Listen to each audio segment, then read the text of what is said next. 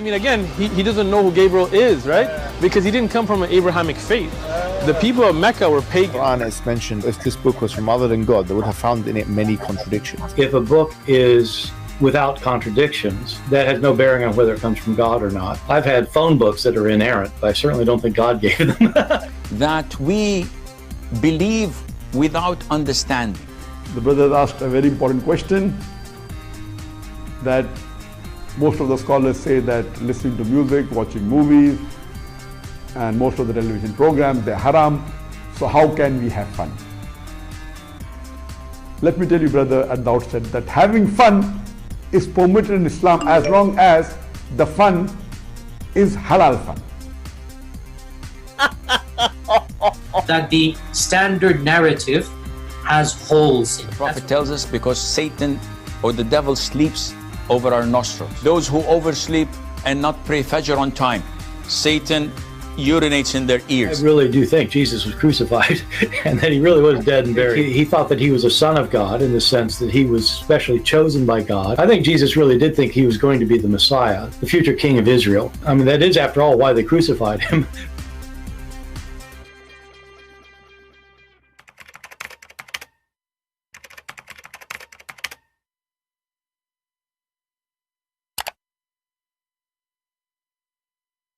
Hello everyone, and peace of Christ all of you. Please invite your praise and let us have some good time together. Remember, today we have a promise from three so-called Muslim sheikhs.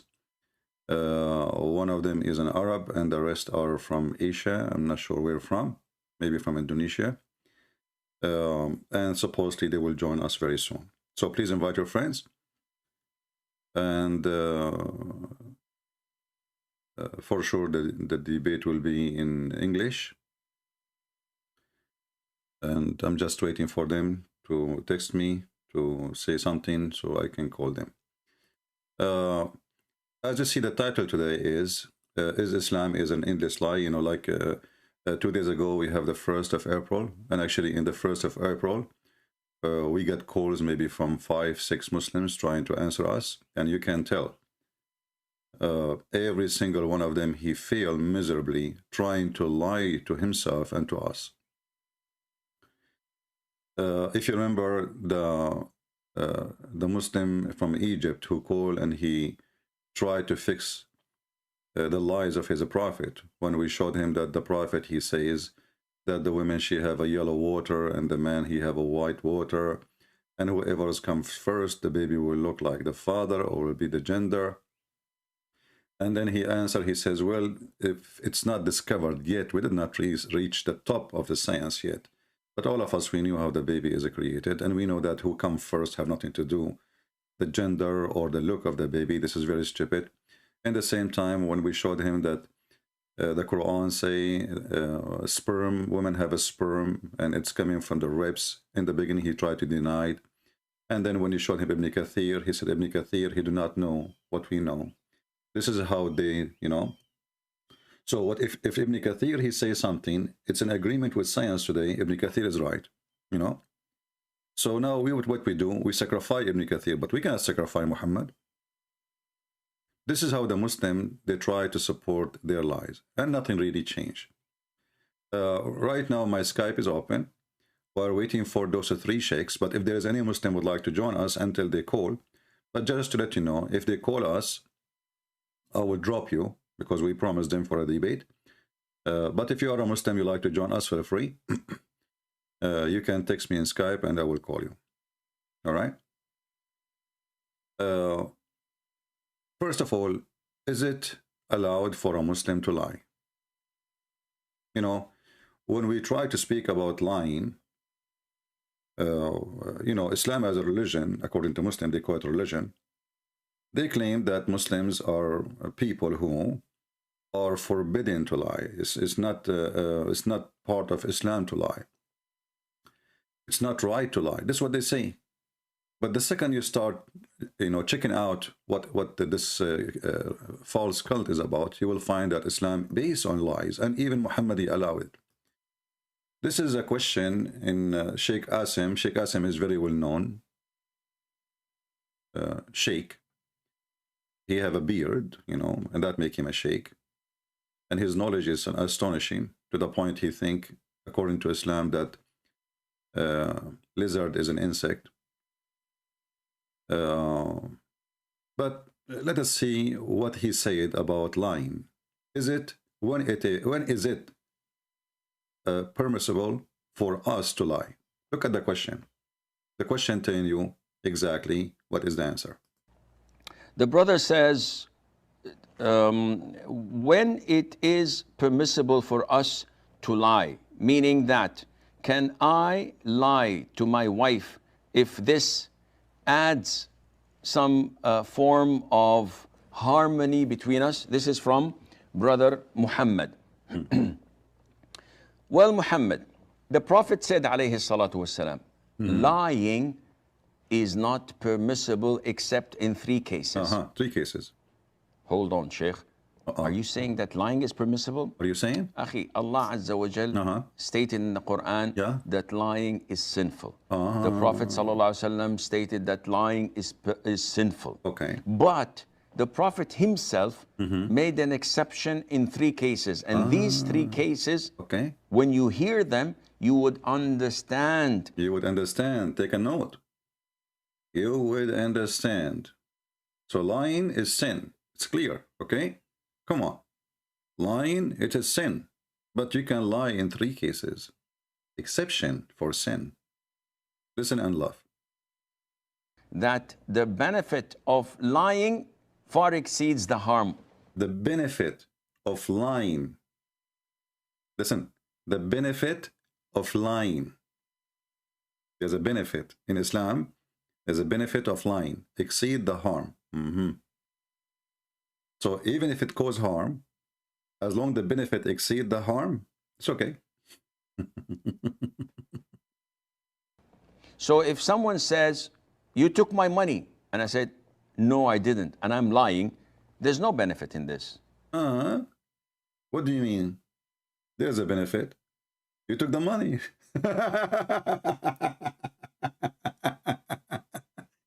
You see how they contradict themselves in 2 seconds? If the benefit exceed the harm, it's okay. Well, the benefit for the person exceed the harm of the other person because he got the full benefit, the other one who lost his money. I mean, do you see the stupidity? Do you see how they try to explain why Islam is satanic? Again, my Skype is open for those 3 sheikh who they promised to join us today. And if you are a Muhammadan, you can contact me and we will take your call. Don't call just because you cannot call me unless you spoke to me before. Or I answer you in text. This is a setup of because you need me to answer you first in chat in order to call me.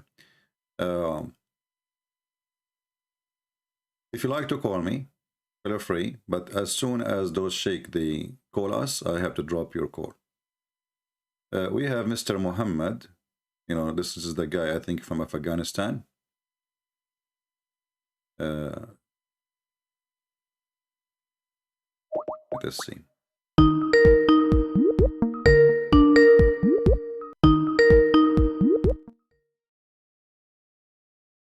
Hello? Hello? Hello? Yes, my friend, you are live on air. Yeah, can you hear me? Yes, I do hear you. What do you think about our topic today, about you can lie in Islam, as we heard the sheikh? Yeah, so how many times I have? How much time? You have what? I mean, how much time I have? I don't know, because we have a scheduled debate with the 3 Muslim sheikhs. So if they call me, I have to drop you, you know, because we promised them. They asked for it for almost 2 weeks ago. But if they call, we don't know, because Muslims always lie to us. So don't worry about it. What you want? Okay. So are you Christian? Are you a Christian? Am I a Christian? Yes. No, I like cows. I'm a Hindu. I mean, what do you think? You are calling Christian Prince. Everybody knows who I am, and you are asking me if I am a Christian. I am confused because I feel that you are not a Christian because you just attack Muslims. Why don't you attack Hindus or Judaism or any other religion? Why I don't attack Hinduism? Yes. I do. Every day I eat beef. Yeah, okay. So I have some question about your Do you eat Bible. beef yourself? Yes. Why you are attacking Hinduism? Shame on you. Why? Because you are a Hindu too, isn't it? Muslims and a Hindu, they have the same concept of God. Go search right now for Zakir Naik. Search Hinduism and the concept, and Islam and the concept of God, Zakir Naik. You will see Zakir Naik agree that Hindus and Muslims, they have the same God. Secondly, isn't it the biggest chapter in the Quran is the cow chapter? Surah Al-Baqarah. Yeah? What Baqarah mean? Yes. Baqarah means cow. Cow, exactly. So the biggest chapter in the Quran is the chapter of the cow. Can you explain to me, if you Muslims are not Hindus, why the biggest chapter in the Quran is the, why it's not the elephant? You have a chapter for the elephant. It's so small. You know, why not the chicken? Okay, okay. Can I answer? Okay, tell me. Okay. Okay. So in the Quran we have about 114 chapter. About? Are you sure it's about, or this is the exact number? You mean you said about? 114 chapter. Okay, chapter. Okay. And Surah Al-Baqarah is that the reason why this chapter is called Surah Al-Baqarah because there was incident when the Moses went to Mount when he came back and he saw that they were worshipping cow. That's why this is the main topic. It was named after the cow. Really, this is the reason? I don't know. Are you telling me the truth now, or you are lying to me? This is what I know. So I have some question about No, your hold Bible. on. Since As I know that the reason the cow chapter is exist, because according to the cow chapter, Allah resurrect people by cow. So like the power of the cow and the power of Allah, they join together. Allah, he knew how to do it. How? But he have to use the power of the cow. So he told the guy, his name is Musa, go and beat the dead guy with the beef. And then the guy, you know, the Musa's, he brought some beef, you know, he brought some beef. And then he hit the dead guy with the beef, you know, halal beef, by the way. And, you know, and the guy, he came back to life. What do you think about this story? Is it true or this is a lie? Actually, I don't know about this. The reason why I called you because I heard you debate 2 days ago, I think yesterday or maybe it's 1 day ago. Talking about the crucifixion. You said that About a Muslim about what? The crucifixion? crucifixion. Yes, Okay. you were arguing about that Jesus was died, but a Muslim said that he did not die. So I want to talk about that matter if you Okay, want tell to. me about it. No problem. Go ahead. I'm listening. So, do you believe that he was crucified? Yeah, I do. What about you? Do you believe? Do you have Bible right now? No, I don't have Bible. Do you have Bible right now? Yeah, okay. So, can you read Gospel of Luke, chapter 24, verse 36 to 40? Okay, let me ask you before we read it from Gospel of Luke. Do you accept what Luke says? No, I do not accept, but Okay, I do not believe. then don't go there, because all the Gospel of Luke says that Jesus was crucified. So don't be silly. All I the haven't Bible, finished. all the four Bible. Listen, people will laugh at you.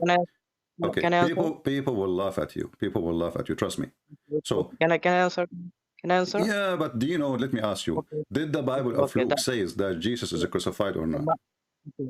My view on Bible is that I do not believe Bible to be as a whole I'm to be the asking word of you: God. is it true that the Bible of the book of Luke saying that Jesus was crucified? Yes or no? Yes, the Bible. Okay, There are so why many you are places. quoting me a verse? Obviously, you are trying to play games and lie. So the whole book saying that Jesus was crucified, and you are a fool. Secondly, the Quran itself saying that Jesus was crucified. Are you against the Quran? Okay. Can I answer that? You cannot answer that. Are you Yeah, against the Quran? brother, let me talk.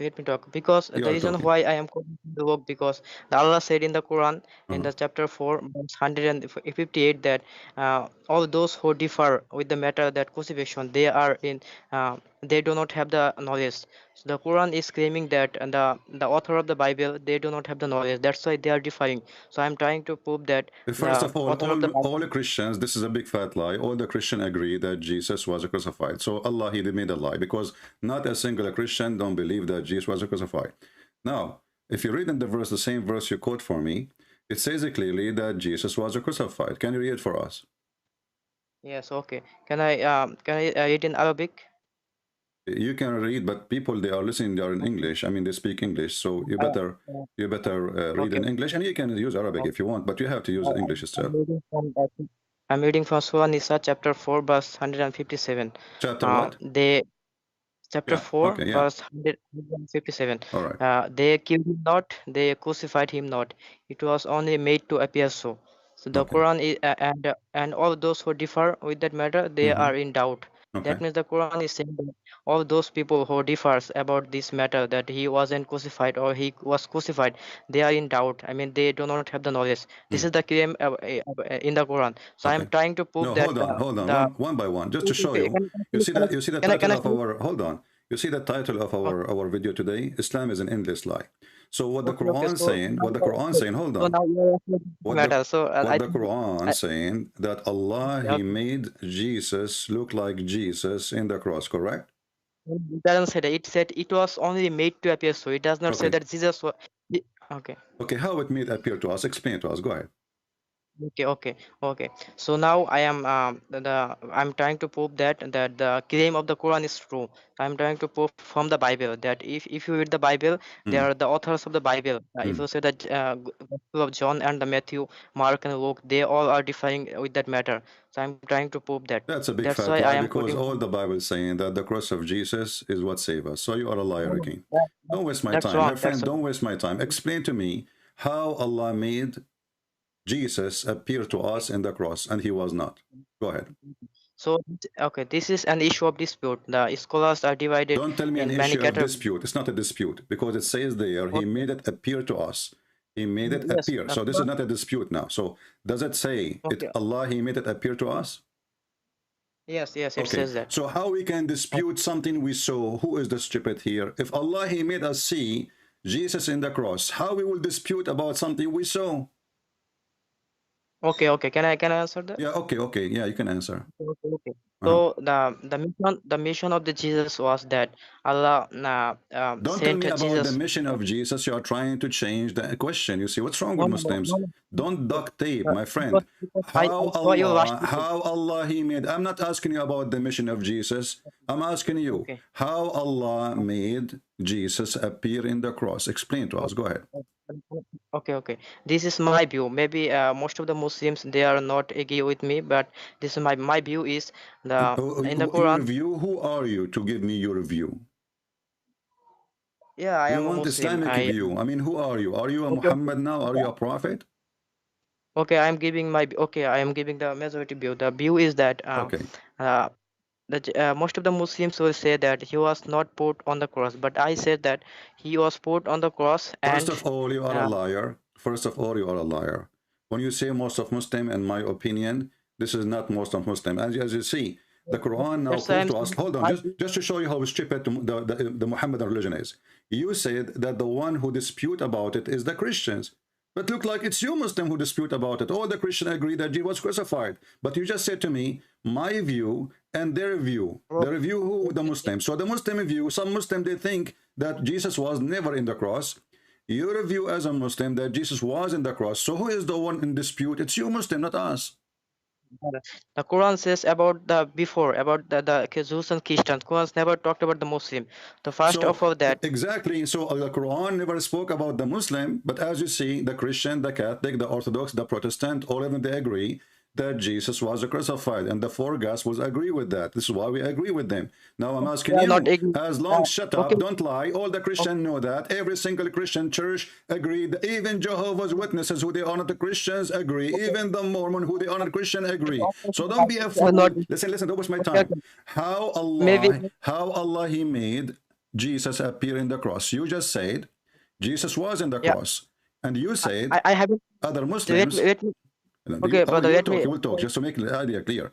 You said that Now, you think that Jesus was in the cross. Other Muslims, they think he was not. can I explain how did Allah make it appear so? Can I Okay, explain? sure, go ahead. Okay. First of all, the Jesus was put on the cross, and Hmm. in the Quran, Allah says that I will cause you to die. Many Muslims are unaware about that, but there also Arabic word which means that I will cause you to die. So, Okay, what the is the word die there? I think this word is ufat or something like that. I So haven't. you said to me, can I read in Arabic, but you do not know Arabic? Okay, no, I haven't. I actually I saw a video in YouTube. My A friend, why you Muslims. said to me, can I read it in Arabic when you do not know Arabic? Are you trying to fool me to make me believe? I just asked you what the I word there. You said I do not know. The word there, okay. inni Okay. mutawaffika, inni mutawaffika Yes. wa rafi'uka ilay. So you asked me to read the Yes. verse in Arabic, and now we discover that you do not know Arabic. This is a Because clear sign of okay. deception. Now we go back. Okay. So Allah He says No, to Isa, I'm going to cause your death, and you agree. Allah He says, I want to cause your death. Correct? I make it because the Quran says that they did not kill him. That means the Jews and the Christians they did not kill him, but Allah took his soul of Jesus when he was put on the cross, and after that he uh, back his soul to the body of the Jesus. Then people thought that No, Jesus slowly, was died, slowly, but slowly. I actually don't understand. Slowly, please. What happened in the cross? Jesus was in the cross, and okay. So Jesus was put on the cross, and Allah made it appear to them that he was dead, but actually they did not kill him. Allah Hmm.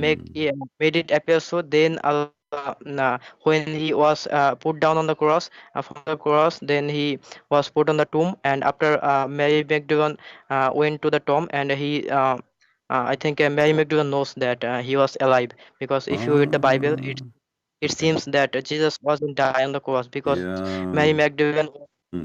But look what you did was now. going Look to. what you did now. Look what you did now. First of all, you proved that the one who dispute about it is the Muhammadan. Allah is a fool. Secondly, you just said that Allah He took the soul of Jesus from the cross when He was on the cross. Yes, because Allah says that I will Okay, cause hold you on, to hold on, die. hold on. If I take a soul from somebody's body, doesn't it mean that he is dead? No. This is not the definition of death. The definition of death means that yeah, Allah took his soul and he does not return it back. But Allah returned it back to the Jesus. That's why he Abdul, did not Abdul, die. Abdul, Abdul, Abdul.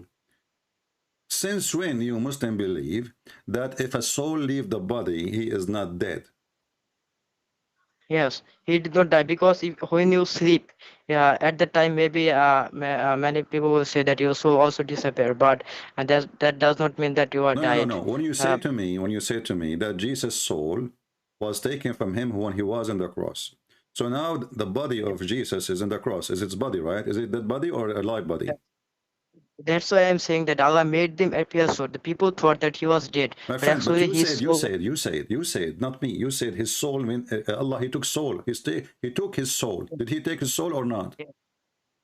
Yes, he took his soul. Okay, so now the body of Jesus without soul, and it was in the cross, correct? Yes. Okay, that means he is the dead body. This is the dead body of Jesus, because when the soul is out of the body is a dead body. So it seems that he was dead, but actually this is not the definition of death. The definition of death is that Hmm. Allah took his soul, but he did not return it back. But Allah returned it back when he put down from the cross. That's why he did not die. And when Mary Magdalene saw that he was alive, so he I came wanna back in ask the you. third. I wanna ask you. According to who is what you are telling me? When the soul is out of the body, the person is not dead. Can you give me a reference? This is what Islam teach, or this is you become a prophet now and you have a new religion? So when a people die, when a people dies, then his soul taken out. But if Allah does not return it back, then he is dead. But If Allah when what? it If comes Allah to what? If Allah what?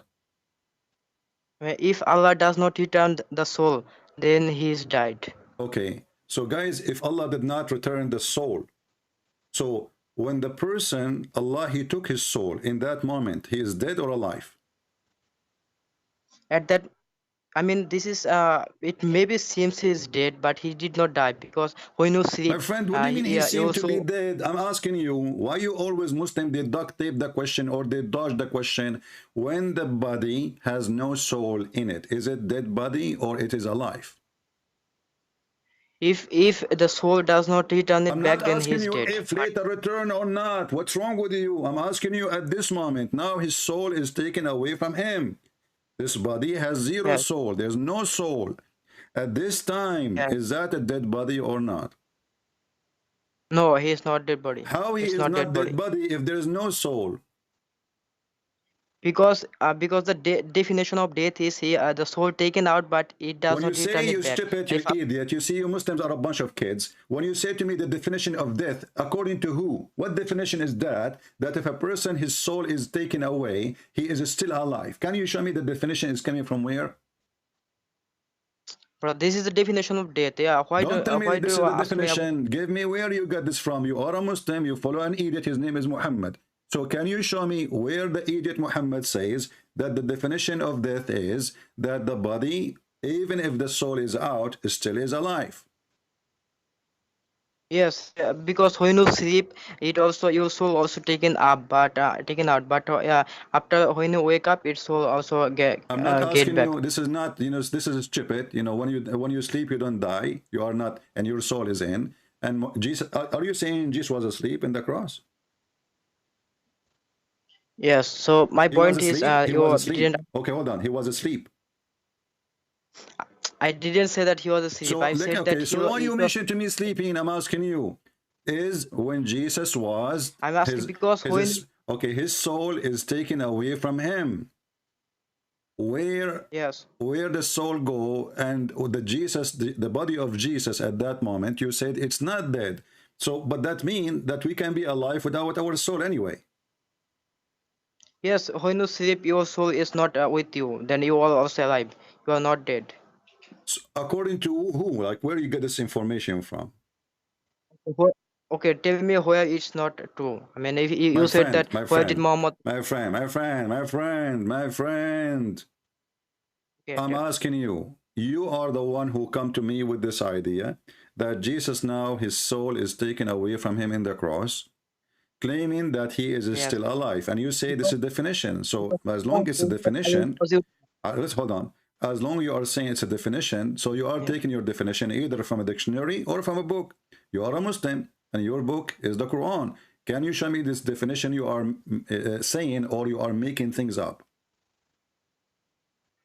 Okay, so can you show me anything in the Quran that says that if a soul does not come back, then you are died? My friend, you are an ignorant. You do not know what the Quran is teaching, and you do not know what your religion is teaching. Oh, Because after this is death, what the Quran. after death, hold on, after death, when Allah, he calls a person to die, there's no way to come back to life until the day of resurrection. Is that true? No, it's not resurrection, because if you say resurrection, I don't have any problem, because his soul taken out, then his soul get back. But that Okay. does not mean that Okay, let me ask yeah. you. When Muhammad, he died, did his soul return back to him? No. That's why Okay. he is dead. Okay. His soul. Okay, when Jesus, he died, did his soul return to him? Yes, his soul returned to him. Where you can confirm that? Because the Quran says that I will No, cause the you to Quran die. never said that. The Quran says, I will cause you to die. I will cause you to Yes. die. That's mean Yes. there is a resurrection. So you die, we resurrect you. And this is what happened when you go to heaven or to hell. Huh? The means that you in resurrection, it may, you can say that it is a resurrection, but it does not mean that he was killed, or the Roman soldier It killed him. doesn't But I matter. said He that, says he yeah, is Allah going to made cause it him appear. is going to cause him to die, and death is death. Does it say in the verse? And you see, Yes. you are shooting yourself in the foot now. As long are going to cause you to die, that's mean he died. You said to me he did not die. You said to me he was not dead. You see how silly your argument? So you now Okay. refuting yourself. When the Okay. Quran says, I'm going to Okay. cause you to die. Hold on. When the Die. Quran says, I'm going to cause you to die, did the Quran lie? No, no, Quran Okay, says that. so he That's why I died. am coming to this. So he died in the cross. Because now you agreed. Brother, You agreed. Don't call me he did not. brother. His soul was Don't call me brother. Listen, hold his on. soul was You taken out. agreed. You agreed that Brother, Jesus was in the cross, and you agreed that his soul is taken away from him when he was in the cross. yes, yes, And now you agreed that yes, Allah will cause him to die. Okay, he will cause him to die when? Before he take him up to heaven. yes. Correct? Okay. So in order for Jesus to go up to heaven, he have to die. Now Jesus is in the cross.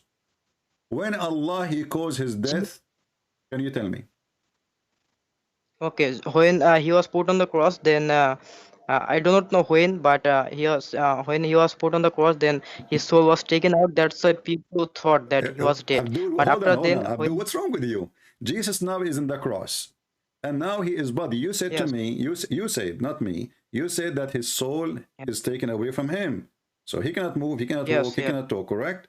Okay. So yes, now he cannot yes. talk, he cannot People, walk, he cannot move. Hold on. Now they took him to the yeah, tomb, all right? So now Allah he yes, says, I'm going to cause your death and take you to me. When Allah he took yes. Jesus to him. Okay, okay. Can I answer that? Yeah, okay, okay. Okay. So now that when Allah took his soul, then he was put down from the cross. Then Allah returned back his soul, and he was put on the tomb. And if you read the Bible, a similar Hold study. on. Wait. So when he was on the cross, Allah, he took from him his soul. When Allah, he returned it? Yes. When Allah, he returned it? So when people thought he was dead, and when he was put down from the cross, Why you that need means to when take people his did soul not see away? him. Why you need to take his soul anyway? Allah, he says in the Quran, just to show you how stupid this religion is. As though the Quran says, we made it appear to them. That means Jesus is not even dead. You are stupid, like your prophet.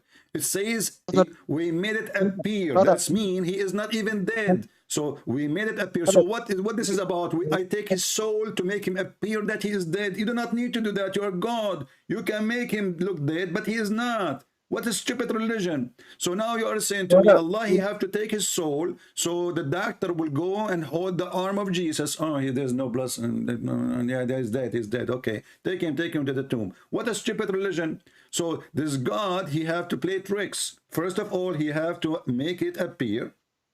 And this is the problem. You don't. hold on. You, Okay. Now look what happened. that's not. Look what happened, Abdul. The title of our video Okay, if you today, read the Bible, that Islam is an you endless can find. lie. Islam is an endless lie. So now what you are saying, Just because you don't. Allah he Yeah. made Jesus appear to be dead, and this is a lie. Why it's lie? Because he made it appear. It's not true. No, because people thought that he was dead. It's That's not. how Allah Don't made it appear. stupid. Don't fool yourself. It says we made it appear. What do you mean he thought? He made them thinking this way. So it's Allah who Yes, made. Allah. Okay, so Allah he made Jesus appear to be dead, but Jesus is not dead. So Allah is a big fat liar. Bro, you haven't read the verse. Listen, It says that. why Allah he made Jesus appear? Why Allah he made Jesus appear to them that he is dead? What is the purpose?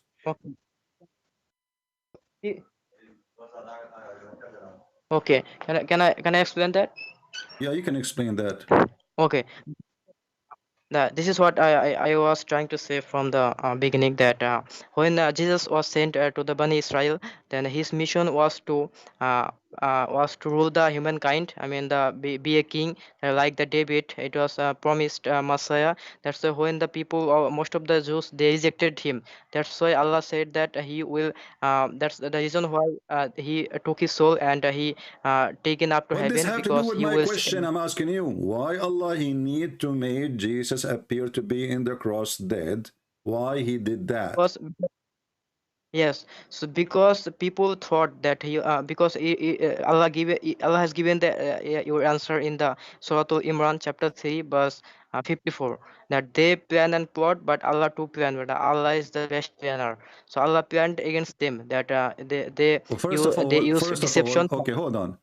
So you are saying to us, Allah is the best planner when the Quran says he is the best deceiver. So you are saying to us that Allah he deceived them, correct? Okay, Planner, not you quote for me it does. chapter. You quote for me what chapter? Chapter 3, right? 3 verse 54. Verse 54. Okay, if we go to chapter 3, verse 54, what the verse saying? The verse says that they plan and plot, but Allah too plan. But Allah is the best planner. What plotted mean? That means that they used deception. The Okay. Jews, they planned against. The word plotted is a translation for which word in the Arabic section here? I don't know because I do not have a Quran right now. No, I have the Quran. It says وَمَكَرَ. So here the verse says وَمَكَرَ وَمَكَرُوا وَمَكَرَ اللَّهُ وَاللَّهُ خَيْرُ الْمَاكِرِينَ. So you Muslim, even you lie in your translation. So they plotted, they deceive, and Allah he deceive, and Allah is the best of deceivers. Is what the verse saying. Bro, this word either means deception, or it also means plan. So you What cannot say this is only mean deception. No, it's not a plan. Makara, it is a deception and only a deception. You can open the dictionary right now. I know that. Listen, you can open the dictionary. Don't tell me I know. You know, you agree that makara mean deception. So why the liar Muslims, they translate the same word in two different ways. Look at the lies of the Muhammadan. This is the same word. This is, hold on, let me hold on, don't call me bro. I told you don't call me bro. This is an insult to me. I don't associate myself with people who kiss stones and worship the devil. My friend, listen. وَمَكَرُوا, this one goes to the disbelievers or to the Jews, right? And here وَمَكَرَ is Allah. But this is the same word. So if they are doing something evil, well, Allah then is doing something evil. If the first word means deception, well, the second word means deception because it's exactly the same word. No, because I can give you an example, right? Don't give me from example. The Quran Is it both words are the same word, exactly the same word? Makara wa makara. Makaru, because they are a group. Makara is the same as makara. Huh? Okay, it can also means plan, but you cannot dispute that because it can also mean it can mean what? Plan. What? What plan? What plan? Okay, hold on. When those if it's a plan, why you Muslim translate as plotted? Yes, it can also means plot plan. What the plotted mean? What the plotted mean? It's an evil plan, correct? Yes, deception like that. All right, okay. So they decide to kill Jesus, and they plan for it, and Allah, he deceived them, and he planned to it too in a deception way. Also planned. Allah also planned. And he planned. How he planned? He made someone look like Jesus in the cross. No, it doesn't say that. Where did you get this from? This is from the Muslims' interpretation. This is not from the Quran that someone looks like Jesus. No, this is from the Quran. The Quran says Allah, he made what? Yes. He made it appear to them. Hold on. Listen. You are silly like your prophet. What is your sect? What Islamic sect you follow? What Islamic sect you follow? What Islamic sect you follow? What Islamic sect you follow? What your Islamic sect? I am a Muslim. What does that mean? Muslim means submission, one who submits his will to Allah. You are a liar because your prophet, he says, my nation is 73 sect. So you have to be one of them. Are you against your prophet teaching now? No, I know that there are many sects. I know, but not many sects, many sect. But your prophet, he make it clear that there is my nation is going to be 73 sect, and one of them will go to heaven, and they are the minority. Are you from the minority? Those who follow me and my sunnah, and those who follow me, they will go to heaven. Sunnah? Yes. Okay, because so why you refuse to answer? Why we need to play games with the Muhammadan to make them say what is sect they believe in? So I am a sunnah. So why you don't say that from 2 minutes ago? I asked you what is your sect, you say I'm a Muslim. Now we put you in the corner, you say I am a sunnah. What a weird people. Now we go back. Listen, so now when the Muslim they will become they will become 73 sect. When the Muslim will become 73 sect, is that because they are guided by Allah or by misled by Allah? Can I explain? Yeah, explain. So Muhammad, peace be upon him, said that there will be a 73 sect, but he did not say that you should make 73 sects because he predicted the future. But you're not listening. You see, we are proving again that Allah is a stupid God. Who is the one who made the Muslim 73 sect? Yes, okay. So this is not the this is the test, because if you Allah says in the Quran, it is very clearly in chapter 6 verse 159 that making sects is haram in Islam. So you What, cannot what, make what, sects. what? But if you say Making sect is haram? yes, making sects is haram in Islam. Who is the one who guide and who is the one who misguide? Okay, okay. This is a very good question. The Allah says in the Surah Al-Mulk, chapter 67, verse 2, that Allah has created death and the life so that He may test you. He may test you who is better in deeds. So Allah is testing us. So all those who This is not the question, follow Abdul. Allah You, and I don't follow know His. what I don't know what you ate before Yes, you call me. Listen carefully and focus with me.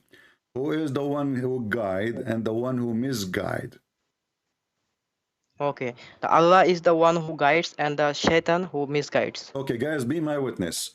So now we can understand Yeah. everything happening in this religion.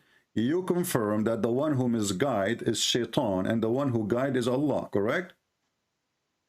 Yes. Okay. You will not change your mind after a few minutes, you promise me. Okay.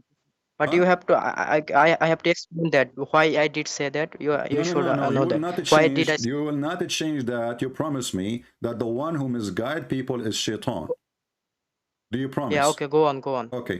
So Yes. if I show you right now that the one who misguide is Allah, what you will do? One who misguides is Allah. Uh-huh.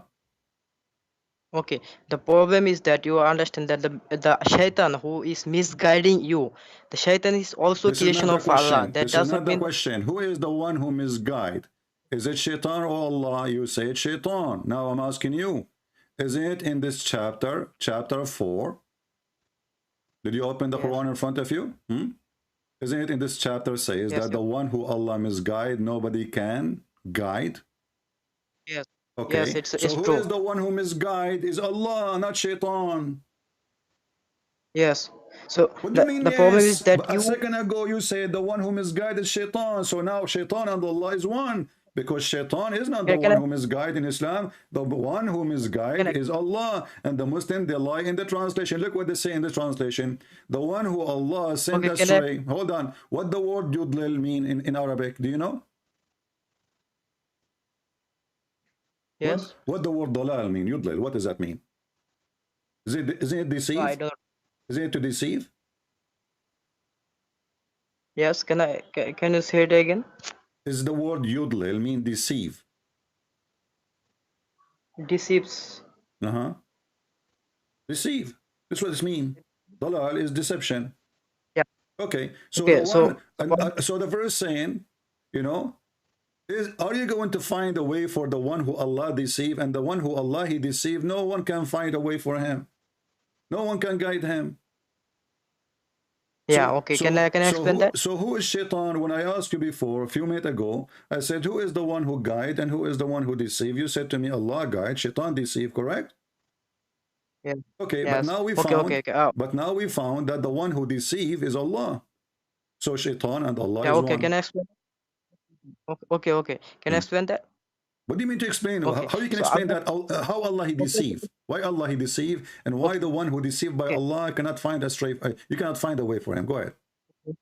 Allah, okay, Allah is testing people that all those who will follow Allah and follow His Prophet, they will go to heaven. So sometimes you do not follow Allah. Sometimes you know that sometimes for example that I do sometimes I can make sin. That does not mean that Allah is misguiding me. So this is for me that I am Okay, following hold on. Shaitan. You just So if said, you say that you said. You sometimes you make sin and Allah is misguiding you. So Allah is making you do sin. no, you are following Shaitan. Actually, No, Allah no, no, knows no. that You you are just say going that, to my make. friend. You just say that. Everybody heard you. You said, sometimes I do sin and Allah is misguiding me. You said that. Yeah. Okay. When No, you no, do you have. sin, Allah is misguiding you. Why Allah want to misguide you when you are doing sin? Why he do that?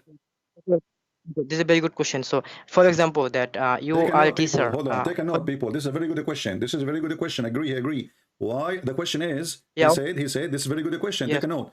Why Allah misguide yes, you when you commit sin? Go ahead. yes. Okay, suppose you are a teacher, you are taking examination. So the when you are taking an examination, the sometimes students they can make mistakes. But as a teacher, you will not say that you are making mistakes because you are taking test. That's why the Allah is What taking test? test What test? What from. exam? My friend, we are talking about sin. Taking exam is not a Okay, sin. okay. Making oops, Abdul. Relevant. You Okay, this is are. I relevant. don't know what you ate before you call me, but listen. Why you are talking about exam and test now? If I go into exam, like as an example, I was the best. Yes. I was the best student in the Arabian school in mathematics to the point I get 1 from Okay, brother. 100. So I'm asking you Brother, now, what does have okay, to do with sin? You speak about yes. sin. Sin is a sin. Sin is not answering wrong question in the exam. This is not a sin. Okay, Now, why okay, Allah this misguide you? can Why Allah misguide you? Go ahead. can, can I finish that? All right. Okay. So this life is an examination. This is Allah is testing us. So sometimes Allah has given you the question paper, right? The Quran and the Sunnah. He has given you the so you have to follow the Quran and the Sunnah. If you do not follow it, Allah knows that you are not following, and Allah knows that How what you will can follow it? happen How to you you. can follow it if Allah misguide you? He misguide you. This is not. Bro, this is not Allah's misguided. He is taking examination from you. You are Hold on. Okay, a okay. Let student. me ask you. Let me ask you. When Adam he commits sin, did Allah misguide Adam, or Adam he did that by choice? Allah knows. Allah knew that This is not Adam is about going to knowing. make I'm sin. asking you. Did Allah misguide Adam, Yes. or Adam he chose to commit sin? Okay, okay. So I'm answering that. So Allah knew that Adam is going to make sin, This is but not the Shaitan he question. deceived. This is not the question. I want an answer.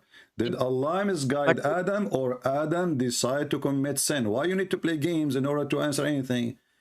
Adam, he was okay, okay. was doing his sin, willingly by himself. It's not Allah who Yeah, misguided him, or it was Allah who misguided Adam and he commits sin. What do you think? yeah. Okay, okay. So as I said before that this life is examination. So Adam he was Allah was also testing Adam. So Adam Allah knew that he was going to My make friend, sin, but what's wrong with you? What's if you, wrong with you? I'm not asking you if Allah is testing Adam or not. I'm asking you, when Adam commits sin, did he choose to commit sin, or Allah, he misguide him and force him to commit sin? The question is very simple. I'm not asking you if Allah is testing Adam or not testing Adam. The question is very simple. Did he choose yes, to commit sin, or yes, Allah, he forced him to commit sin and misguided him? Go ahead. Adam chose to commit sin. Adam, he chose to commit sin. So why you did not say that to me 5 minutes ago? Why need to repeat the question 1,000 times? What's wrong with Muslims? Yes, Now hold on. Don't yes, say yes. Hold on. So now you agree that Adam, he chose to commit sin, but you're a prophet, he said differently. You're a prophet, he says no. Allah, he deceived Adam, and Allah, he deceived Shaitan too. Let us go to the hadith and see how it worked. So you're a prophet, he said, that Adam so you and do not hold on, Christian. Adam and Moses, they Okay, have a debate. so, Adam and Moses, they have a okay, debate. So Adam okay, so was accused by Moses. bro, Shut up. Adam was accused by so Moses to shut up. Adam was accused by bro, Moses that because of him, we are out of heaven. Then Adam, he said to Musa, well, you know what? You are stupid. Are you accusing me? Are you blaming me for something written in my destiny before Allah created me, 40 years before he created me? Read the hadith in front of you. okay, bro. I have not came here to talk about the hadith or any kind of No, Adam sin. I have we to are connecting the information together to get the perfect image of the liar of the lies of Islam. So all of this proved to us that Allah is a liar. There is no sin. It is Allah who misguide us, and you are the one who call me and you say Jesus was in the cross, and this is a deception. It's a lie, because if Jesus was not at the cross, or if Jesus was not dead, why you want to make them think he's dead? This is a lie too, and God is a liar in Islam. And now, as you see, when I asked you 2 minutes ago, did Adam choose to commit sin? You said yes. You are lying to me, because the hadith in front of you is saying no. It's written for yeah. Adam in a destiny that he will commit Now sin 40 years before his creation. Okay, so let's go back to crucifixion. You No, said no, that no, no, no. Don't skip this poo. We are there. We are still in the crucifixion. Don't worry. All of this connection to the same thing, because Jesus' crucifixion supposedly came to fix what Adam did and what a human being after that did. So if Adam did not commit sin, you idiot. If Adam was forced to commit sin, what this religion is about? Why God need to send messengers? If he is the one the problem, he is the one who caused the problem. Who is the one who made Adam sin? Read hadith. Why you are trying to escape it? Go ahead, read it.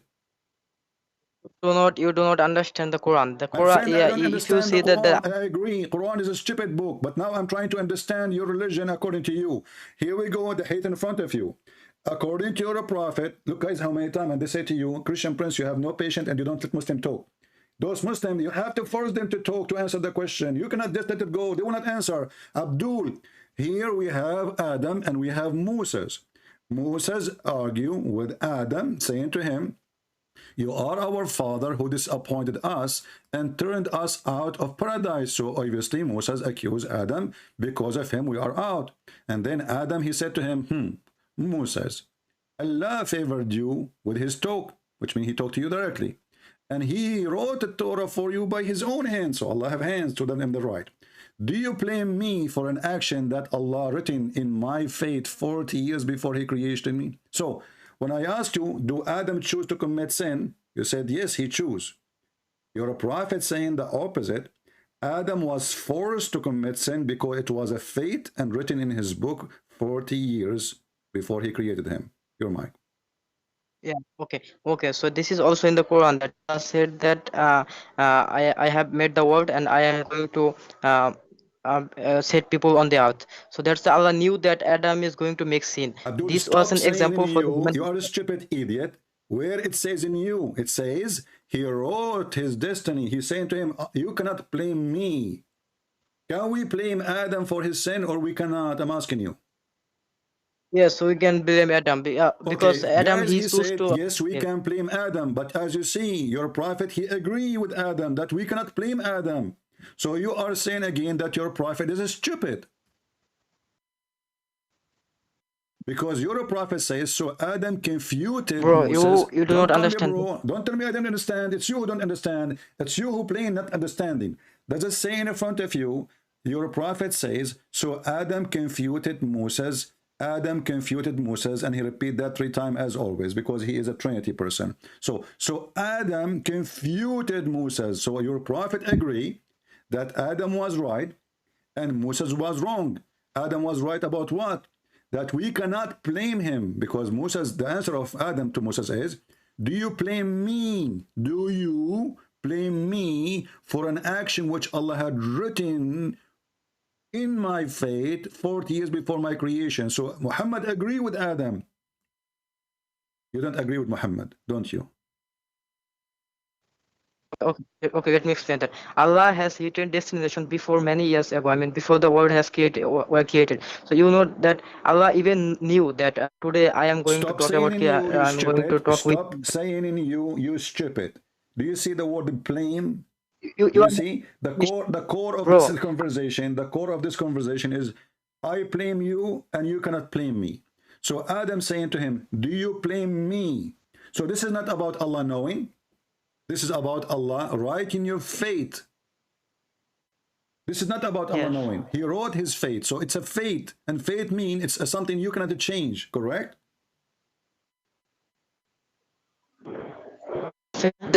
Only Allah knew that what is going to This is happen not to the you. You do not know question. that. So What's you wrong with you? Does it say, do you blame me for an action Allah written for in my fate? When he says written in my fate, he is talking about Allah, he know I'm going to commit sin, or you cannot blame me.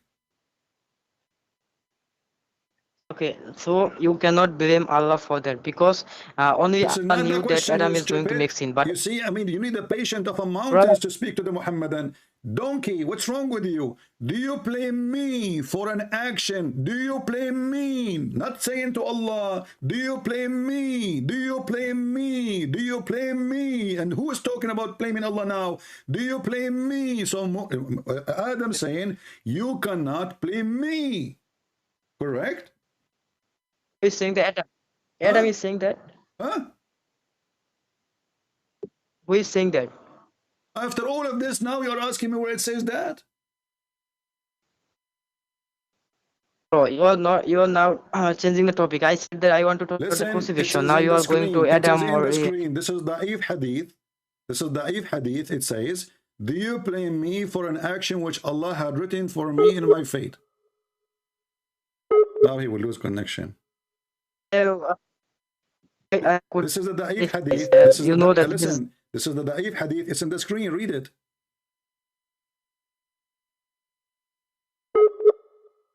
Because he will say to us, it's Da'if. Just wait, you know. Hello? Yes. So Okay. let's go back to crucifixion. So do you see now? We will go back to the crucifixion because this is connection to the crucifixion. So read for me. Why you lied to me? You says No. we blame Adam. We blame Adam on your prophet. He says you cannot blame Adam. You said the hadith is zaif. This is not a. So if it's so, what if it's da'if? It's not accepted now. Because if it's the daif hadith, then it's not acceptable. Okay. So if it's sahih, it's accepted. Hadith, then you have to accept that hadith. Now I am. So if it's sahih, hold on. If it is sahih, you have to accept it 100%. You said correct. If it's sahih hadith, yes, you have to. If so now most of the scholars agree with that. So now a Christian prince is in trouble because the hadith is da'if. But we need to find you a sahih hadith. Guess what? I was practicing Islam with you 5 minutes ago. I was lying to you. It is not da'if. It is sahih. Just to show everybody how Muslims are a bunch of liars. They play games as much as they can. So now he found a rope to hold. Oh, it's da'if. We don't accept it. I accept it only if it's sahih. It is sahih. And this is Sahih al-Bukhari. Okay, bro. Can I talk about the crucifixion because I am not a specialist. Well, this is about the crucifixion. So now do you admit that we cannot blame Adam for the sin? He hung up, the coward.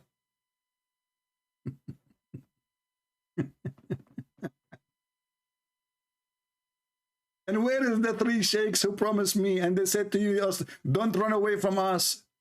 3 stupid sheikhs, they challenged me and they said to me, not this Sunday, the Sunday after. Cowards.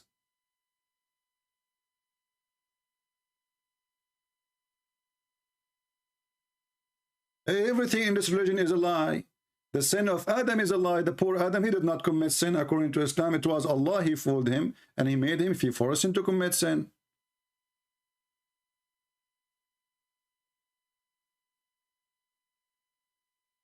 What a garbage religion.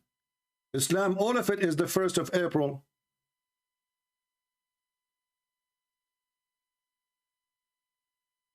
All of it. And you know the funny, this guy, he says to me, why you don't attack the Hindus? I cannot, because I am an Indian too. I discovered that my grandfather Adam, he came down in Sri Lanka. Brother? Now if we look at Adam alayhi salam, he came down onto the earth. He was sent to the earth. There's a question. Where did he land? Where? He wasn't just thrown so that suddenly he landed, meaning he dropped. But Allah placed him on the earth. Where? This we find in the narration of Rasulullah sallallahu alaihi wasallam, where he says that Adam alayhi salam nazala fil Hind. What the heck? He came down in what is known as the Indo-Pak subcontinent, precisely Sri Lanka. Precisely. Precisely. This is a Chinese name. Precisely. Hey, Mr. Bruce Lee, I know now where the name is coming from. So it turned to be, I mean, look, Muhammad, his lies is beyond his stupidity. Allah, he sent Adam in Sri Lanka. Solve this problem now. Now, if we go and look at the map of Sri Lanka, we will find that Sri Lanka is an island. So how Adam, he come to Mecca to do Hajj? Any Muhammadan can help me? Adam, he did Hajj 40 times. For sure, 40 times. Muhammad is stuck with the number 40. 40 times. If you go to the Philippines, you know, like once I was going to a city called Batangas. The guy in the bus, he said to me, sir, I have to pay you back 44 pesos. I love it. I said to him, say it one more time and keep the money. 40 times. Adam, he went to Hajj. From where? From Sri Lanka. But Sri Lanka is an island. And where Allah, he dropped Eve. Did Allah drop Eve in Sri Lanka too? No. Where? There is a mount there known as Adam's Peak. If you go there, you will find it green and beautiful as though it is not from this earth, but it is. I'm not trying to imply anything, but I'm just saying it is so beautiful maybe because the Sri Lankans have kept it that way. And then he says to you that Allah, he sent Eve in Jeddah. In what we know today as Saudi Arabia. So where Eve landed to? Where is Jeddah? What the heck? So Adam in Sri Lanka and Eve in Jeddah? Jeddah. That is the place. We don't know for certain that that spot is the place, but roughly there. What about Hawa? Where did she come down? In Jeddah. Where is Jeddah? Jeddah is in the Arabian Peninsula. So look at this God. He sent Adam. I mean, Muhammad, you don't lie. My brothers, sisters, the Prophet of Allah, he don't lie. I look at the Prophet, I look at the moon. I look at the Prophet, I look at the moon. I look at the Prophet, I look at the moon. And the end of the conversation, the Prophet is more white than the moon. They worship white men. So Allah, he sent Adam to Sri Lanka and he sent Eve to where? To Jeddah. Hold on, let me open the map. Muhammad don't lie, man. I mean, the lies of Muhammad. Imagine if I am the one who's saying that. The Muslim, they will laugh at me non-stop. But as long as Muhammad is the one saying those stupid things, it's okay. He's a prophet of Allah. He can lie as much as he wants.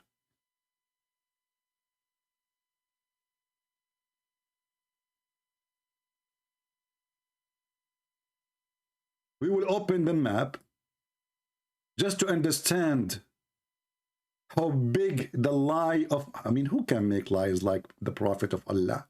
I telling you. So this is Sri Lanka, brother.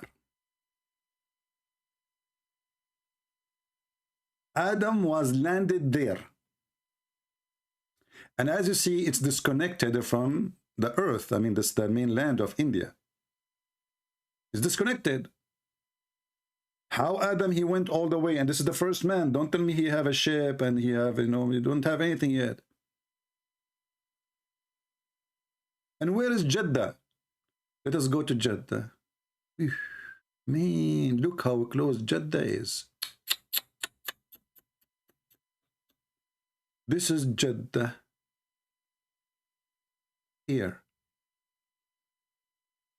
And this is Sri Lanka. Here. So, brother and sister, after Adam, he landed in Sri Lanka, and Eve landed in Jeddah. Look like Eve is an Arab. Adam is an Indian. Oh boy, the parachute, what you can do? Allah, he sent them down from heaven. The parachute of Adam landed in Sri Lanka. And the parachute of Eve landed in Jeddah. Too bad I wasn't there at that time. And then, don't ask me what happened to Imam. I don't know. They are not texting me. They are coward potatoes, what we can say. You know. How they met again? How Adam, he was able to find Eve? Any Muslim can tell me? I mean, who can make bigger lies than the lies of Muhammad? Who can make bigger lies? You tell me. Do you know what the distance between those two? And not only that, I mean, you can go direct distance because using the ocean, because this guy, he don't have a submarine or a ship. This is Adam, the first man. He don't even have a hammer in his hand. So he have to cross the sea, which is impossible for a man to do alone. And then he have to go all the way through India and Pakistan today, and then Iran, and then Iraq, and then go back all the way to Saudi Arabia. how long the trip is.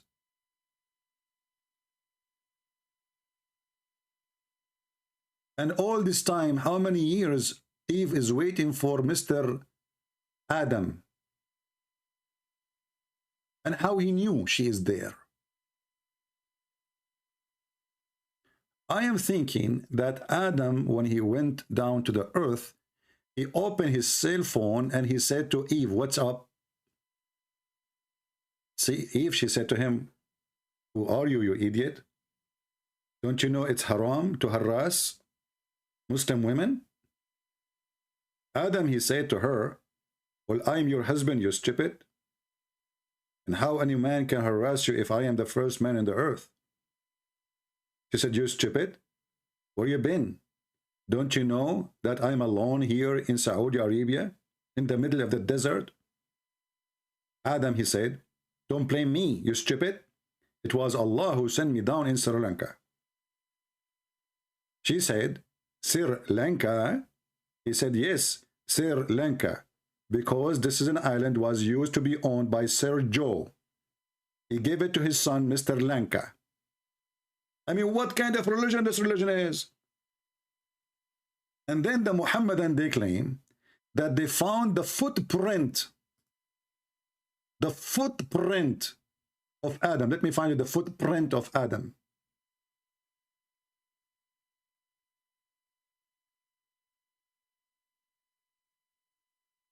Don't forget to subscribe and then unsubscribe, so Allah will give you a blessing. I want to show you the footprint of Adam, brother. You would love it, brother.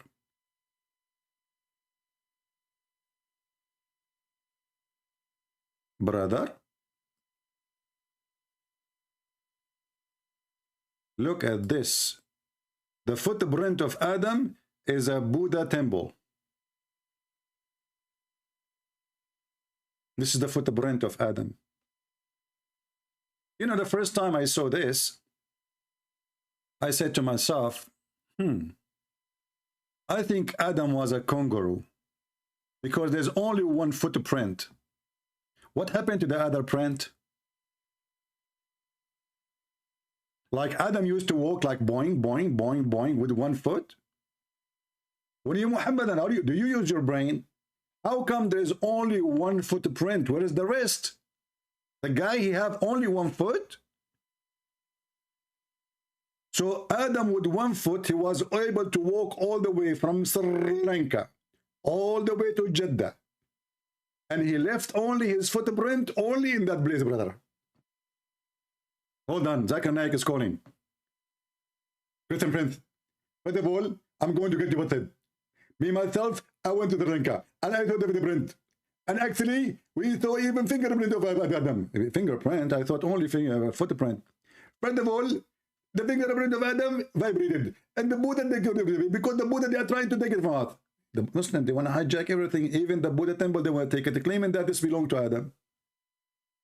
Adam? This is Adam. Christian Prince. First of all, according to the according to my community, according to the biggest scientific in the world, they found that this is really the footprint of Adam. Hold on. How you know that this is the footprint of Adam and why he don't have the other foot? What happened? First of all, when Adam, he was landing in the ground, he lost one of his tooth. And that tooth is the one who made the print. And the other one was naked. The one we have it is the one with naked. The one with the tooth, we don't actually, we would have. So what happened to it? Why? As you see, the Hindus and the Buddha, they build the temple in the top of the other foot. Like, what the heck? And then the Muslim, they tell you Islam is a religion, makes sense. Islam does not make sense, my friend. Islam doesn't even make sex. Because even the promise of sex in heaven is a lie. Have you ever heard of a God, he give you a promise of endless penis? What I want to do with such a penis? I'm going to do fishing with it?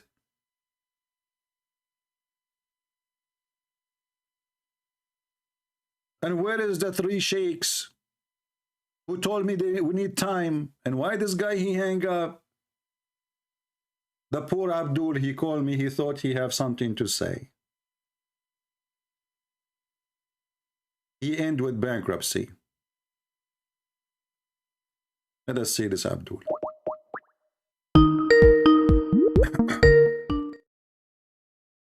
Hello? Yes, my friend, you are live on air. You are a Muslim? Yes, I'm Muslim. All right. How you can prove to us that you are a Muslim? How do you want to say kalima? Maybe I can say the kalima. Maybe I can say the kalima. The kalima. Okay, say the kalima. What is the kalima? Go ahead. The kalima. أشهد أن لا إله إلا الله وحده لا شريك له وأشهد أن محمدا عبده ورسوله. All right. So, if you remember when they asked Sheikh Uthman, they asked him what is the kalima. He said there is no such a thing. When they asked Sheikh Uthman what is the kalima, he said there is no such a thing.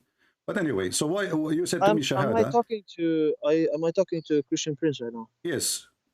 Oh, Christian Prince, I just wanted to call and say thank you because you have helped me a lot. You know, actually I follow you, to be honest. By the way, many years since Paltalk, you talk with Sami Zatri, and anyway, just wanted to tell you thank you very much for help. You have helped me a lot understanding Islam, and because of you, I learned a lot about my religion. So now you learn a lot about religion. You're still Muslim? About my religion, of course, yes, and Christianity. But thanks to you and David Wood, Sam Shamoun, I have learned a lot. You know. What you learned about Islam? So you are a Muslim still, right?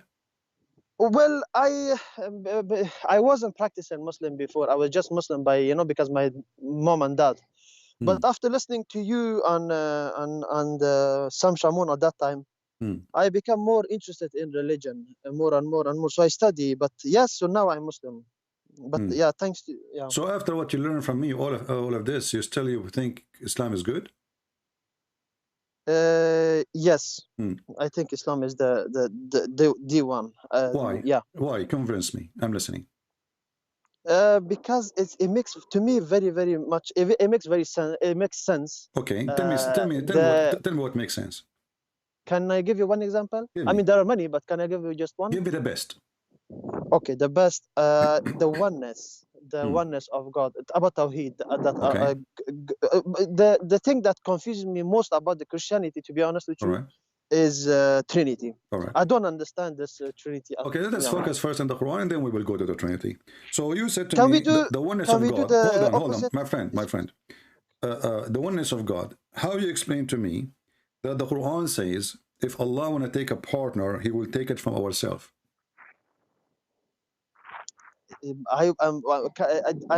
When I'm talking about Tawheed, I mean in Islam basically it explains very good about Islam, my friend. It doesn't explain anything. This is not true.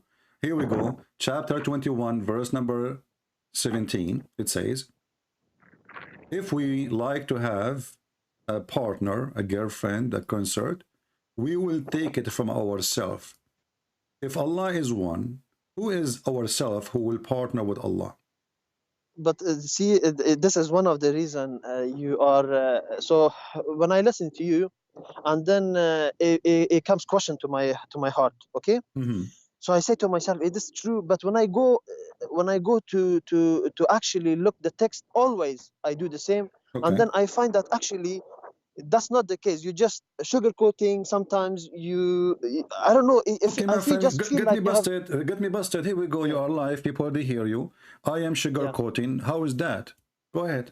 The verse in front of you. Take your time. Okay, this verse. I mean, I'm not an alim, so I'm a student. My friend, but you told me you found that I am sugarcoating, and the verse in front of you. Explain to the people how I sugarcoat things. Go ahead. Okay, so one of the things that I found that you do is that when people ask you about Trinity, you do not explain. So, for example, just one example, when they ask you about who is Jesus, you don't explain. You just you cannot explain basically. Why I can't explain? You see, you are trying to change the question now. First, let me explain to you who is Jesus. Jesus is the Son of God. As simple as that. Okay. Okay. So maybe you can help me actually. So if he's Son of God, you see, we will go there. We will go now. Tell me, if Allah is one, you said to me Allah is one. Let us confirm that or not. If Allah is one, can you tell me how he will take a partner? How he will take a partner, and that the partner Allah consider it from us. Is Allah one or us? Okay, so what I will do, like always I do with you, I will take the verse and I read it about it, and then we can talk about it. But right now, can you answer my question? Here we go. You know, you said, you know, I'm giving you opportunity to get me busted. You said to me, who is Jesus? I said, he's Son of God. No, but I need time. I mean, I'm not, I will take the verse. You are the one who asked me. Then, you are the one who asked to call me. I did not chase you. You are the one who came to no. me. So are you saying you are not ready? You are the one who chose. I called you, are and the one who choose. You are the one who chose the oneness of God, of Allah, as the best for you. So you know what you are talking about. Are you saying to me now you do not know what you are talking about? About the oneness of Allah. Verse? Are you a person who knows what do you mean by the oneness of Allah, or you do not know? So, like I told you, in Islam, it's very simple. Okay, about as long as it's very simple, my friend. I am happy with the very simple, my friend. As long as it's very simple. Chapter 21, verse number 17, Allah saying, if he decides to take a wife or a girlfriend, he will take it from us. Yeah, but the problem is, can I trust you fully? No. Can I have the opportunity to at least look at it? I do not need you to trust me. Good. Can you give me the answer? Can I at least, yes, can I at least go to the verse when I have time and actually see if we have the time. If you told the truth? We have the time. We are not in the moon now. You are calling me. Obviously, you have time. Read it. Take your time. You mean right now I can go study? You know, study. What do you mean you go study? You are the one who choose to speak about the oneness of Allah. So you do not know what the oneness of Allah. So this is embarrassment. So you are saying to me now, you as a Muslim, suddenly you are in trouble because the oneness of Allah is, there is no oneness, because Allah, he says, if you want to take a partner, he will take it from us. No, but listen, you said earlier girlfriend. See, this is what you do always. Yes. Where does it say girlfriend? Okay, we can go and read it. You know, okay, hold on. You see, you are the one who said to me, I sugarcoat. It's you who sugarcoat. What? Can we go and read the interpretation? Can I take my? Is it too much to ask if I tell you I accept the text and the verse that you tell me? Okay. I want to study it. But you tell me you can study it now on air. Said, I am saying girlfriend. How can I study it now on air? Listen. You said I'm saying girlfriend. Are you being for real right now? You are saying I said girlfriend and it's not there, correct? No, the girlfriend is not there. Okay, can we go and read the interpretation for the verse? But study, just one question. Can I study it now on air? Is it possible even? Why not? I mean, is this fair? Take your time. Yeah, it's fair. Come on. Yeah, why come on? You cannot go study. Come on. No, come on. We do not need. How can I? Open the interpretation and tell me what the interpretation says. Very simple. Which interpretation? Anyone you want. I'm not going to force you. Can you answer my question? I promise we will go there. Can you answer my question? When a Muslim, he promises, it means nothing will happen. But why you say all Muslim as if all Muslims all Muslims are the same? Aren't you a Muslim? Yes, I'm Muslim, alhamdulillah. I'm strong Muslim. Every Muslim, he lie non-stop. The lying in Islam is a permissible. Muslim, my friend, stop wasting time. Tell me how Allah. Listen, so now you are not going to. Let us go and see the interpretation then. No, you like it, you don't. Hold on. Okay. No, I like it. This is the interpretation. When you told me about the verse, you see, I gave you opportunity to choose any interpretation you don't, but you don't want to do that because it's an embarrassment. This is the interpretation of your religion according to your scholars. You're talking. Listen, when you give me one verse, my friend, you must allow me. I must have time. Okay. Read with me. This is Tafsir al-Jalalain. Do you know al-Jalalain? Do you know al-Jalalain? This is why I think Islam must be true, because look how you behave.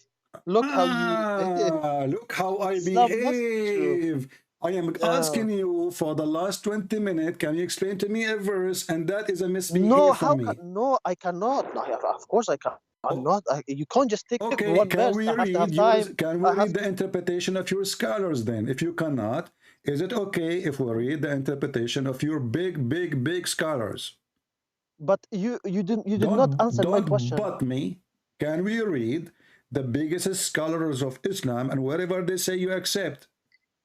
I don't accept just anyone. I have to check who's talking, who's not. Are you saying that your Muslim scholars are sugarcoating like a Christian prince? Because you said I am sugarcoating. Which Muslim scholar? الجلالين as an you know, example. when you study, الجلالين, when Ibn you Kathir, study, Al-Qurtubi, At-Tabari, anyone you want. Which one you want? We can read it. no, but they don't have to make sure they're not infallible. They can make mistakes. Even So you At-Tabari, are saying to Jalalain, me, Ibn Kathir, Ibn Athir, all of them. so you are saying to me that all Muslim scholars can make mistakes, but you cannot. No, this you put in my mouth. I did not say that. Okay, What I'm saying is so that they which can be Muslim mistaken. scholar, Therefore, because they can be mistaken, which so I Muslim need scholar, time. my friend, why it's impossible to find one Muslim scholar is saying the truth? Are you saying to me all of them they are stupid? What you're doing is, but right now, this is why, Alhamdulillah, I think Muslim Islam must be true, because you do not let me talk now. You ask me question, let me talk at least 1 minute. So what I'm saying is, Ibn Kathir, I accept. Ibn Jalalain, I accept. But I'm not saying that they are perfect. They can make mistake. So that's why allow me to study. Read, my Are friend. you? It is No problem. No problem. Guys, they can make mistake. No problem. Can you read and tell me if what they are saying is a mistake or not? No, but how I need for that I need time. I cannot just from now. I'm giving you time. I'm in the park. I am here with you until tomorrow. Go ahead. Okay. So I'm in the park. Do you expect me? I mean, we both have brain. You are where? We in the both park? have brain. Do you expect? Are in the park. Yes. So do you expect me? Wait, Christian Prince, I'm gonna answer you. I promise. And wait. You are in the park, and now this is the excuse. So when you want to talk about Jesus, it's okay. It's okay to be in the park when you are talking about Jesus. But now we talk about Islam. You are in the park. No. Even in about Jesus is not okay to be in the park and so debate. I'm asking you, can you read? Stop making excuses. You look like a little girl now. So you lied to me when you say you Muslim, you believe in one God. Secondly, who cares if he's one or two or three? The question is if he is the true God or not. No, so there are a few topics that I am well versed on. You are very okay. I asked you which topic you are very versed in. You are the one who said to me the oneness of God. No, I'm very. I because I studied this about you. I took the video you and Sam Shamon when you talk about Jesus being God. So I studied it. Now I know I can at least answer you. So if this topic I know, but the topic that you mentioned, I do not. We will move to talk about Jesus. If you agree, yes, that your God Allah here in this verse says, if you like to take a partner, a wife, He will take it from the Houris. But you know the problem is now I feel like you just want me to say this because you try to just prove to me. I don't want you to say that. I want you to agree. I want you to agree. Do you agree? Do you agree? No, if you want to be fair, do you agree or you don't agree? Let me choose. Do you agree? Let me study. Do you agree? All I'm asking. My friend, if you don't waste my time. I'm asking you. You can do study. Open now any interpretation and give me the interpretation you like. No, but how can I do the Christian Prince? You have to be fair. I mean, can I just take you? Okay, my friend, when you are not in the park, call me. How he can do that? How he can do that? It's impossible. I did it for you. It's in front of you. Your God, Allah, is saying, if he want to have fun, lahu is even insult. It's a woman for fun. It's not even a woman to be a wife.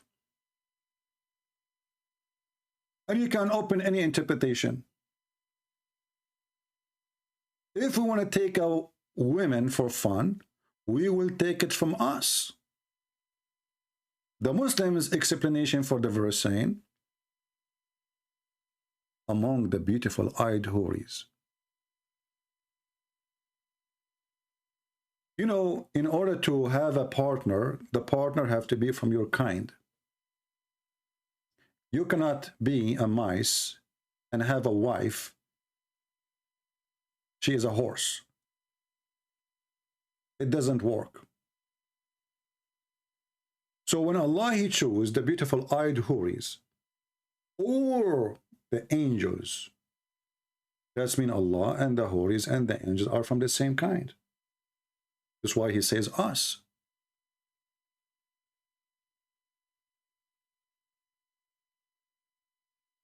Can you believe it how stupid this religion is? Allah is one, Allah is one, Allah is one, and then Allah, when I take a partner, He will take it from us.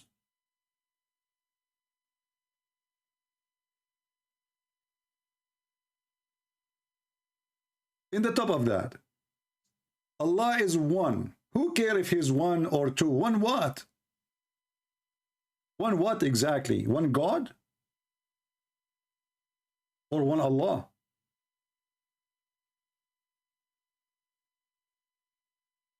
If you have one God, you have 10 God, that will not change the fact that your God is stupid. So I'm going to call him again. I hope he is not still in the park, which is obviously a joke, a mockery. He cannot answer. I will give him a chance one more time.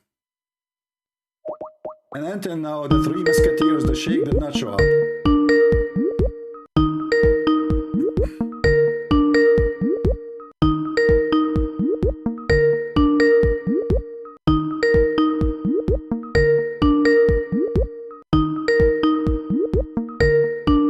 He's not answering.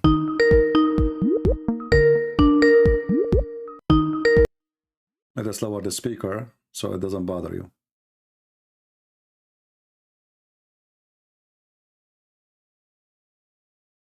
Anyone will use bad language, we will block you.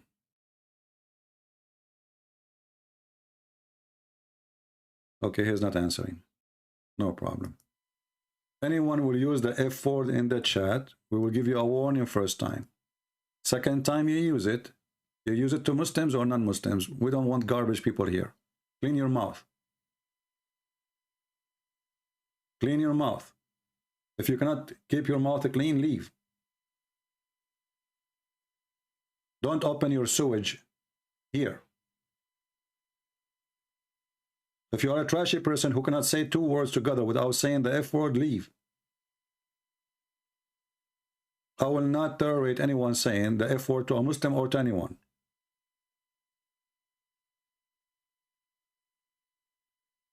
Do we have any Muhammadan can explain to us why Islam is based on stupidity and lies?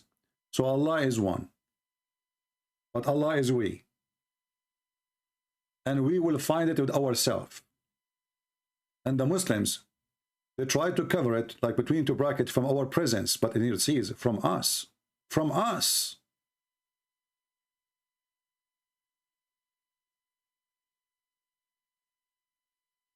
Allah want to partner with us.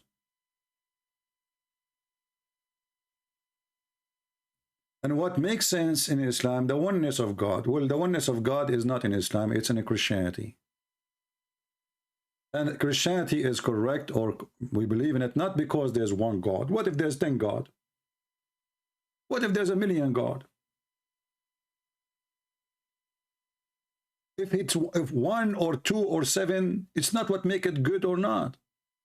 If it's true or not, this is what makes sense or make it accepted. So their logic is very weak, very silly, and very stupid. We have one God, but he do not know how the baby is created. We have one God, but he do not even remember which one he created first, the stars or the trees. We have one God, but this one God, he think that hail is coming from mountains in heaven.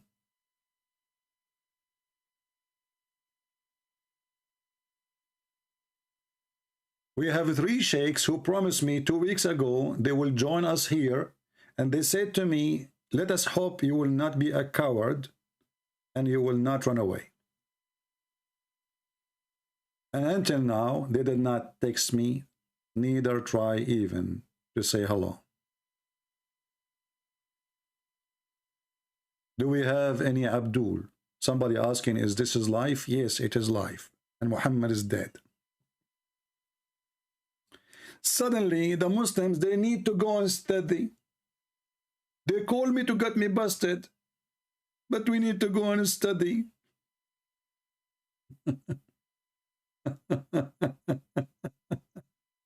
Alhamdulillah, Alhamdulillah. You know, have you ever heard of a God, he say Alhamdulillah? I mean, how Allah is one God, and then Allah, he say Alhamdulillah? Huh? What's wrong with this God?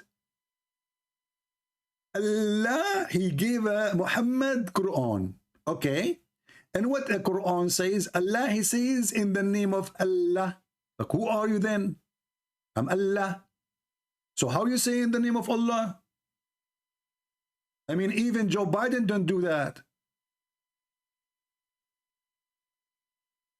So you are Allah, and then you say in the name of Allah, and then Allah, he says, praise be to Allah. Like, what the heck? Allah saying praise be to Allah? Is that Sadhguru? Are you sure that the one who made the Quran is Allah, not Sadhguru?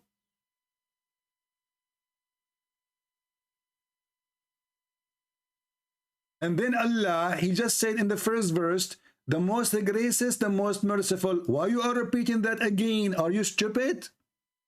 Are you out of words? You just said that. Praise be to Allah, most graceful, most merciful, and then master of the day of judgment. But isn't it you Muslim, you say that the one who will do in the judgment day is Jesus?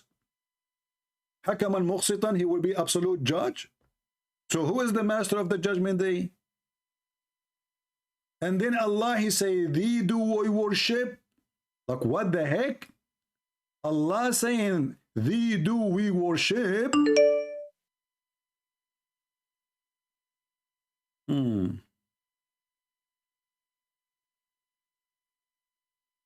Don't text me, don't call me unless you are a Muslim. If you are not, I will block you.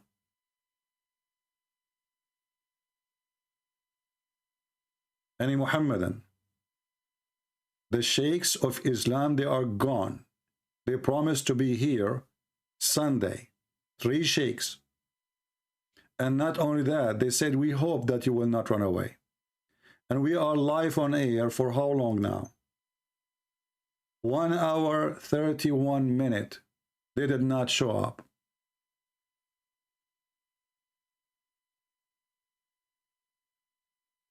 Do we have a Muslim who do not need to study? He is ready to join us right now. As you see, Islam is a big fat lie. Allah makes someone look like Jesus in the cross. That's a lie. This is the biggest lie in history.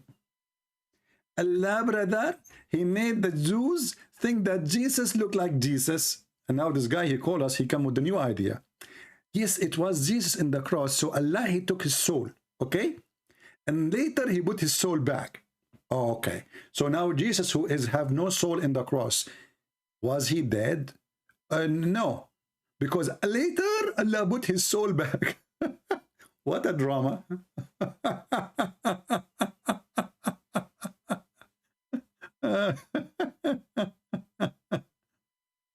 Man, oh man. How many Muslims will leave Islam today? How many? You know, in the other day, if you notice, I made a post. I will go live on air 2 days ago, very early in the morning, but maybe many of you do not know why. I was speaking to a guy and his family, and they live in the Middle East. And glory to the Lord, all of them, they left Islam. The woman, she said, if you convince my husband, I'm already convinced. But my husband is giving me a hard time. Can you please have a private talk with you, because we don't want to be recorded. We don't want to be known. Can you please do a favor to me, speaking to my husband? The husband start speaking to me. He cursed me. Literally, he cursed me. He said, may Allah destroy you. May Allah kill you. You destroy our life. You made my wife worship a pagan religion. It's called Christianity. And I'm listening.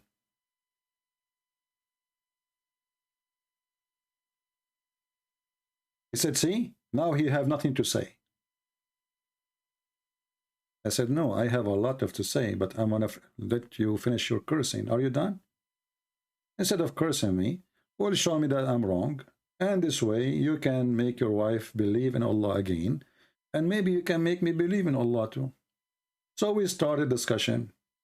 We finish around 5 a.m. in the morning, my time, which is daytime. I mean, for them, it's different time.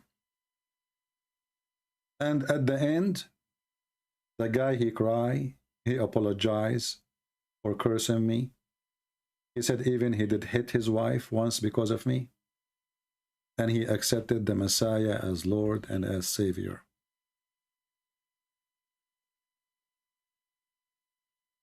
Isn't it beautiful?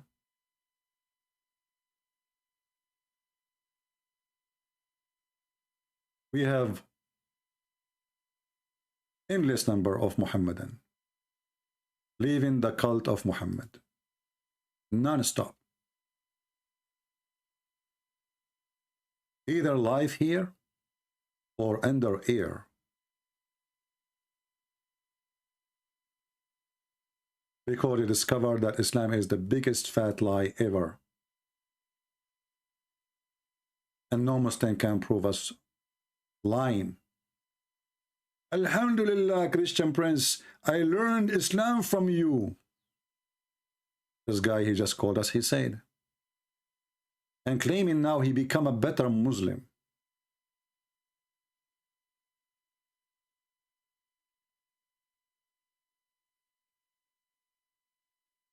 A better Muslim.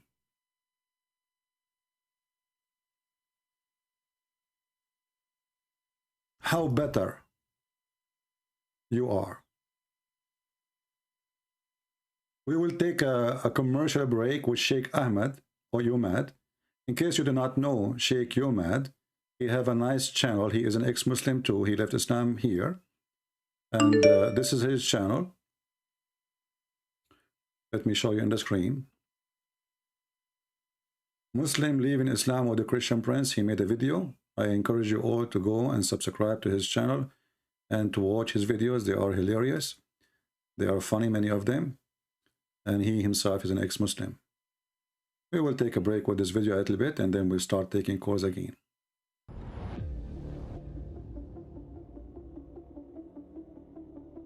Yes, my friend, you are live on air. You are a Muslim? Yeah.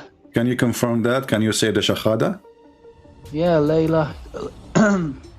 ilaha illallah Muhammadan Rasulullah. What does that mean? There's no God but Allah and Muhammad.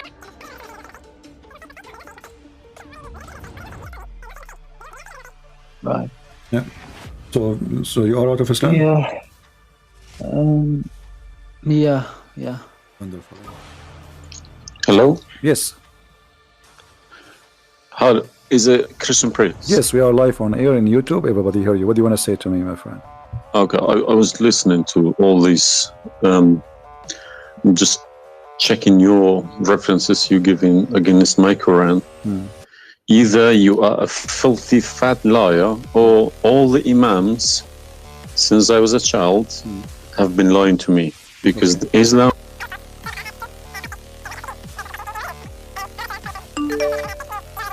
You said why I'm calling Islam as a cult.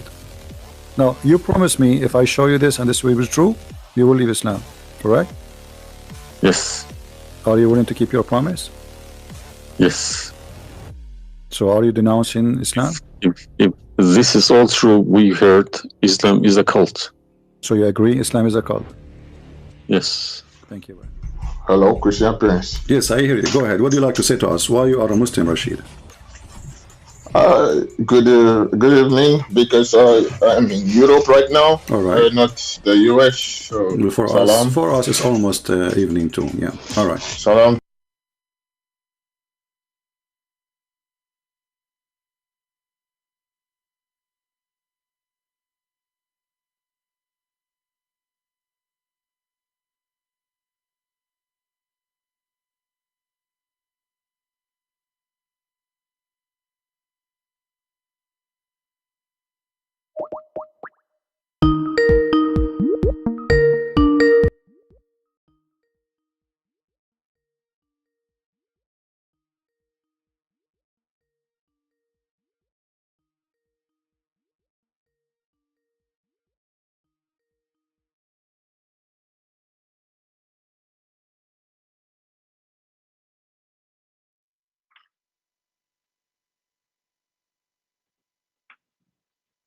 Hello.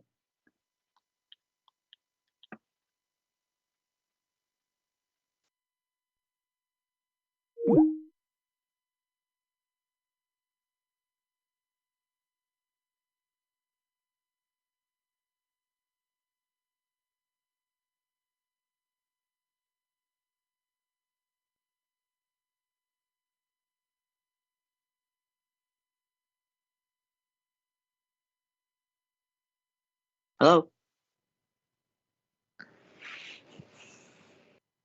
Hey, Christian.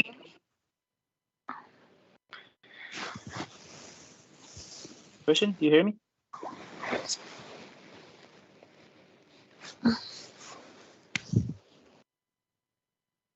Christian.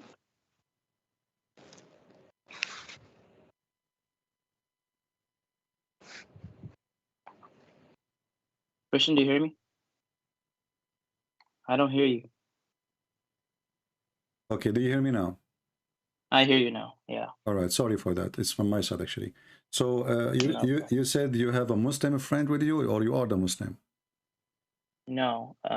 I have a Muslim friend with me. Okay. And her name is Aisha.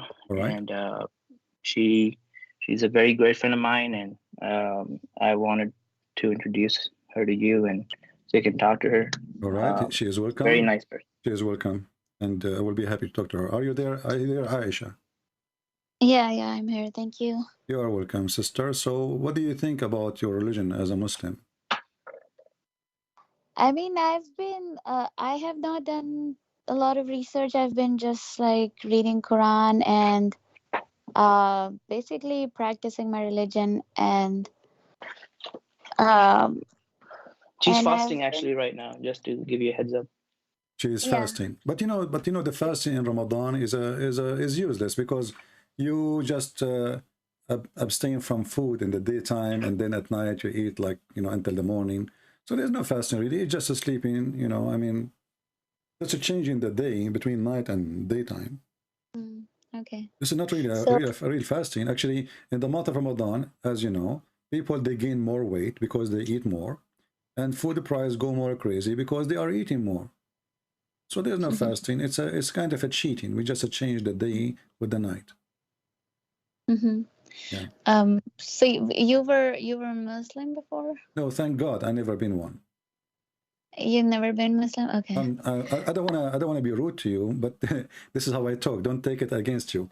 That's fine. I am smarter. Okay. I'm smarter than being a Muslim for a second, and I will tell you why. Okay. So, when somebody says to me, if I ask you right now, what Islam is about, what you will give me definition, what Islam is about, go ahead. I mean, okay, so just to tell you about me, I'm not a very religious person in general. I try to practice, but I don't have a lot of knowledge. I mean, so I might not be the right person to ask a lot of questions about Islam or references, but that's what I want to do. Actually, I wanna dig deep into things about Islam and other religions. No problem. But you see, I wanna know, you as a Muslim, why you are calling yourself a Muslim? But there's a base, right? So the main reason is that because I was born Muslim, and that's what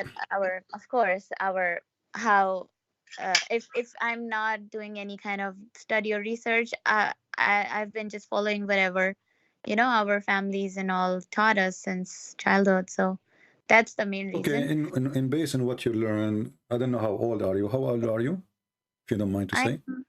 Yeah, I'm 33. 33. God bless you, and we pray the Lord will make you live longer. So, based on 33 years of age, what did you learn about Islam? What I've learned is, so many times I've read Quran and it gave me so much peace and made a lot of sense to me. So many times when I've been through really tough times, I have read Quran and it gave me like so much strength and peace. And by reading verses. Okay, Aisha, I want you to help me. You said the Quran makes sense. I have a friendly challenge for you. Friendly challenge. Don't take me, What? Give me one thing in the Quran makes sense. Just one thing. Yeah, so again, so I was talking to my friend who's in call, and who actually mentioned a few things that he pointed out that that doesn't make sense. I mean, I'm trying to do some research on it, but there are so many things. Like, for example, when I was through tough times and I read in Quran then that God will test you from through your two different things. Like I don't remember exactly the exact ayah, but the people who will be patient will be rewarded and things like that. I mean, and yeah, these things actually gives you, strength. And this is one example, and yeah, it does make sense. And there are tons of things that made. Let us go with one by one. As long you are a lady, right? So I'm going to speak for things that have to do with you as a female. Do you think it makes sense that there's a prophet, he say you are half a brain because you have your menstruation? Does that make sense? Do you consider yourself half a brain and half religion? Yeah, so are you referring to the half witness rulings? Okay. Yeah. Does that make sense that women, they are half a brain because they have menstruation and they are half religion? Okay. And most of them they will go to hell? Most of them will go to hell. Why is that? Because they have menstruation. Because they have menstruation. No, not because of that. It's because women tend to do more sins, because women have more, they have to cover themselves. They don't, and they have to be more obedient because of their husbands provide for them, and they just not are obedient. No, let us see. You see, this is your prophet. He is speaking to Muslim women, and he want them to give charity. He want them to give him money, and because if they give him money, they will go to heaven. But look what happened. So Muhammad, he came to the women and he said to them, you should give a charity and ask for forgiveness. I saw that the majority of women, the majority of females, they are going to be in the hellfire. They asked him, why is that, Allah Messenger? He said, because you are cursing so much, meaning you are ungrateful toward your husband. And then one of them, she said, and then he says, and because you have a lack of intellect and religion. You have a lack of intellect and religion. Where is this? This is in the Sahih Hadith. This is in Sahih Muslim, in Al-Bukhari. It's all over. Could you send me the reference? So I want to have all those references. Yeah, sure. Yeah, sure. Here we go. This is. I will post a link for you. In the. Hold on, Prince. Let me send her the live stream link here. Well, I will share the link even here. Give me a second. Here we go. Okay. I will share the link. But she doesn't know your YouTube channel. No problem. Yeah, give her my YouTube, and I will give her the link for the hadith. Okay. I just posted for both of you. All right. Yeah, that's good. So here just click this link. Yeah. Here you see it says that Muhammad, he says that women, they have a lack of common sense and intellect and intelligence. And when and this is a woman, she's asking, why will go to hell? He said, I have seen none lacking on common sense and fearing in religion. And when they ask him, okay, what is the problem? Well, he said the proof of the common sense. Actually, this is the false translation. It says your intelligence, lack of intelligence, that you spend some night and days which you don't offer pray in the month of Ramadan. Why? Because they have their menstruation. Yeah. Okay, but how that will make you lack of common sense if Allah is the one who forbid you from praying in those days when you are in menstruation? You are the one who forbid me, and now you are saying to me, I have a lack of intellect. And what menstruation have to do with the lack of intellect? Okay. Yeah. Yeah. Okay. I will give you more reference of that because this is all over. Yeah. And do you agree? Do you agree that women, they are less intelligent and they are stupid and they are going to go to hell because they have a lack of common sense and the lack of intellect? I mean, yeah, no, but that's one way we are interpreting it. But yeah, I mean, the way you are interpreting it, yeah, it does not make. I'm just reading. Read with me. You give me interpretation as you wish. I just read it. Yeah, I read it. But yeah, I need to look more into it. But yeah, thanks for sharing this. I will look into it. But yeah, the way you are explaining it, yeah, okay. It does not make look sense. Here it says. Here they said to him, okay, what is our deficiency? I just sent you another link. What is our deficiency of intellect and religion? He said the testimony of two women of you is the testimony of one man. So Muhammad, he put a rule that one man is equal to two as testimony, and this is the proof that women, they are stupid. You know, if I go right now, if you are married or you go with your family, you go to a wedding party and you come back with your brother or your father or your husband. Who is the one who will remember the details? The women or the man? Yeah, I mean, it depends, you know. No, it's not depend. No, not really. The women, she would describe what they are wearing. She would describe what they ate, even a year after. The man, he will not remember what he ate for lunch. It based on it's like who observe more and who can remember more. It's I mean, it depends. A man could be more observant of those things too. According to science, this is not even true, because women, they have a better memory and they remember details. And as long as we are talking about witnesses, this is not about intelligence. You do not need to be smart to say what you saw, right? You do not need to be genius. A kid, he can say what he saw. So here he is proving that women, they have deficiency in intelligence, and the proof that one man is equal to two in witnessing. But this is false narrative and false argument, because women, they have a better observation for details, especially when it's come clothing, jewelries, makeup, food, you know, details men, they don't even see, you know, they don't even notice. Right? Yeah. So in Quran it says if one would forget, the other would remind her, like that. Exactly. But how come the man? Why you don't say that to the man? What if don't the men forget too?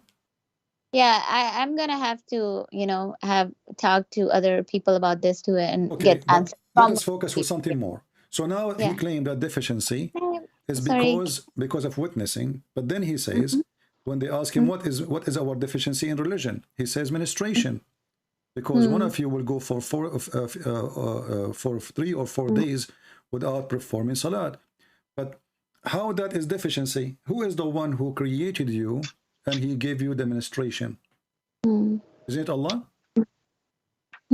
Okay, so if this is deficiency, that means the creator, he is the one who did not create you correctly. The deficiency is Allah, deficiency is not yours, because you are the one who don't have a choice to have it or to reject it. So if this is a reason for you to have half a brain, and he is talking about you going to hell, he's explained now, remember the conversation is, why the majority of women, they will go to hell. So he's counting for your reasoning. And those reasoning are stupid, because even if a woman, she is a stupid, and I don't agree with that, but this is not a reason to go to hell, because if Allah is created me, if Allah created me stupid, how do you want to punish me for being stupid? Yeah, I get the point. And thanks for explaining this. I will definitely look into All right. So as you see, Islam doesn't make sense, especially toward you as a female. Now, can you, as a female, can you tell me something makes sense to you as a female? So have to do with you as a female. Like what? Sorry, say that again. If there is something in Islam special about female make you like Islam? Do you like to have do you have like 3 more wives beside you with one man? Is that right? I mean, yeah, of course I would not like it, but it's there is some kind of, you know, it's not mandatory. Like, it's not like every Muslim is doing that. Majority Muslim have one wife, but it's an option that is given, and there is some good behind it too.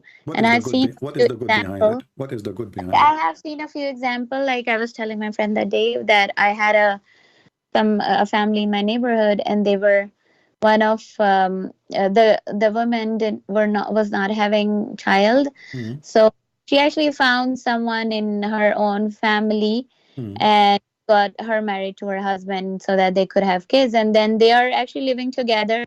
One wife has kids and one is like does not have kids, but they are living as a family. And he was able to save her marriage. We will go with this reasoning. First of all, Islam allowed divorce so easy, correct? Yeah. Okay, what if the second wife, she did not give birth? Yeah, so maybe then we get third wife. Okay, what if the third wife did not give birth? Yeah, of course. Maybe. I mean, that's Okay, maybe that they would figure out what if that it they. is the man who cannot give birth like Yeah, that's Muhammad? yeah, yeah. Okay, That so then this they is would number figure one. out. Secondly, if a man, like we have in the Old Testament that Abraham himself, he have a wife, but Yeah. with our permission from God, he went and he Mm-hmm. married the maid. Her name is Sarah, the Yeah. Hajar. Sorry, Hajar. Yeah. So, Mhm. but that was not from God. And if God, he wants you to have a children's, you will have a children's. And don't you believe in that? Yeah. Okay. Yeah. So So the he had Muslim two wives. believe in God will when they Mm-hmm. want, and obviously they don't accept by God will when they want. So they can fix God will. We have second wife. So obviously the God will in Islam is broken as an understanding or belief. Because if you believe in God will, then whatever God he give you, you accept. But obviously, no, we can fix it. God will for this woman not to have kids, we will have the second wife. But what if God will is the man, he will not have children? Can the woman replace him and have second husband? No, so she can. I Why mean, not? divorce or marry No, she other man. cannot. Why No, not? she cannot. No, she cannot. In Islam, a Why? woman, she cannot ask for divorce because the husband cannot have kids. She cannot. No, I don't think so. She can. I mean, she No. can even have divorce. She can ask for First of divorce even if all, the one not. who have the right to divorce is the man. The woman, she Yeah. have a right to divorce, if we can call it a right, only Yeah. according to Muslim scholars these days. But in the old days, Mm-hmm. obviously, the one who was in control always is the Muslim.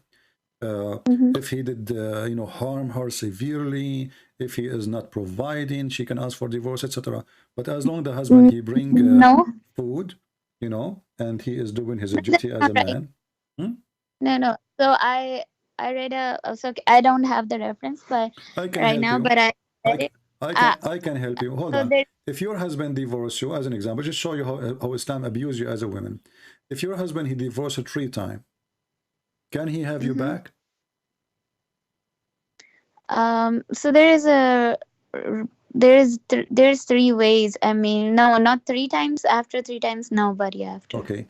Is it true that the women now she have to go and sleep with the new guy, so can go back to the husband? Not sleep. She has to marry, and not like just for 1 day or something. Like properly marry with the proper intention to actually keep the marriage. But if in any the marriage This is ends, not true. You see, the prophet, a woman, she came to him, and her husband did beat her until her skin is greener than her clothes. And then the story unfolded by the husband and this woman who came to Muhammad.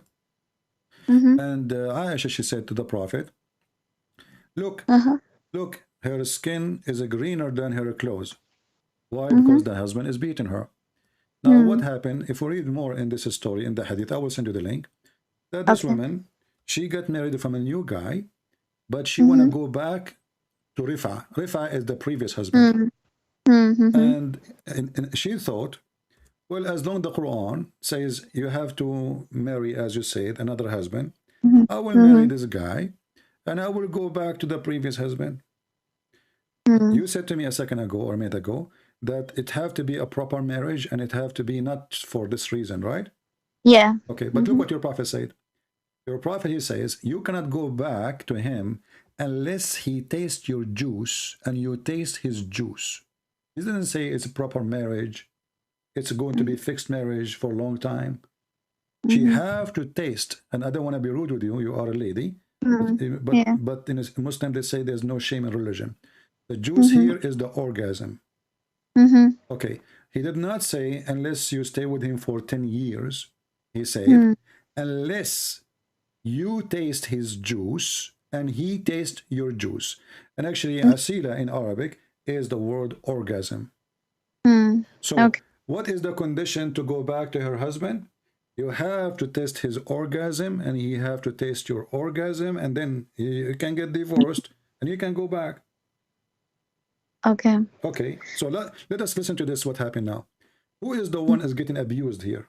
As you see, this woman, the poor woman, obviously, I don't think she cared for this guy, Rifa. She want to go back to her children's. The weakness point of a woman is her kids, correct? Maybe the man is even a chimpanzee. Maybe he's evil. Maybe he will beat her. But just for the sake of the kids, she let it go. So this woman, she is desperate to go back. But who is the one who allowed the man to divorce easy? Muhammad. So if we ask you now, what is the logic of this? You will say, well, because it's going to show the man not to take divorce easy and not to divorce anytime you want, because if you do it 3 times, you know, that's it, you know, it's final. But look what happened now. This is not a penalty for the man. It's a penalty for the women, because he made the divorce so easy to the point you say one word. You don't even need to do anything. You do not need to go to the court. You just say a word and she is divorced, and you say it again, this is second divorce, and you say it again, this is the third divorce. You divorce her 3 times. Now she want to go back to her kids. The man, he said, okay, I will let you come back. But you cannot do that. You have to find a new man to sleep with him, and he have to taste your orgasm. So now we are forcing this woman to lose her dignity, sleeping around with a man she is not, obviously she don't want this man, you know, and she is being forced to be with this man in order to make a trick around the rules of Islam so she can go back to her previous husband. Who is the one who's getting abused? Is the women. Why we don't punish the man for divorcing the women 3 times? Who is the one who's punished now? Yeah, there's one more angle to it that I heard, that that it's a punishment for a man too. Therefore, if he wanna take his wife back, and it's a punishment for him too, that he has to, you know, maybe go through this, that his woman is. But who is the one who is, excuse my language, who is the one is taking off her clothes? Who is the one is being forced into sex? How that can be a punishment for the man? You Muslims, you have no problem if the woman, she married 10,000 men before you. Usually, so it's you are taking it from that perspective, like the woman is trying to come back, like she's a victim. She's wanna come back because of her. Isn't she a victim? He is the one who divorced you. It's not you who divorced him 3 times. He divorced her 3 times, so she's a victim.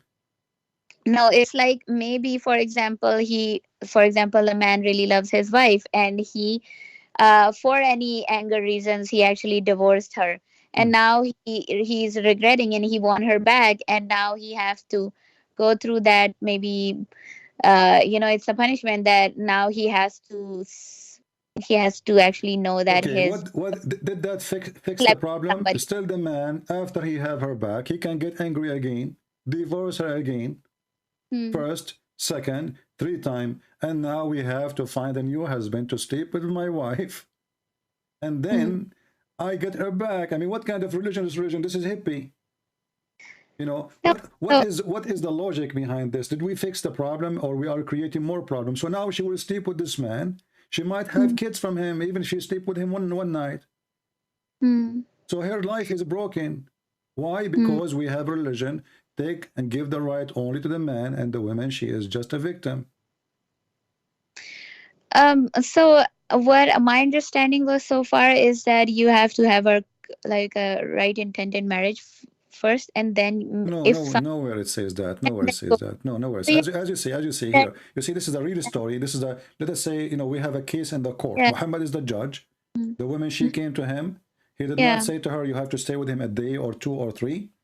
He said to her, could you send me that reference, please? And then so yeah, there is, I need to again look into this too, but what my understanding was so far is that you have to, you know, if there, it has to be a valid marriage, and then the thing that my perspective was that if a man wants a woman back and he actually regrets and he realizes that he liked her and he did a mistake, then he can take her back, but he have to go through that, you know, punishment that his woman married to somebody else, and maybe she would never come back to him. That's also possible.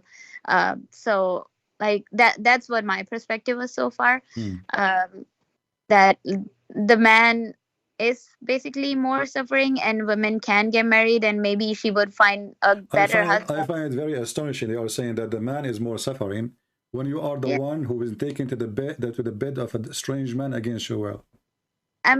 So this is because you're saying that you have to just sleep with him for one night and then you're good to go to marry the I'm not previous. saying that. It's your prophet saying that he have to. The only condition is he have to perform intercourse. This is the only condition. It's 1 day, 1 hour, 1 5 minutes, doesn't matter. Yeah. So this is something that this was not my understanding so far. So that's why I'm asking you send me the reference and I need to I just did. And now look, the woman she been beaten by the man. Muhammad, he gave the man a verse saying, beat them. Yeah. In return. What kind of a man? He's a prophet of God.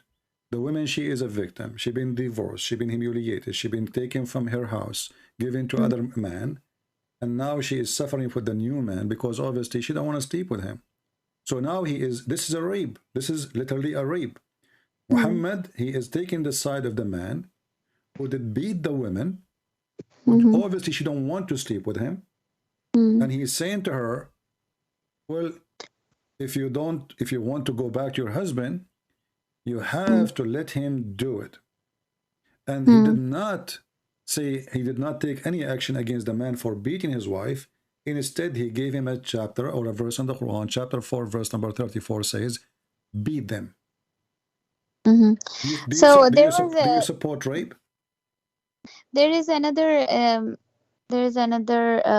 incident where a woman came to Prophet and she said that I just don't like my husband, and there was no abuse case in that, and she said I just don't like him, and he said okay, you can leave him and just leave the garden that he gave you as a gift and all, and if in mahar, and if you can leave that, just okay, this is in Islam they call it al-khula. So al-khula is, look what happened to you now. In order to get divorce, you come to an agreement. If the husband agree, but now because Muhammad is the prophet, he can make decision, and the husband who care. But if Muhammad is not there, the husband have to agree. So she have to give up everything she have. She go bankrupt. She goes zero from the house. She don't take no, even her. No, she don't take anything. Khula. She don't take anything. She give him back. No, that's not true. She just have to give the mahar back. That's all. Well, this is what she have. What she have besides nothing. No, mahar is just like the money or amount or gift or whatever. This is all the money you get. What small, what big, doesn't matter. This is all the money you get. So now after serving this man, being in his house, cooking him for years, now in order to get divorce, you have to give him everything he gave you. Not everything, just the mahar amount. That's like maybe $1,000 that he gave, and if you want to get rid. So the intention behind that too, because for example, it's not always that women is victim. Maybe she want to marry somebody else, or maybe that's her. Okay, hold on. Let me ask you. First of all, you are saying things it's not true, but we will go back. Why, if the woman she decide to divorce, she have to give everything, and you said only the dowry she have, right? Yeah, only the dowry. Why the man, you will not lose anything? Why the woman she lose everything? Why the man, he do not need anything, any approval of anyone? He just said divorce and you are divorced. Why the woman she can say you are divorced too? Yeah, so in Islam, actually, men are the protector, maintainer, and provider. So he has been taking all of his he's responsible for feeding her, providing her food, shelter, and everything, and he's been maybe providing her for a year or two or whatever. But after that, maybe the woman could be evil too, and she just wanna leave because of XYZ reasons, whatever. But and then she could, and what if she leaves? So if what I think is intention behind it is, for example, a man wants to marry, then if a man needs to marry another woman and she's leaving, so she should give her the meher, and if the man demands it, that's what I've heard. But if she gives the meher back, for example, $1,000, it doesn't compensate all the 2 years of spending that he did on her, but it's just maybe $1,000 that she would give back so that if he want to marry another woman, and he will have money to give meher to the new one, Okay. so that Let us go for the basic. If the woman she want a divorce, do the man have to agree first? I mean, since Prophet Muhammad actually, he said, okay, you can, no, what was your question again? Like in Khula, you're Who is the saying. one who is still, even if the woman she said, okay, I will give you your dowry back, as you said, and I will show you reference that it says not only dowry, it's up to him. He can ask for more. But who is the one in charge to agree or disagree about this agreement? It's the man only. Yeah, but yeah, it's the man. Yeah, and this is the hadith in front of you in the screen. He said that the one إنما الطلاق لمن أخذ الساق بالساق. So the one who is the one in hold of the divorce is the one who is the husband. The woman, she can ask for it, but it's not the man, it's not the woman who can decide. And this is your Islamic website. I don't know if you speak Arabic or not. Al-Islamu Su'alun wa Jawab. They are asking about what is al-khula, what is the right way to do it. You will see right away. I will translate to English. It says he will ask for whatever he paid or more. It's up to him. So now he is in control. The woman, let us say this guy is beating her. This guy, he is making her life horrible. So he will keep making her life horrible until she agreed to give him whatever he gave her and even more. Do you see it? It's on the screen. Whatever he, in his contestation, is the dowry he paid her, or more or less. It's up to him. So when you said to me, no, only the dowry, you were wrong. So now your husband is in charge. He is the one who can divorce you. Even if you say, I don't want your money, I don't want anything, just please let me know. He have to agree. And now he put conditions. You want me to agree? Well, you give me this. Maybe he asks even for more. Maybe he for less. But here now you see that Islam is, when you are married, if we can call it marriage, you are really owned by this man. He is the one who can throw you by a spit from his mouth, and he is the one who can hold you by a spit of his mouth. You are just a slave. How you can ask for divorce then? If the man, he have to agree.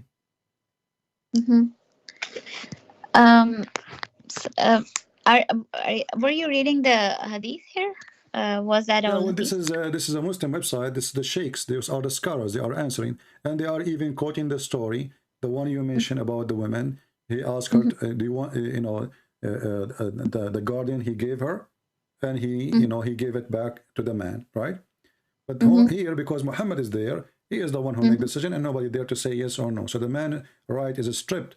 And here Muhammad actually is breaking the law of God if he claimed to be coming from God, because this is the right of the husband, not the right of Muhammad. It's not you who decide what the man should do, even if you are a prophet, So Muhammad here is breaking his teaching, and he's acting as if he is the husband. Who are you? You have no right. This is the right of the man. So additional to that, what do you think about the man is beating the women? It's okay?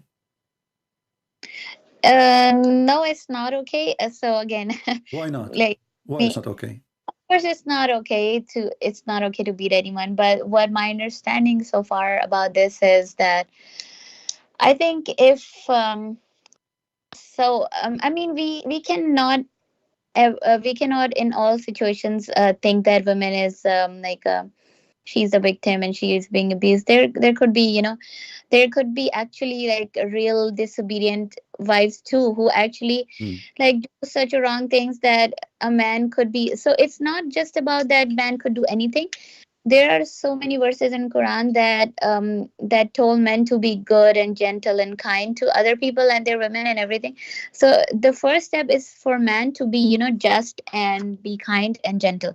The other in this verse that I understand is that there could be a situation and scenarios where women would be actually disobedient, and I have seen those cases around me as well. Where men are trying to be so nice with them, they are just keep on maybe cheating or maybe just doing wrong things. So okay, hold on. You see, you are mixing things up. First of all, in the case of a cheating in Islam, the woman, if she is married, the punishment is death. So this is not beating. Secondly, you just said something really amazing. I find it really amazing how a Muslim woman she think. So now, listen to me. Now, the woman, maybe she is doing something bad. And now how we fix her bad? By beating her. Okay. If the man is doing something bad, can my wife beat me? No, let me complete my understanding first. So what I think is when men are instructed to talk to her about the things that's problem, then there are there, if she doesn't want to obey, or if she doesn't want to. So one more thing is that if a man is responsible for providing you financially, he's taking care of your all the, if you are taking the situation where man is a good person and the woman is just like being not a good person, she's just not a good wife, and in that case he's providing her with food, shelter and everything, but she's not being a good wife. And then in that case, if he talked to her and about this problem, and then then if she still doesn't want to continue if she want to continue disobeying him, she can just leave him. Hold on, you see, I don't know where you get this from. Where we just proved to you that the woman, she cannot leave him. She cannot. It's the man who decide. Even when you mention al-khula, it is the man who have to decide, and he agree. So she cannot leave. And if she tries to leave by herself, he will beat the hell of her. Even in Islamic country, they have you call the police will arrest the women. It's called Baytul Ta'a, the house of obedience. So he called the police. He said, my wife, she ran away from me. The police, they put her name as if she is a criminal, wanted. Wherever she will be found, she will be arrested immediately, and she will be sent to her husband with the cuffs in her hands. Is that true or not? I didn't know that. Yes. Where does this? You can search it. It's called the House of Obedience, Baytul Ta'a. So she cannot leave. And now look at this. You are saying the woman, she is bad, and she don't want to listen. How that can fix a woman behavior? And I ask you, if the man is bad, can the wife beat him? No, but she can. What? Okay, why no? Why I can beat my wife if she is doing bad? Why I cannot be beaten by her or by her family when I am bad? Yeah, I mean, what she can do is just leave him. That's what I felt like. My friend, you see, you are creating your own rules now. You cannot just leave. You will be arrested. That was not my understanding so far. I need to. It's not up to you. You see, I don't say things. You see, my friend, I am a person. Millions of people watch my videos, and when I say something, people will laugh at me if it's not true. Correct? And Muslim will make videos and look what the Christian Prince, he says. It's called Baytul Ta'a. Baytul Ta'a, the house of obedience. The woman, she leave the house without permission from the husband. He can call the Sharia police. They will arrest her immediately. Is it Saudi and like which country? All Islamic countries. All Islamic countries. Any Islamic countries following Islam, they have to practice that. So you call the police, you say, my wife, she left my house. She have to be arrested immediately. Wherever they find her, she will become wanted. So then they will arrest her and they will bring her back to her husband. Now what the husband will do again, he will beat her again. She can't even call the police. If you call the police, they will say, my husband is beating me. They will say, well, he's allowed to beat you. The only time a woman, she can complain, this is now, not before. You know, as an example, your prophet, he says, no man should be asked why he is beating his wife. Is this a hadith? Yes. Can you send me that too, please? Okay, let's see. Hold on, let's see. Okay. Yes, hello. This is the hadith here. Okay. It says here, Omar reported the prophet saying, a man will not be asked about he beat his wife. Why he did beat his wife. Nobody can question where did you send it? Let me send it to you. Here we go. I will send it to you in Skype. Okay. All right. So the man cannot be questioned for beating the wife, but the women, she cannot beat the husband if he is filthy. How many husbands there are evil, they are bad, they are disgusting. They are, even if they are cheating in Islam, she cannot leave him, even if he cheat. Even if he cheat. Even if he have, let us say you marry a guy and then he decides to marry a second woman. You don't want to live with second woman. Can you leave? No. He will beat you. No. So about the cheating, is the punishment is to death. Yeah, but you cannot prove it cheating in Islam because you have to have 4 witnesses. It's impossible. And not only that, excuse my language, you have to see the private part of the man going in and out, as your prophet said, like an inkwell. How in the world we can find 4 men? And they have to be 4 men, by the way. Women are not accepted because women are stupid. So they have to be 4 men. Imagine, I'm not saying about you, I'm saying like a Muslim woman, she is cheating her husband. And now the husband, he entered the bedroom. He found a man, or she is, excuse my language again, in the top of her, or she is on top of him. Having sex, they are naked.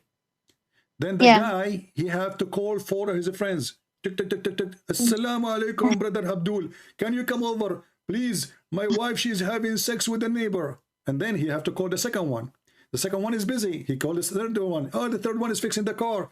The fourth one, oh, the fourth one is buying tomato. So I have to find 4 witnesses. And then after they come, if the guys stay there, they have to see, it's not enough to see the man in the top of her having sex. They have to see his private part. I'm trying to be polite as much as I can, you know.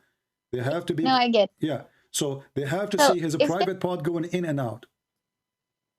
But this witness is for men and women both, right? And to accuse, basically prove both the guilty for both of the genders. It's the same thing, right? And it's the same punishment for both men and women, right? But look, hold on. You see, you are not even listening to me. You said if he is a cheating. Yeah. How the woman, she can call 4 men to prove he's a cheating? She can't even leave the house. And same goes for. She cannot leave the house. She cannot leave the house. Yeah. And how in the world a woman, she have to find 4 strange men, and those men, they will go inside the room, and they have to see. Do you know the story? Do you know the story of the man, the witnesses with the caliphate? When he asked the first one, did you see his penis going in and out? He said yes. He asked the second one, did you see it? He said yes. He asked the third one. He said, what I saw her leg around his neck, and they were shaking, her shaking. They are shaking like the ears of a donkey. The caliphate, he did beat them all. Why? Because one of them, he did not see the private part of the man going in and out. So now look what happened. We have 2 at least. They saw it going in and out. We have the third, he saw them naked, and he is on the top of her, and her legs around his neck. All of this is not a proof of adultery yet. So it's proof of what? What is this?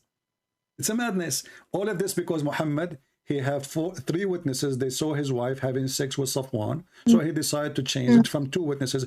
How come we need 2 witnesses to take a person to execution in the case of murder, but we need 4 witnesses for what? For sex. And not only they have to see them having sex, they have to see the private part. So if a woman, she is wearing a skirt, excuse my language again, she is in the top, it's impossible to see the private part of the man getting in and out. So nobody can see it. It's impossible. So the husband, he go inside the bedroom, he cannot even accuse his wife that she is a cheating. Because if he do that, do you know what the punishment? They will whip him. So the husband, he go inside the husband go inside the bedroom. He see his wife in the top of somebody, and now he don't have the witnesses or the enough proof.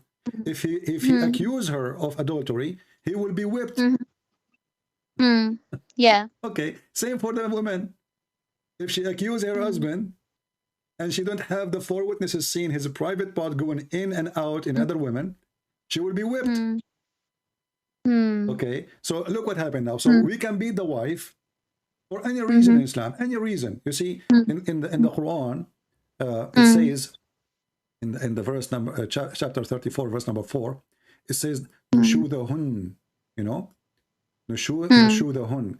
Nushud. If you ask a Muslim what nushud mean, Right away, the Muslims, they start using their imagination, lying to us that nushud means cheating, she is bad, she is etc. But you will see that the same word used for Muhammad when he decided not to sleep anymore with Sauda bint Dama.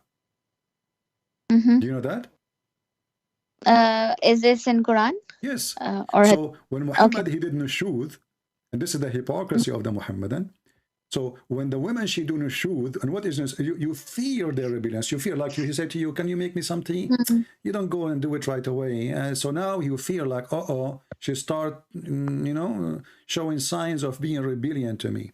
So, but if a man he do that, a man he can stop having sex with his wife. It's okay. But if a woman she do that, we will beat her. If you go in the same chapter, chapter 4, you see, we have the same word appear twice in the Quran. Once in chapter 4, verse number 34, and because it's about female, it says nushud, hun for like female, otherwise it's the same word. So nushud, and then the word nushud. Here, the chapter 4, verse 128, it was about Muhammad doing nushud. What is the nushud he is doing? He don't feel like sleeping with this old woman who is his wife. Her name is Sauda. So look what happened now. If there is an issue from the husband, you can come to an agreement. But if there's an issue from the woman, we can beat her. So I have let me share you my understanding is because, so again in Quran it says that men are like one level above women because they provide for them. That's the main reason why they're one level. Otherwise, maybe they're just so they provide for her. So if they're, providing financially is a big thing. I will go with you just to show you. I don't want to call you not smart, but listen to me. So Muhammad, he was the husband of Khadija, and Khadija she was the rich. Yeah. And now Muhammad is not working because now he announced himself as a prophet. Yeah. Khadija is the provider, especially in the beginning. So can Khadija beat him at that time because the one who provide can beat the other one who don't provide? That's not that's true. In that case, Khadija and Muhammad Muhammad was not the provider, and he was not the, he was not one level above her, and they were about the, Can she beat him? This is the question. Now she is the provider. Can she beat him? Because you said to me, because he is providing, well, he can beat her. So now, you see, my friend, I don't know what are you talking about. In America, I am a provider for my cat. Can I beat my cat? I will go to jail. In America, I am a provider for my dog. Can I beat my dog? I go to jail. So you are saying to me, just because you give somebody some food in his mouth and panty and underwear and a bra, now I can beat you. What kind of evil logic is that? Yeah, I know. I'm not talking about beating. No, we are talking about beating. We are talking about beating. The verse here is about what? The man in charge of women, because Allah has made one of them excel the other. So look at this madness. Who is the one who made the one excel? Allah, correct? So right away you became a victim because he made him excel. You see, we're not talking about the leader of the house now, because even in Christianity, the man is the leader of the house. But now you became excel. Excel in which way? Excel in the point that you can do anything with the wife. You can jail her. Actually, the verse says, وَهْجُرُوهُنَّ فِي الْمَضَاجِعِ, which means you jail them in their rooms. وَضْرُبُوهُنَّ. All of this, why? Not because they commit any sin yet. They did not. If you fear, this is what the verse is saying. وَاللَّاتِ تَخَافُونَ. You fear. They did not do it yet. So what we do, we beat them, we punish them. If they obey you, seek not a way against them. So what is the purpose of the beating? To make them obedience, correct? Isn't this what you do with the donkey? The donkey want to go to the right, you hit him so he goes straight. Do you think you're a donkey? So what so far what I've been, I have to again talk to people and look into him this, but what my understanding was so far that a man, if he's providing for his wife and she's not being a good wife, and then she may just, if they're talking, and if he stops sleeping with her, and she may just leave, or like She cannot leave. This is a fabrication. You yeah, are making things up. I just showed yeah, you that's even the what my reference. understanding is so far, right? My friend, you are saying things from your own. This is Yeah, not that's Islam. The woman, she cannot leave. And if the man, he is beating yeah, her, that's what I need. after 2000 years, 2022, now some Mm-hmm. Islamic country, they are start making law. If a man, he did beat his wife severely, and she have the right to ask for divorce after a lot of pressure from United Nations, from the American, etc. But in Islam, as didn't I show you in front of your eyes that the Prophet said no man should be asked for why he is beating his wife, right? Yeah. Okay, so the man, he has absolute right in Yeah. what he do, you know. I mean, yeah, again, that's what, like I told you, thanks for the references, and I will look into it, and I will ask these questions from the Islamic scholars too. But that's what I understood. I mean, so far before talking to you, my understanding was just this: just she can leave, and if she still wanna stay and Okay, want you know what? him, Let us not. Okay, let's forget about this. I will give you one more chance to give me one thing is true about Islam. Is there anything true? I mean, the whole religion is stupid. okay. So if we step back, can I ask about, like, yeah, about what's the ruling regarding the female in, for example, in other religion like Christianity In or Christianity, the women and the man, when they are married, they are united under the name of God. Therefore, a man, he can divorce her, or the woman, she can divorce him if they are committing adultery. And adultery means breaking the agreement with God, not even between the two, with God. So I promise God I will be decent with my wife. She promised God she will be decent with me. I promise God I will stay with her. She promised God she will stay with me. I promise God I will do my best to provide her, etc. So when I broke my command with God, then and only then divorce can happen. The man, he cannot divorce his wife because his wife, she getting older, like or she they is both not getting pretty, or because they he get a new girl. do they have both, do they both have equal rights? They have the man is in charge of the house. The man is in charge of the house, you know, but he is going to be the same as a Christ who served the church. So the Bible says, and this is what Jesus said, you know, the man, he gave himself to his wife, the same as the Messiah gave himself to the church. So the Bible making the women equal to the church. The man is the Lord of the house as a servant, not as a master. This is what Jesus was. Jesus, he washed the feet of his disciple. He did not ask them to wash his feet. He washed their feet. So the master, this is what Jesus says, the master is the one who serves. The master, the Lord, the true Lord, which means you will become the Lord because people will love you. You know, like when you have a king, and this king, he serves everybody. Then he is a king. Everybody will take him as a king because he's amazing. Because he did not force us by violence to be the king.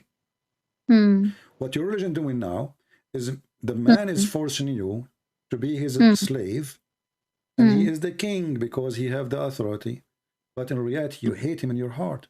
There's no women. If your husband did beat you, you know, are you going to be in love with him? Be honest with me. Yeah, no, of course, no. Okay, Yes. so what is the purpose then of this? Is that will fix the marriage if I beat the women? If you just said, if my husband beat me, I will not love him. You said, of course, no. Yeah, and that's not gonna fix the marriage. It will be just like you just don't start hating him. Yes, So, and then. So what is the purpose? You see, is Allah teaching us wisdom or teaching us madness? I mean, yeah. I mean, okay. Yeah. No, you see, you're trying. I feel that you are trying to escape the answer. No, I'm not. You just said. Yeah, I mean, I'm thinking about whatever you're saying, and yeah, of course, I mean, yeah, I will think about it, talk to people, like, yeah, but no, your points are valid, and I really appreciate you explaining. Yeah, so we did not fix the marriage here, you know. We did not Yeah, fix the marriage. If a Muhammad want to fix the marriage, we say, well, talk to her, you know, try to see a reasoning. And you know what? If you guys don't want to live together, okay, go in peace. That's it, done. You know, but beat her. Yeah, I can relate to this because, like, if my husband is, even he loves me, or I love him, but he actually beat me sometime, that would make me like, yeah, I mean, he will know, I might not be able to, respect him You that see, way ever. in earth you are not respected. In heaven you are not respected. In the heaven, is it true that Allah will jail you inside the tent just for sex? What? In earth you are disrespected. A man, he beat you, he can have many of you, he can replace you as he wish. Is it true that even in the heaven of Allah you will be jailed inside the tent and you are just made for sex? I mean, is that what Allah said, or are Yeah, you? that's what the Quran says, chapter 55, verse number 72, and you can read any interpretation. All Muslim women in heaven, they are given to the man, they will be jailed in the tent. The God in Islam, even in heaven, he, you give you a tent. He's a Bedouin Arab, what you can say. So you will be jailed in your tent, and you cannot leave. You cannot see anyone. Nobody can see you. Nobody can meet you. Nobody can even say hello to you. You are jailed for sex. Inside, you are restrained. Chapter 55, verse number 72. Is that fair? 55, 72. I will look into it, but I mean, no, it should not be true. I mean, it should not be fair, of course. But is that heaven really? I'm going to be living in a tent for eternity. All my job is the guy come in, I take off my panty. Excuse my language. I cannot see anyone. Nobody can see me. I don't even have a window. I am restrained inside a tent. My job is sex. And this is supposedly a reward. You know what Jesus said about women in heaven? When they asked him, this woman, she married a husband and told her second husband, who is going to be with her in heaven? He said, he and she, they will not get married. They will be the same as angels, equally. So the man will not have a privilege in heaven, in Christianity, because he's a man, he will have more females now. And the women, she will not have a privilege too. For both of them, they will not get married. They will be the same as angels. What same as angels mean? That you will be God, he free you from your needs.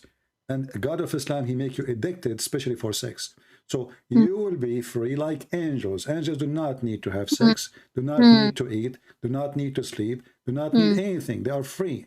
And the best gift to give is freedom. Is it? So in Christianity, there will be like no sex or anything like that in heaven or afterlife. There is nothing. Okay. Yes. And there will not be, because you see the reason. First of all, sexuality, God, he did not create it just for a man just to go and as a desire. It's just to make a family, to reproduce. Because if God did not put that inside us, we will not do it. It's going to be like going to work. Why would I do it if there's no joy? So the joy was, the reason for the joy is not to be filthy, not to sleep around, but to have a family. The man, he like a woman, the women, she like the man. They need each other. They have a desire, and this desire should be in a marriage. And then we make a family, and then the family will have kids, and then the kids themselves, they will establish a new family. So it's a gift of reproduction. God, he made Adam and Eve, and then he gave the gift of reproduction to the human. Yeah. But when we make the heaven, is nothing but sex. Even the Quran, he promised Muslim men women with big boobs. Yeah. So again, about that I try to read. So it was about like, so what I was searching about it, it says that there is some terms that it's used in Arabic language for different age women. So this is the term that's used for like fully like the women who just like grown into a woman. No, And first like of all, those are not even women. You see, if you read the verse says kawaib, doesn't say even women. Yeah. Kawaib. So kawaib, Kaaba. What Kaaba mean? Yeah, Kaaba is the cube. Cube. Yeah. Okay. So he is describing how their breast will come out like a cube, And a trap, which means all of them, they would have the same size, the same look. You know, a trap, coming from the word turab. Turab means dust or, dirt. So a trap, all of them like the same sand. All sand have the same size. Like you go in the desert, you grab a sand in your hand. All of them, they are the same size, the same look. Like there's no difference between one sand and sand, at least in the naked eye. So all those women, doesn't say really anything about age, as they claim to be, it's about age. All of them, they will have a cube breast, and those breasts are coming out firm, strong, like a balcony. Now, if I ask you, why this is important? What kind of God is God? Is that a Hindu God, sexual God? Is that a hippie God? Why he is trying to tempt me by, where is love? You know? Don't you think love is missing here? So I don't even know who is this woman. She don't even know me. Or what I need to know about her, that she have a private part, excuse my language, never been touched by a genie. Even the word is used is yatmuthuhunna, which is very filthy, which means nobody entered there and broke their skin and made them bleed. So he is not describing the love between me and her. He's describing her boobs. He's describing her vagina, and each time I sleep with her, Allah will make her a virgin. Where is love? Where is family? Where is the humanity? We became just a bunch of animals.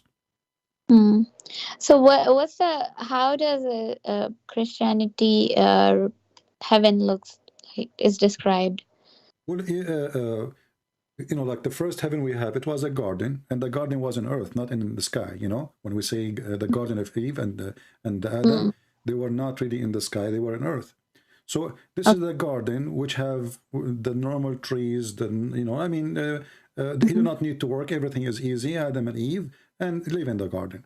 But the heaven which we are going to be in with God, obviously, is going to be different, and we will be different because we are free from our needs. That's why if you go to Mark chapter 12, you will see how the Lord, he mentioned that those who are going to be resurrected from death, they neither marry nor are they given into marriage, but they will be the same as angels. So now heaven the heaven exists right now in the way it is for the angels is not going to be different for us, because angels do not need trees, do not need food, and they don't have sexual desire, and they don't get aged and old, and they are living happy by the Spirit.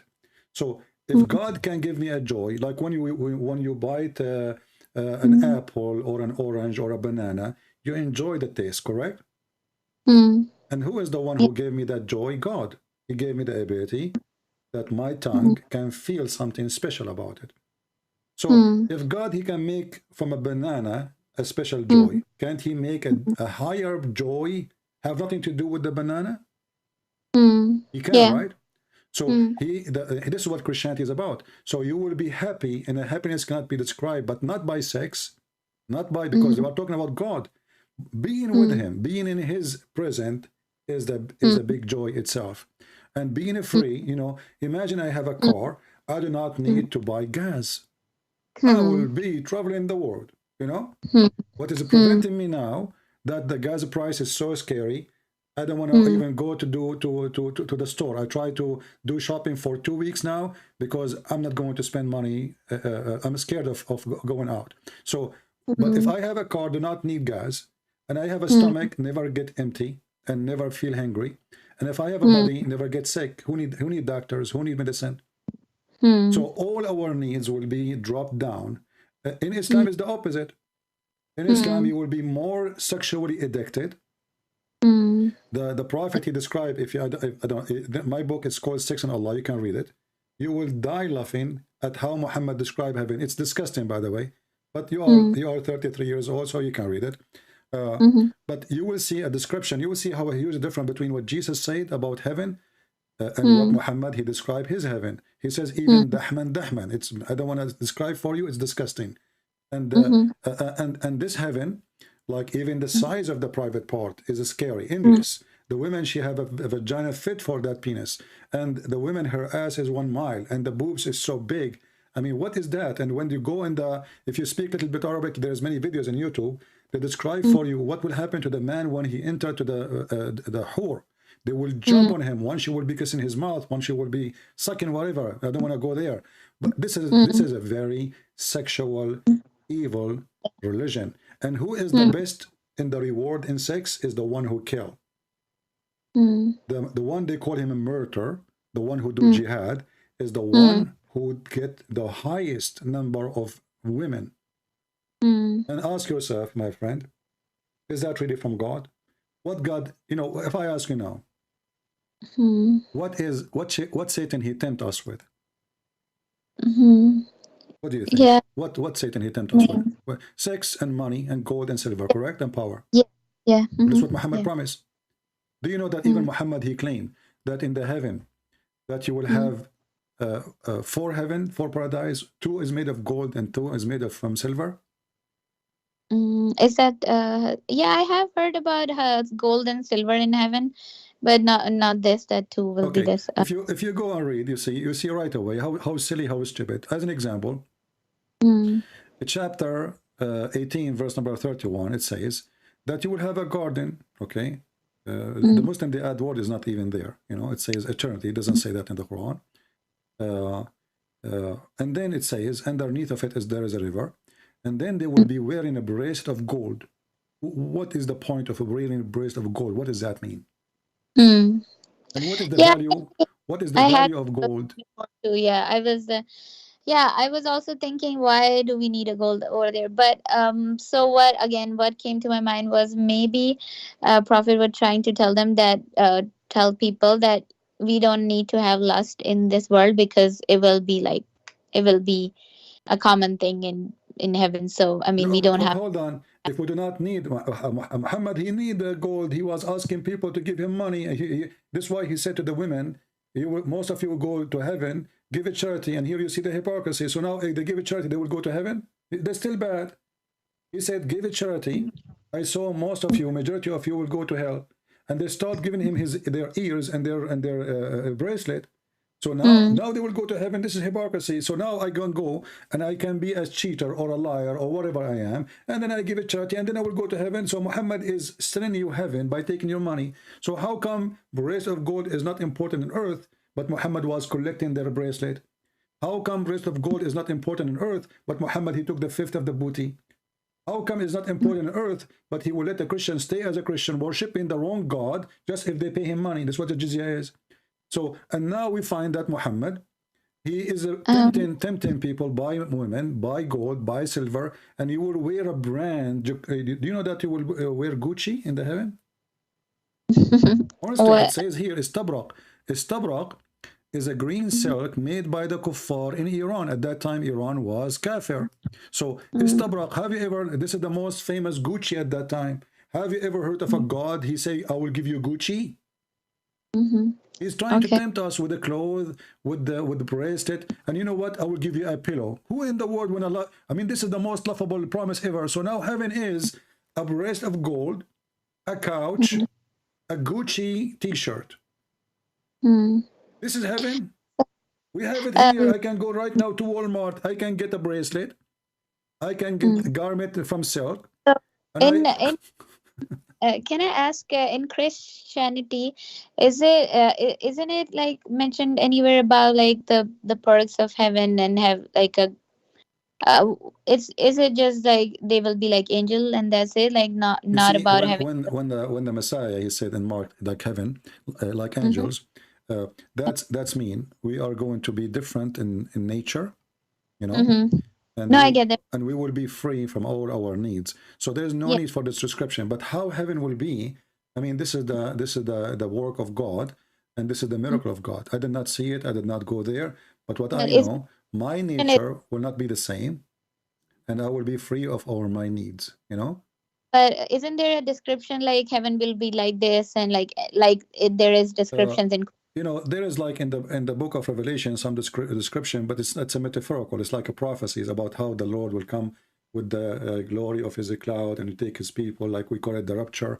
So, but it's not really a description. You can call it a description. It is, let us say, it's a metaphorical of the future, of how we will be living with the Lord, with his glory. So he will take his chosen one, his elected one, the one who follow him, the one who obey him, and they will be with him living forever in happiness. But for sure, there's no, the happiness is not food, is not gold, is not silver, is not male, is not a female. For at the end of the day, if you maybe you do not know that even when God created Adam, Adam was the name of Eve too. Adam is not the man.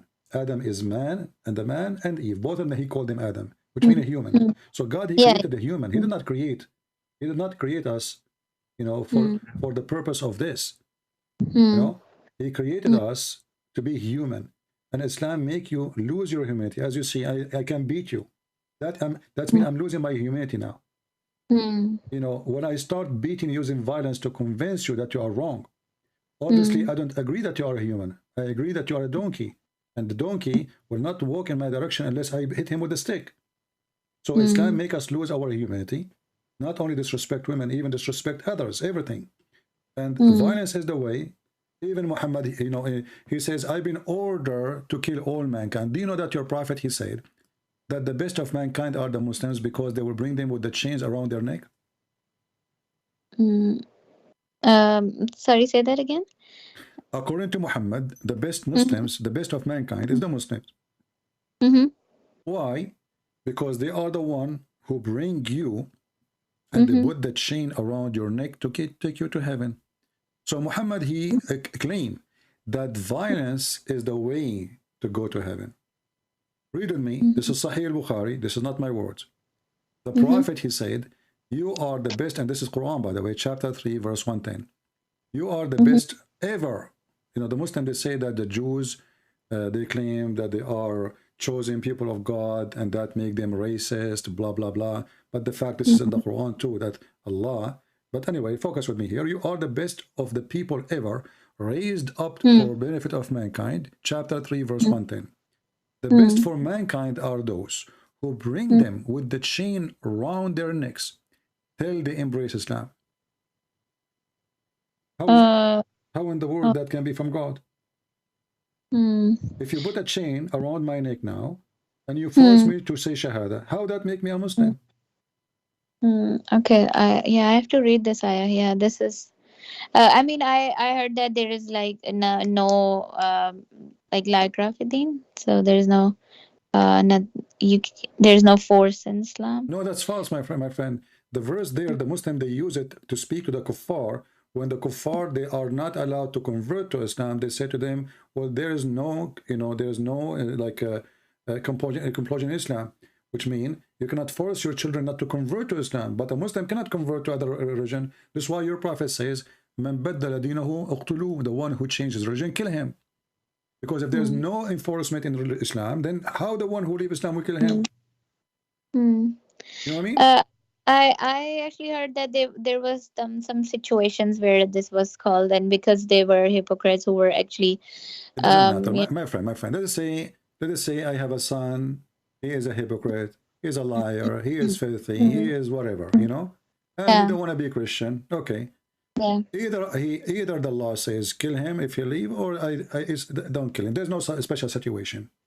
It's a choice. Actually, it's more healthy if he leave. Why you want to be a hypocrite who live? Because now you are creating hypocrisy. Because you don't let them leave. So you are forcing them to say we are Muslims, but yet they don't want to believe in Islam. So now we have, this is why Islam is messed up. You know? The second you give a freedom for a Muslim, like as an example, Muslim women, I'm not talking about you. I remember once we have a bunch of girls, we were taking a taxi between two cities in the Middle East. The girls, they were wearing hijab. The hijab, the kind you can't see anything. That's it, you know? So they took the taxi with us and we stopped in the city, but our trip is like long journey. So they drop in the second city. And now the taxi driver, he said, we have the three girls stop. If you pay for their seat, we can continue. If not, we have to wait in the office. They have an office for the company to get three passengers, so they can, you know, to fill up the car. So you know what? We are a student. We cannot afford it. So we were waiting in the office where he dropped the girls, and after like 20 minutes, three girls they came. They are wearing short skirt. They are wearing, you know, like those like a Spanish style where the women showing her shoulders, and you know, and they came and they said, Abu Muhammad, we forgot a bag in the trunk. The guy, he said, but you did not come with me. He said, no, no, no, we come with you. He said, no, you did not. He said, no, we did. And they start telling him stories he was telling to us, because we are in the front seat, the two guys with the driver, and you know, those like Mercedes, the wide one. So, and the three girls in the back. So they start telling him the stories he was saying to us during the time he's driving. He said, what? But the one who came with me, they were in hijab. He said, yeah, you know, our parents are not here, you know, they are coming to school here. So in the front of their parents, they are wearing hijab, no makeup, blah, blah, blah, blah. The second they go to different city, they are different creatures. So Islam is forcing people to be hypocrite. You know, obviously they are not confused. They are not like they are not comfortable with the clothes they wear as Muslim, but they've been forced to. And this is happening to all Muslims in the world, unless you live in the West. And even the one who live in the West is under a lot of pressure. Who dare to say? So, if you want to know, if you know religion, this is why in the Quran, I don't know if you know the story of the Muslims who say we are Muslims. Muhammad, he said to them, don't say we are believers. They say we are believers. They say, don't say we are believers, we are Muslims. You know that? Yeah. So What's how they can be Muslims, but they are not believer? What do you think? How Muhammad is saying to them, say we are Muslim, but don't say we believe. So the ayah is like that they say that they are the believers. They are not the believers because they actually, because the the religion or Islam did not enter their hearts. They just on exactly, their but he is saying to them, say we are Muslims. He is saying to them, don't say we believe, don't say we believe, say we are Muslims. So how he is allowing you to call yourself Muslim when faith never enter your heart? Yeah, I mean, Muslim is a title. If I say I'm a Muslim, but yeah, it's like a title, but if I'm not believing it from my heart, so it actually shows that your intentions matter, you know. No. It says Not a believer. no, it shows the opposite. Your intention, it doesn't matter. What matter is you say we are Muslims. So Muslim is not a believer. Muslim is somebody is forced to convert to Islam, and now he is saying to them, don't say you believe, for belief, faith never enter your heart. Say we are Muslims. So now those are Muslims who they never have faith. So why they become Muslim then? Do you know why? Because Muslim means surrender. Muslim means surrender, not to submit as they lie and say to us. So when you surrender in war, you don't choose. You know, there's no options. There's one option only: surrender or die. So they surrender, and the Muslim, they lie to us when they say Islam means submission. You surrender to Islam, but we know that you did not believe in Islam because you surrender. You did not choose Islam by yourself. We forced you to convert to Islam. So we know that your heart is there's no faith. You can say we are Muslims because you say Shahada, but you are not a believer. Muhammad, this is the Quran, chapter 49, verse number 14. Chapter 14? Chapter 49, verse number 14. Okay. I will send you the link. I will send you the link. You can read it. Yeah, I have read this actually. But yeah, I mean, what I understood of it was that, yeah, I mean, it's necessary for you to actually accept the religion from your heart instead of no. That's false. That's false. As you see, if it's necessarily, then he should say to them the opposite. He should say, don't say we are Muslims. If it's necessarily to have the faith in your heart, then he should say the opposite. Don't say we are Muslims, for faith never enter your heart. This is how it should be. But as you see now, it's the opposite. It says, don't say we believe, say we are Muslims. So believing have nothing to do with being a Muslim. Because Muhammad is Satan. Muhammad as a Satan is forcing you into a belief you don't believe in, and you don't care if you believe or not. Just say, I am Satan, worship me. Just say that, just worship me, just bow down, just say Shahada, I'm fine with it. You believe or not, who care? Just say Shahada. In Christianity, no. Jesus, he said, not everyone says to me, Lord, Lord, or God, God will enter the kingdom of my Father, but the one who do his will. So if we say Shahada from now until 1,000,000 years from now, we will not enter the heaven of Christ. Because it doesn't matter what Shahada we say. It doesn't matter what word we scream with. It doesn't matter what we call ourselves. What matter is if we do the will of God or not.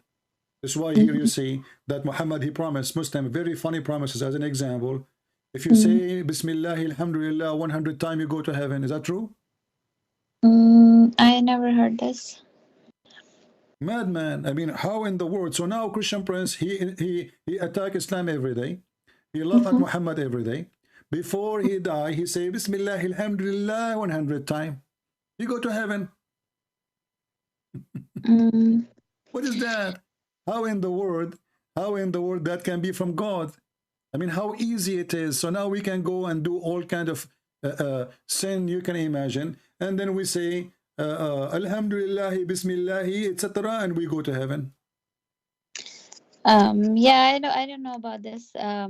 Yeah, but and I actually kind of not believe on this. Like when people say read this like this many times, but this is what Muhammad said. It's not up to you. If you don't believe, it's mean you don't believe in Muhammad. And is this like hadith or something? Yeah, this is hadith. Yeah. Okay. And it's 100 times. If you say it 99 times, you're in trouble. But also send me the reference for this. Yeah. If it's But remember, sister, you have to do it 100 times. Okay, if you do it 101, you maybe you have to restart over. It have to be the magical power only in if you do it 100 times. I mean, what kind of religion this religion? And then Allah will forgive your sin, all of it, if you say that. You know, what is that? I mean, this is madness.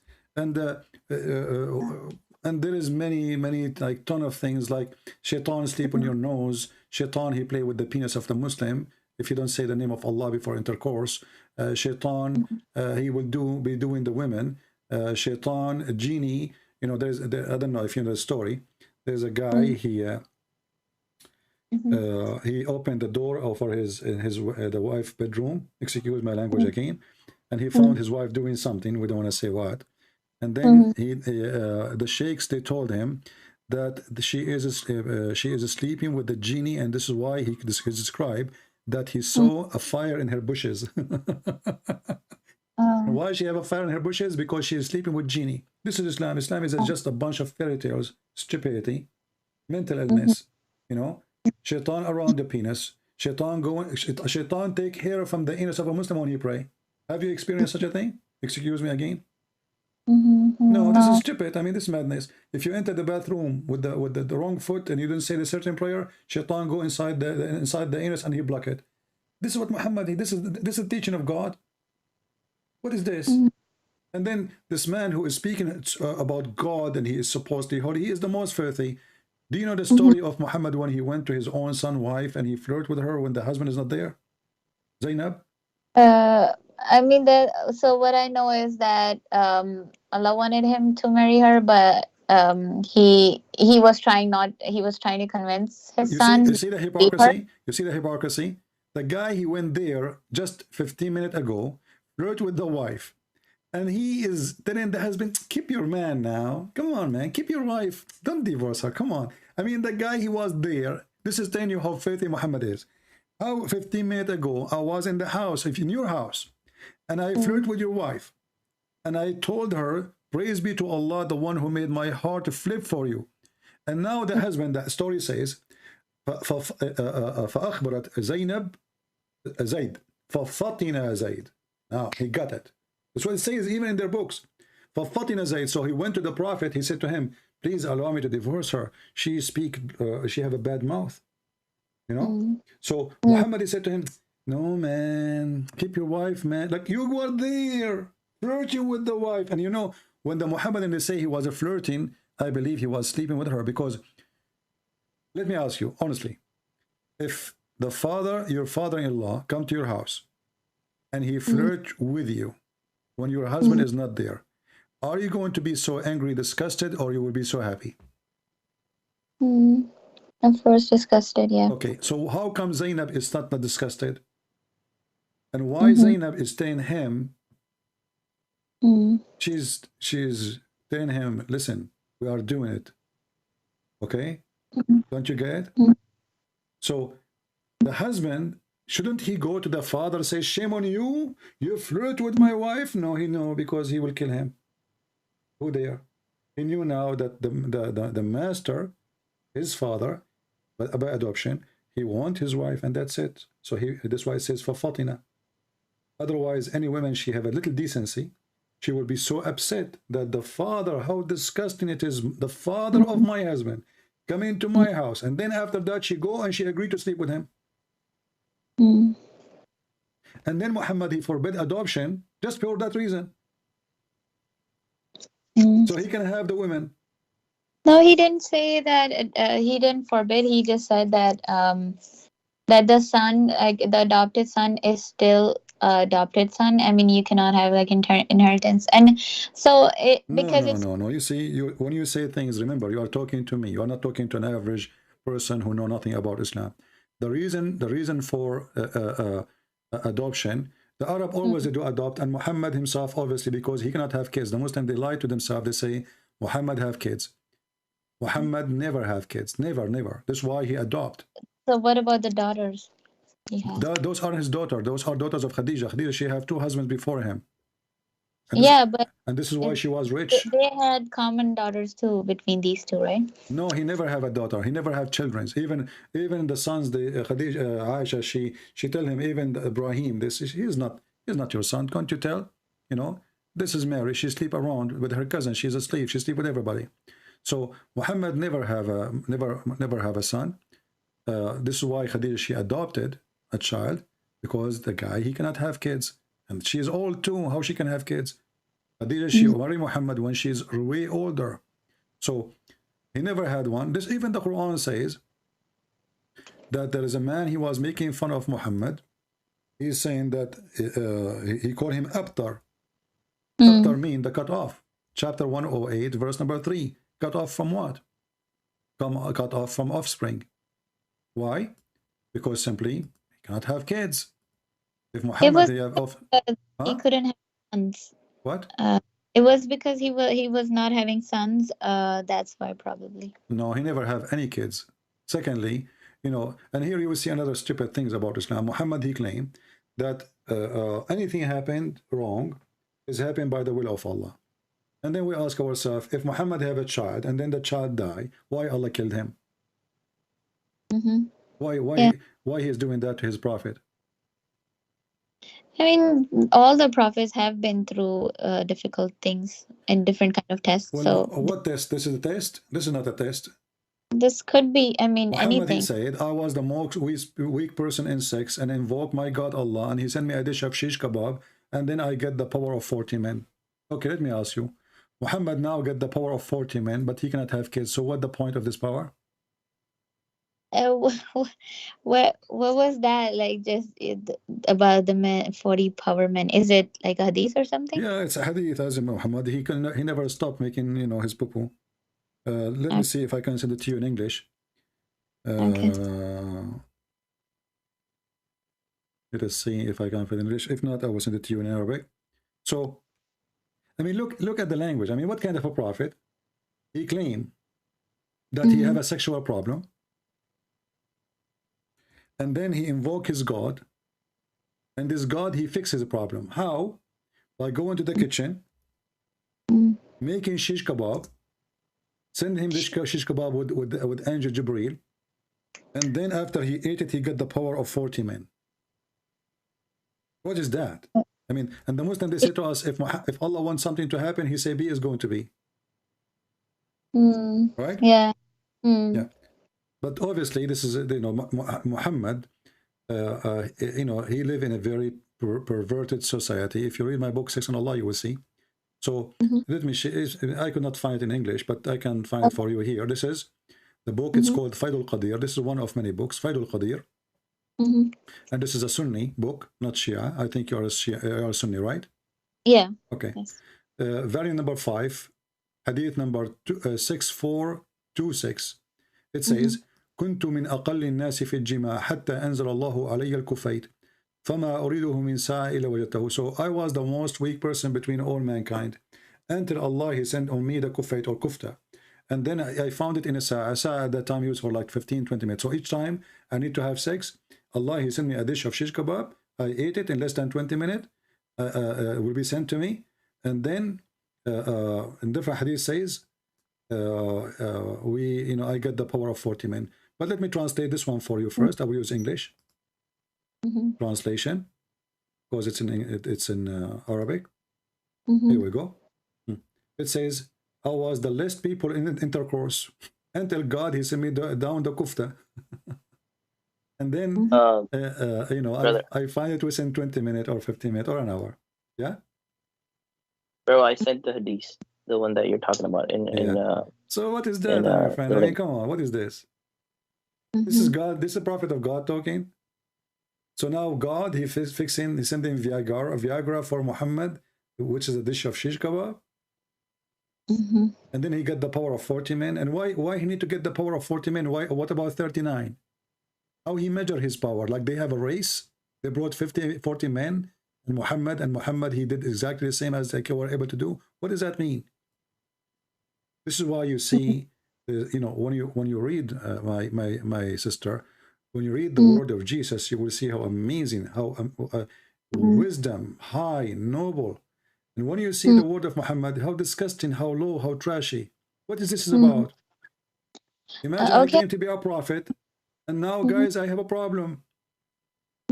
Everybody, please help me. It's not working. It's not functioning. I play music for it. It's not working. I'm going to invoke Allah. I go to my room now. I invoke Allah. Please, Allah, help me. It's not working. Why even need to publish this news? I mean, what kind of a man, he go in public, says, hey, the private part I have is not functioning. It is the lowest between all mankind. He is glorifying God by sending a dish of shish kebab. What is this? So, I have a question regarding the Quran and Bible and the other books. So, how they were, as far as Quran, I know that it was sent to Prophet through Jibreel, and then people used to initially remember it, and then they started writing it down and then compiled it in a book. It was, I think, mainly led by his friend, this effort, but overall it was just written at that time, and it was since then it's just this kind of same.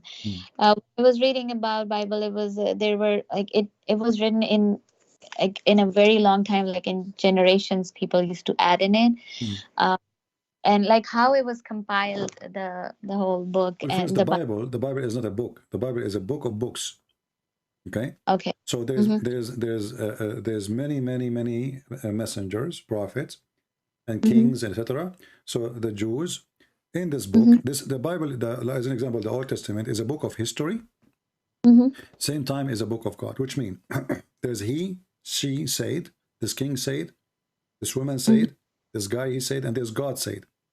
So it's a book of history.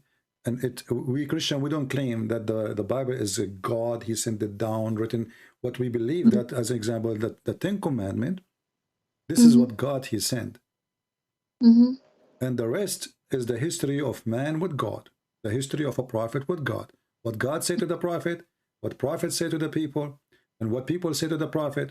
So as an example, when the Muslim, they say that the Quran, all of it is the book of God, correct? Okay. Yeah. And then they say nobody can make Quran like this Quran, correct? Yes. But this is very silly, because we find in the Quran that the ant is making Quran. Because the ant, she said. Ant? The ant, if you go to the chapter, there's a chapter in the Quran called the chapter of the ants. Okay, who is talking? The ant. So who is talking now? Is Allah or the ant? They say Allah, but the ant, she said. So we are not silly as Islamic religion when they say the Quran is every word of God, because that make it funny, and especially when Allah, he challenged us to make Quran like the Quran, and then we find the genie making Quran, shaitan making Quran, the ant making Quran. I mean, everybody making Quran except Allah. And what do you by making Quran? I don't know. Like the ant was talking and like that. But what do you mean by ant making Quran? Okay, when the ant she said, who is talking? Oh, ant said, but that was something that Allah. I don't know about the verse exactly, but what I think is that Allah told Prophet that ant said that, and like it was a Okay, but the one who said that is the ant. It's not Yeah. Allah. So Yeah. how this is the word of Allah if Allah quoting the ant? So if you quote me now, if you go to my book and you say Christian Prince, he said this, is that the word of you or the word of Christian Prince? Yeah, so it's like an example, you know, if Allah is giving, No, and it's not Allah. example. You see, he's quoting the ant word by word. Yeah. Okay, as long he is quoting the word, this is a quotation. This Yeah. is not the word of God. So this is a quotation, but the Muslim, they claim nobody can make Quran like this when Allah himself is taking Quran from the ant, because the one who said this quotation is the ant, not him. And then the one after it, it is Sulaiman who said that. And then after that, Sulaiman, he checked the bird. And what kind of religion was? I mean, this is, look at this religion. I will tell you a story. This is a serious story. I don't know. I hope you will not laugh at me. I have my grandfather. He died. And he died. He was holding, you know, old people, they hold a stick in their hand, you know. Yeah, a long stick like staff, you know. So he died, and he died standing. And then for more than a year, my grandmother, she did not notice that he is dead because he was holding the stick standing. What do you think about this story? I mean, if it's a miracle, it could happen, you know. No, it's not a miracle, because the reason she did not notice him, because it is the stick. He was holding the stick. Not because God, he didn't want anyone to know, because he was holding the stick. And then after a year, the termite, they ate the stick, and he fell down. It was I don't know if it's a year or a few days. It is a year. Year, okay. So what do you think? This is not a miracle, because as you see, it was concealed because of the stick. When the termite, they ate the stick, he fell down.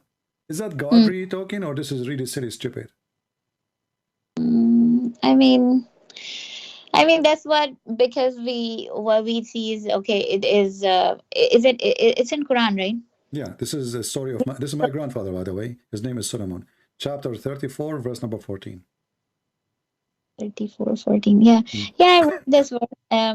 But yeah, I mean, if as far as it's like Prophet Suleiman used to talk to animals and everybody. So we consider is that miracle. As far as my understanding is this. No, this is not a miracle, because listen, miracle, if we do not need the stick, and miracle cannot be broken because of a termite. So if God decides to hide your death, nobody will see it.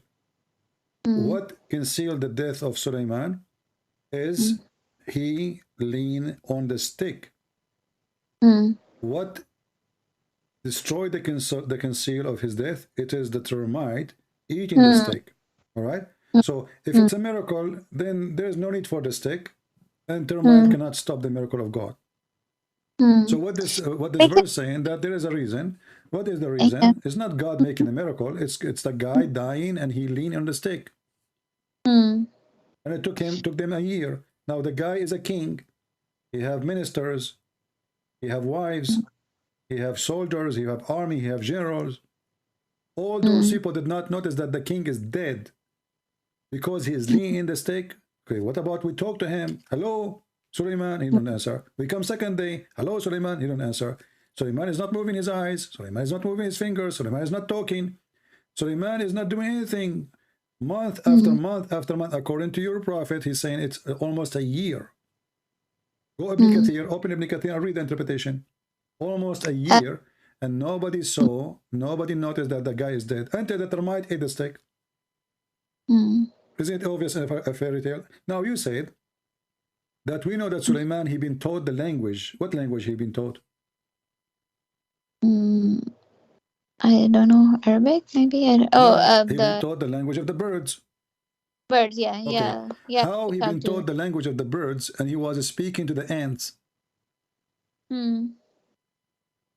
I mean, language of the birds. I thought he was able to communicate with different animals, like all the animals, kind of. No, he was taught the language of the birds specifically. You know? Where does it say? Is it in the Quran or Quran? Hadith? Yes, in the Quran. If you read the same What? chapter, the chapter of the ant, where it speak about his, he understand the ant. It says in verse number 16. And Suleiman was David higher, and he said, "O mankind, lo, we have been taught the language of the birds." So imagine I teach you the language of the birds, and you end talking to the tree or to the cockroach.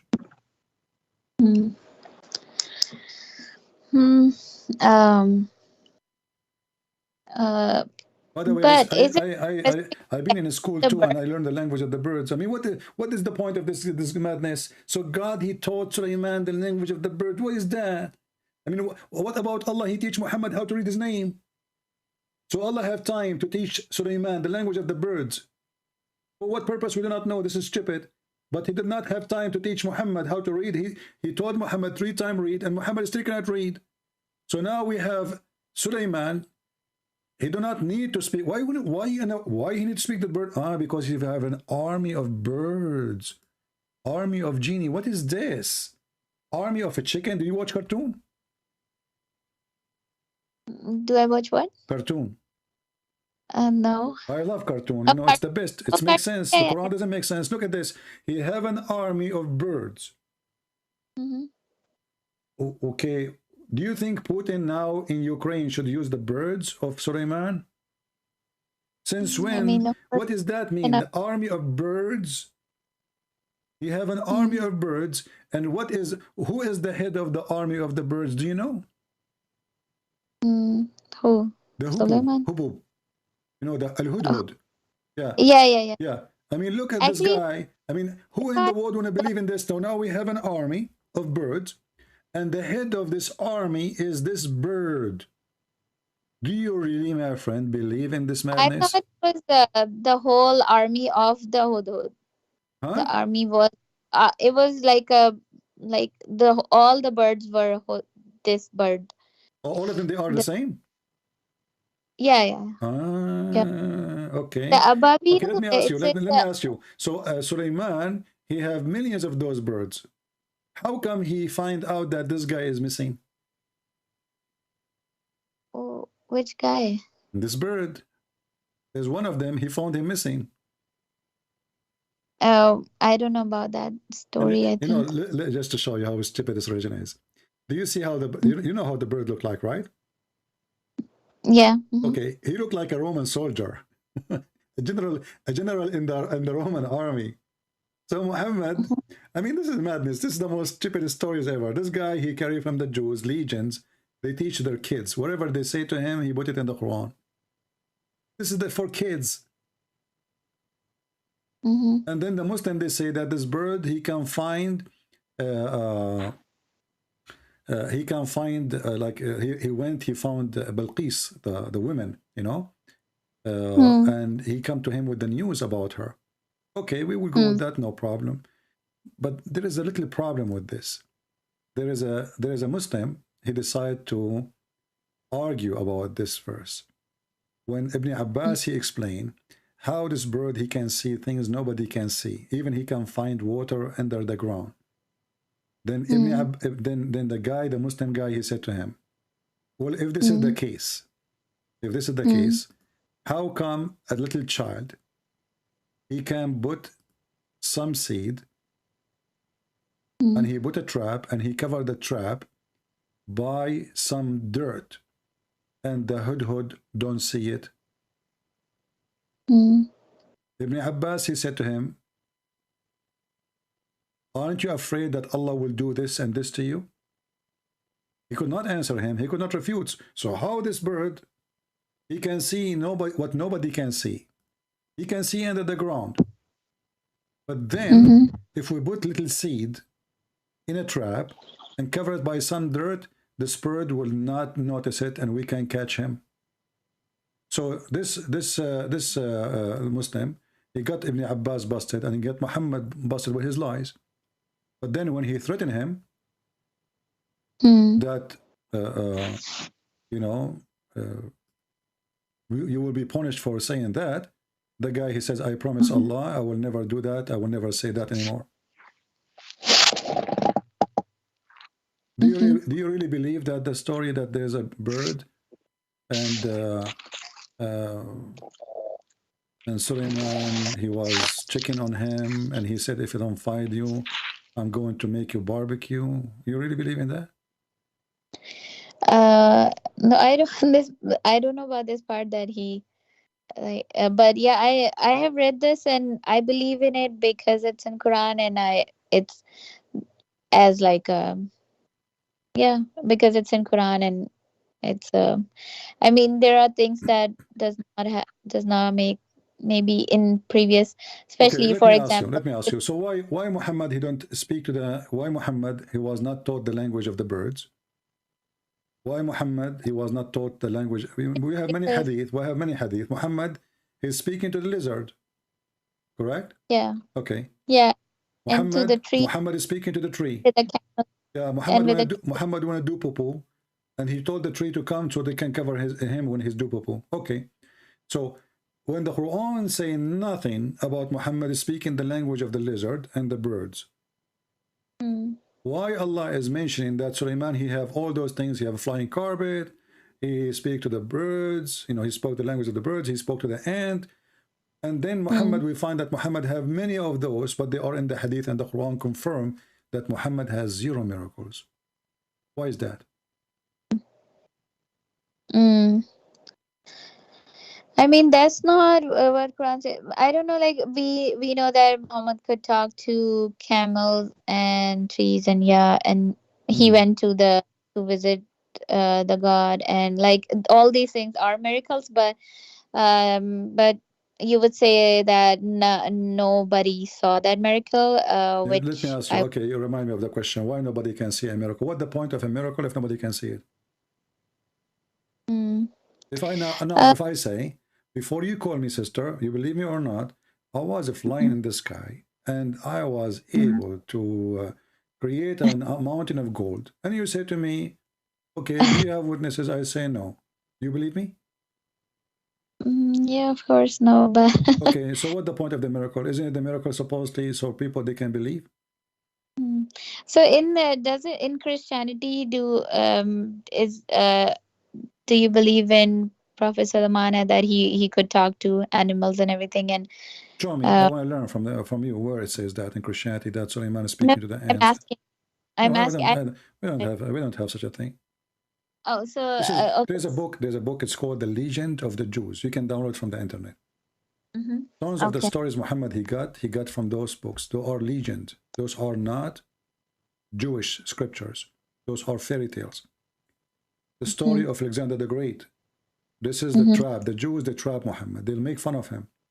They come to him and they say, there's a guy, he's a prophet. His name is Zulqarnain. What do you know about him? Muhammad, he could not answer right away. Later, he claimed that now Allah, he informed me. And he started talking about Alexander the Great, and he found the sun set in the murky water. Do you believe that sun set in the hot water? Yeah, I mean, no, of course, but yeah, we talked about this. Me and my friend, we talked about it, but yeah. So. What do you think about it? The sun set in murky water. In my backyard, the sun doesn't set in murky water. It's sun in my pool. I don't have a pool, but I'm just joking. What my understanding was about the mentioning in Quran is it was the man's perspective. Okay. You see, I want to ask you, just I find this is really disgusting. A Muslim, they are trying to fabricate words is not in the Quran to fix the... how the Muslim, they say nobody can make Quran like the Quran. And then they say, this is from the perspective of the man. Can't Allah, he say, this is from the perspective? Is he like he do not know that word? Is it in the Quran? No. Where in the Quran it says from the perspective of the Qur'an? Nowhere. Allah is reporting a fact. If I see the translation, it says that when he reached the place, he saw. No, he first saw. of all, he did not say he That's saw. what It says wajadaha. Wajadaha mean he found it. Nowhere it says he saw. found it. Yeah. Okay. It says here حتى إذا بلغ مغرب الشمس وجدها تغرب. So he found it. Found, it could be, I mean, I'm just saying, like, what I understand, it could be that that's what he found, but that might not be the Okay, reality. where Allah he described that this is not a true find. Why Yeah. Muslims are adding things up? If he say he found, did he correct his find? No. He said he found. That's mean Allah is talking and he told us what he found. So it's a find. It's not he thought. When I say to you, you say to me, I went inside the house and I found the faucet is leaking. Is that you thought it's leaking or you found? Yeah, you found. So found is what he found. And who is forcing Allah to say things he is not agreeing with? And where it says that this is not, the one is talking is Allah, not the guy. Allah telling us what he found. And not only that, he found when he reached the sitting place of the sun. But there's no sitting place of the sun. What does that mean? He found the sun set in a spring of hot water. Zakir Naik, he says, when you go to the ocean, you see the sun is going in the ocean. You think that the sun is going in the ocean, but the fact the sun is not going in the ocean. But there's no ocean here. It's a spring of water. How you can fix that? So even they lie when they try to fix it. They say an ocean, but as you see, it's a spring of hot water. Yeah, that was good, by the way. Well, I can speak like him. I can. Yeah, that's awesome. But yeah, no, I get your point, and I actually have noted down that point where when I talked about this with my friends. So and not only that, listen, he continued, and then he said, until he reached the rising place of the sun. Like, where we can find the rising place of the sun? So now he found the sitting place of the sun, and he found the rising place of the sun. I mean, this is madness. Where is the rising place of the sun? If I ask you, you will say the sun rises everywhere, even in the pole it rises, right? Okay, so what he mean? He found the rising place of the sun. This is madness. It's a stupid religion. And then he found next to it people who didn't understand anything, and they told him, you know what? There's people of Gog and Magog. They are doing bad things to us. How they don't understand anything? And and what do you mean you build a dam between us and them? Why the earth is flat? Because the earth is flat in the Quran. Because the only way to build a dam between us and a group of people, if the earth is two pieces, and there's no way to go around it, correct? Was it a dam or a wall? No, it's a dam. It says حتى بلغ بين السدين. So he built it's a wall. The dam is a wall anyway, right? So he built a wall between two mountains. This is what dam is. The dam, you build a wall between two high objects. So he built a wall between two mountains, and that will stop those people, Gog and Magog, who they are not a human. And Muhammad, he claimed that the Turk is one of them, and he make fun of their look. So those people now, they cannot come to us, but how that can work? If you are my neighbor, and you build a wall between me and you, let us say you are in the left side of my house, and you build a wall there. Well, I can go around the wall and come from the back, right? I mean, yeah, but it could be, yeah, of course, around the wall. But so if it's a mountain, I can go around the mountain and come to you. Yeah. As an example, but it's the highest mountains in the earth is the Himalaya, as they claim, right? Okay, I can go around it. I can go around the Himalaya and go all the way to Russia. I can go all the way to come back to India. I can, this is, so what wall can do? How this wall stop those people from coming to us? I mean, it's because if it's so just the only thing that I could make sense of is because, yeah, you can go around, but if it's a very like a long wall, then maybe it would protect them, because maybe those people will not actually be able. It's going to protect them if the wall is around them. It's around those people, not a wall between two mountains. Correct. Same time, those Gog and Magog, they are a huge number by billions. the ratio of the Gog and Magog, according to Muhammad, is 1,000 to 1 of us. So if we are 7 billion now, they are 7 trillions. Where we can find those people? Which where? I mean, we have satellite; they can see everywhere. And those people, they aren't human like us. They are evil. They, you know, and they fight by arrows. So we should fight. You know, even Muhammad, he says, before the judgment day come, those people, they will attack the city of Medina, and the Muslim, they will collect their arrows for 7 years. They will use them for 7 years for fire. It's made from wood. They use arrows and horses. What is this? And those Gog and Magog, who is the one who built the wall for them? Alexander the Great. Fix that problem. Isn't it obvious that this is really a fiction story, and Muhammad, he was copying whatever he heard from other people around him? This is a fiction story. Alexander was he Alexander before Prophet Muhammad or after? Oh, for sure, it was way before. Oh, okay. Yeah. Okay. So the questions, I'm sorry, and please let me know whenever you have to break, because I mean, I know your time is precious. It's okay, so but maybe you are tired. But my sister, I advise you. This is obviously stupid religion. I'm not trying to be rude to you, but I'm saying to you what I believe. You know, we are not going to sugarcoat what we believe. We believe Muhammad is an evil man. A person who go have sex with the children cannot be from God. You know, Jesus, he said, it's better for you to put a milestone in your neck from hurting the little ones. So it's better for me to jump in the ocean, put a milestone in my neck before I harm a child. How in the world a prophet, he do such an act which is evil and ugly? A man, he lie, he cheat even with his wife. A man, he taught you to you as a wife to be beaten by your husband. There's no respect, there's no love. You are just no one. And even in heaven, you will be restrained. Lies after lies, fiction after fiction, stupidity after stupidity. I remember once I was doing a seminar, and a woman, she said to me, well, you said that there is no reward for women in heaven. You are lying. The prophet, he said he will be 70 times more pretty. I said, well, let us go with this statement. If you will be 70 times more pretty, if every Muslim woman will be 70, I said, only you or all Muslim women? She said, all Muslim women, they will be 70 times more pretty. And actually, I remember at that day, I used your name as Aisha, you know? So I said, okay, let us say Aisha, she is, she is twice more beauty than Fatima. You know, I will type the word Aisha in the screen.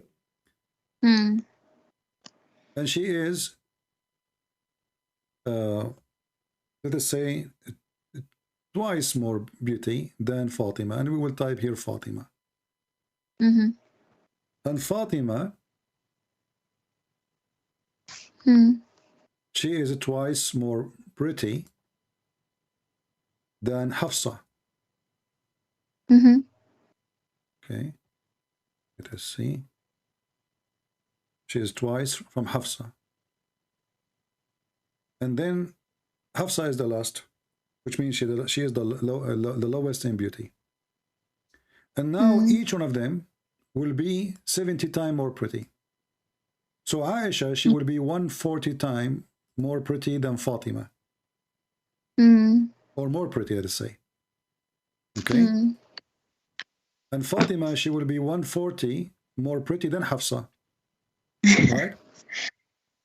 I mean, yeah, I never even... And Hafsa will become 70 times more pretty. So look what happened now. If you think about the number, Aisha, she is 3 times more pretty than all of them from Hafsa. She is twice more pretty than Fatima, and nothing changed. So you were ugly in earth, you're ugly in heaven. People, they start laughing at her in the seminar. You know?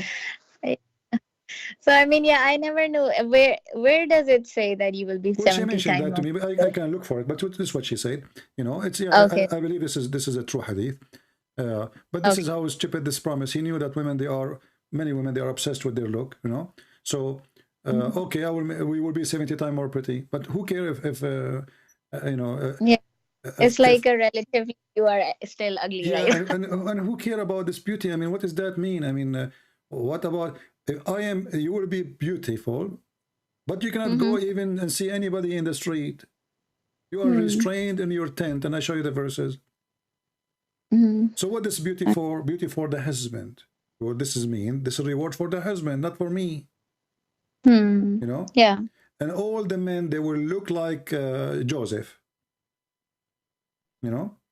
All of them, they will look like Joseph. And all of them, they will be 33 years old like Jesus. And all of them, they will be so tall like Adam, which is almost 5-6 floor building. What a stupid religion. And all the whore, they look the same. And they say the same word and they sing the same song. It's a madness. Imagine you go to a dating website, everybody there have the same profile, same picture, same name, same height, same age. Everybody. What is this? I have a couple of more questions about it. What does Christianity say about out of marriage, physical, like sexual relationship? Out of marriage? It is forbidden. It's forbidden. The Bible says, and this is why Muhammad, he tried to copy from the New Testament. As an example, when Saint Paul, he said that gambler and fornicator, etc., they will not enter heaven. Obviously, they will not enter heaven. You know, either you are with God or not. But you can repent even if you did it. You know, you can fight your sin, and this is why repentance exists. Repent is a light of hope that we do wrong, but we can fix our wrong. You know. Yeah. But the Bible never promote such a thing, and the Bible is against it. But your prophet, he allow you even to be rented for 3 days, 3 nights to do muta. You know. So, yeah. I saw that. So isn't there any kind of punishment mentioned in Bible? The Old Testament for sure, fornication, the fornicator, the bent in the fornication, a married person, the punishment is death. In Bible? Yes, in the Old Testament, there's many. You can search in Google. I mean, there's on this count of verses. Yeah. But remember, but remember, if a married person do this, and what about the unmarried? And depend if the fornication is a rape is different. If the fornication is a fornication between an agreement is a different. So there's many cases. So a person who rape, he will be put to death unless the woman, she forgive him and she marry him, she accept to marry him. And if he marry her, he cannot divorce her. If a woman she lay down with a man in the field and she never scream, obviously she agree, you know. She agreed. She did not object, you know. Because a woman should resist. You know, but this is a law to preserve, you know, the traditional Jewish tribes. You will notice that when a woman, she was accused of fornication in the time of Jesus, Jesus, he did not say don't stone her. He didn't say stone her. He say if one of you don't have sin, go ahead, stone her. So what Jesus said, yes, there's a law for such a thing, but those who practice the law, they are hypocrite more than the one who is going to be judged. So obviously there are a bunch of fornicators trying to judge a fornicator, but they are not the one who can judge. So with the Christ, you know, the judgment, it have to be from those who can judge. Those, if I want to teach you about you cannot lie, and I am a liar, well, how in the world that work? Yeah, you know? That's true. That makes sense. Yeah. And Muhammad is the same. He told Muslim not to fornicate, but he's a fornicator. You know, as an example, when Muhammad he have sex with Mary the Copt, there is a guy. His name is Sheikh Uthman. He claimed that he married her and he freed her. And when we you can search. There's a video about it. We found that he never married her. He never freed her. It's a lie. And he was sleeping with her without marriage. They will say to you then, another smart Muslim, he will say, oh, she was his hand property. When the Quran says, وَمَا مَلَكَتْ أَيْمَانُكُمْ مَلَكَتْ أَيْمَانُكُمْ is the one you capture from war only. Mary the Copt is not from war. Never was. She was a gift. So according to the Quran, nowhere the Quran says Muhammad, he can have sex with the women. His book, he can have sex only with the one who she is captured from war. So why Muhammad was having sex with her? According to which religion? According to which law? So this guy, you know, he broke even his own religion. He said things he do the opposite. Not like our Lord the Messiah. The Messiah, he said, he challenged the Jews, who can prove me to be a sinner? Jesus, not only he forgives sin, because I can say your sin is forgiven, claiming to be the Messiah. But Jesus, the Messiah himself, he never commits sin. And even when Muhammad, he tried to fix it.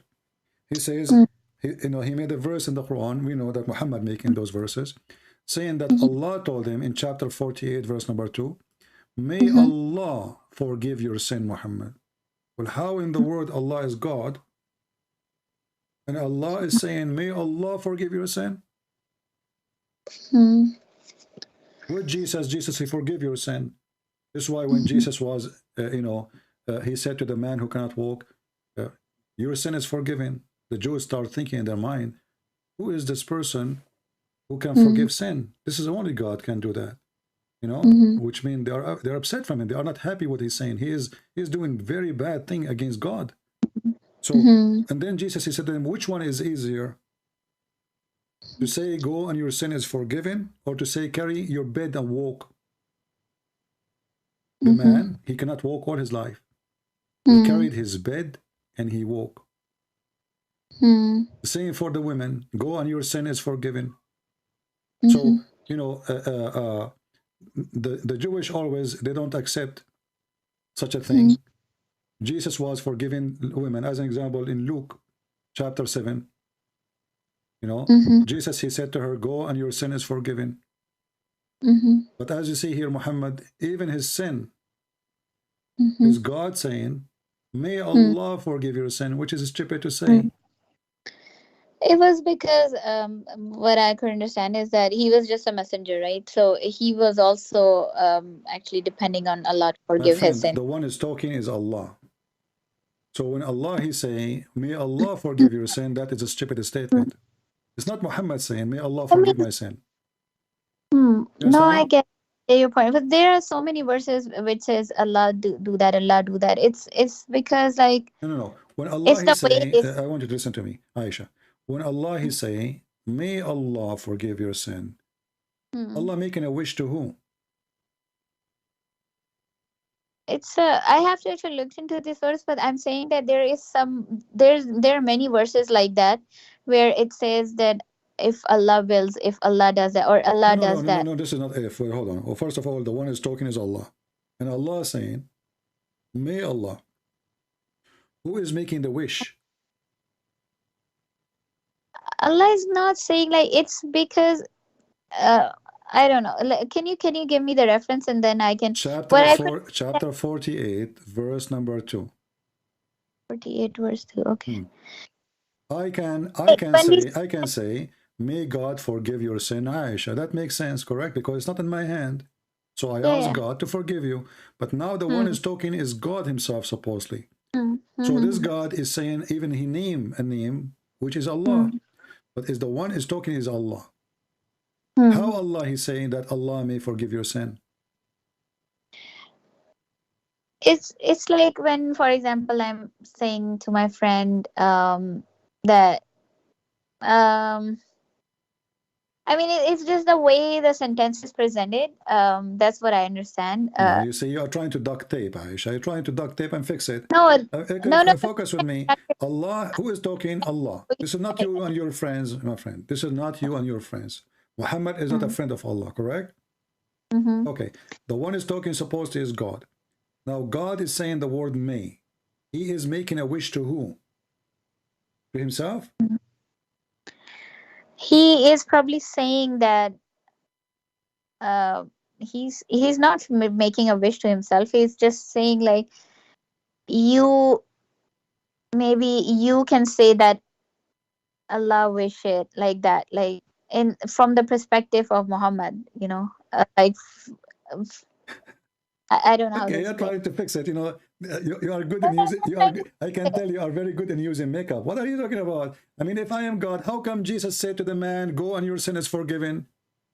And you Muslim, you say, where Jesus says, "I'm God." Well, obviously, if Jesus is not God, he will not have the authority to say, "Go and your sin is forgiven." He will say, "May God forgive you." Correct? Yeah. How come Jesus, and he is a man, He said to the man, go and your sin is forgiven. He did not hesitate. It's not maybe. He did not make a wish. Go and your sin is forgiven. Allah is supposed to be the God, and He's speaking. And then Allah, He say, may Allah forgive your sin. Allah making a prayer. Yeah. But that's wrong, because He's God. It's in His hand to forgive the sin or not. And it is in His hand to know if the sin is forgiven or not. So do Allah know the future? Or maybe He will forgive, maybe not. This verse destroy everything Muhammadi claim about Allah is all-knowing, Allah is etc. So on that, I have a question. So Muslims actually believe that Jesus is not God, but and it is believed that actually when Jesus was a messenger and he asked people not to worship him, but people started worshiping him and associating him as a son of God.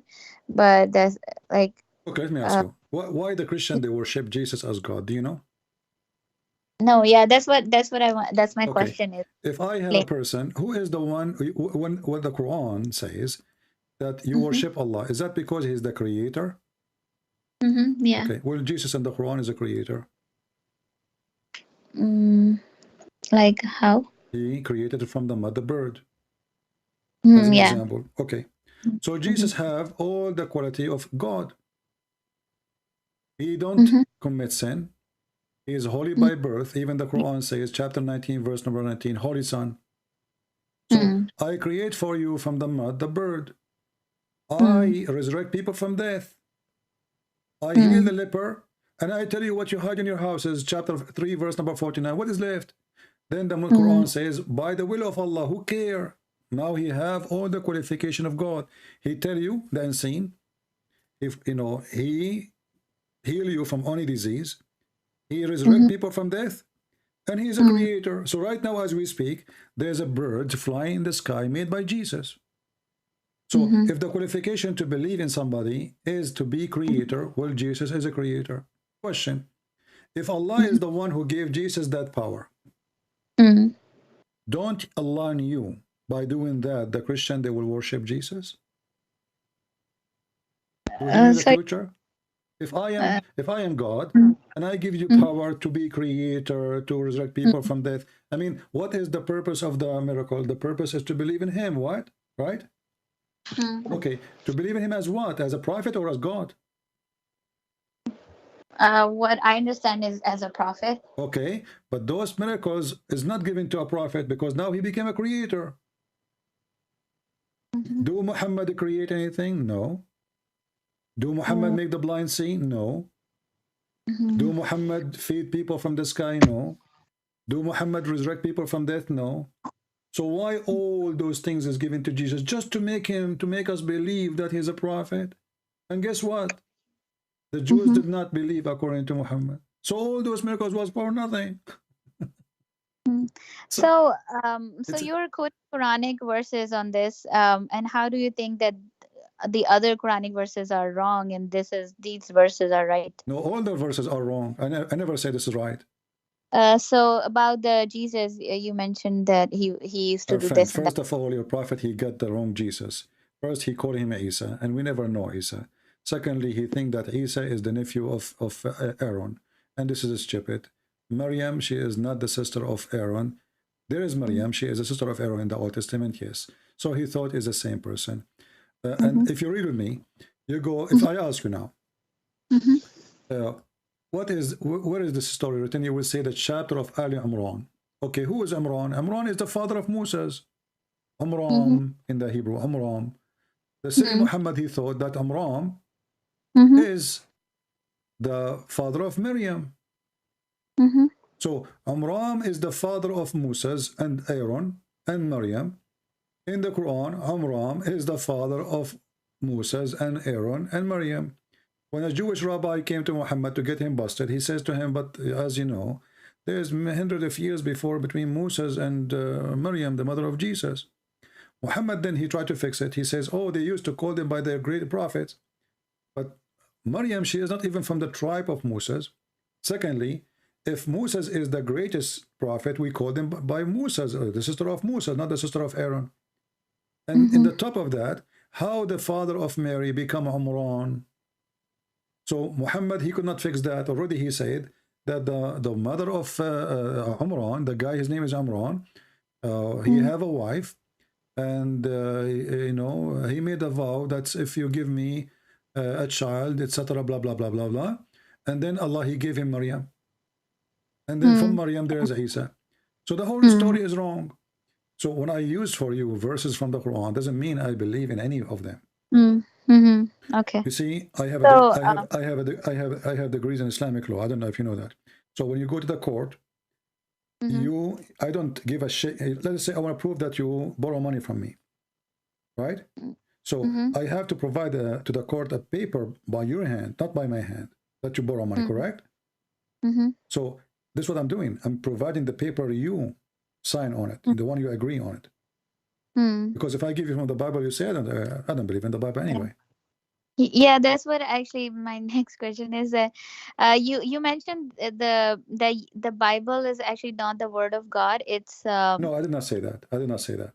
I said no. The Bible is the word of God, but when we say the word of God, we mean what God he said in the Bible.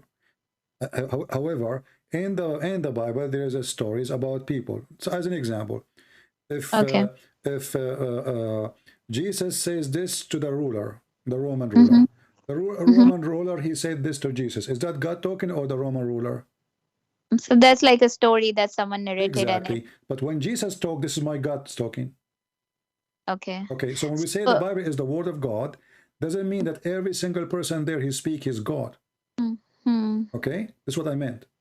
I did not say that the Bible is not the word of God. I meant that not every single person there speak is God. Okay.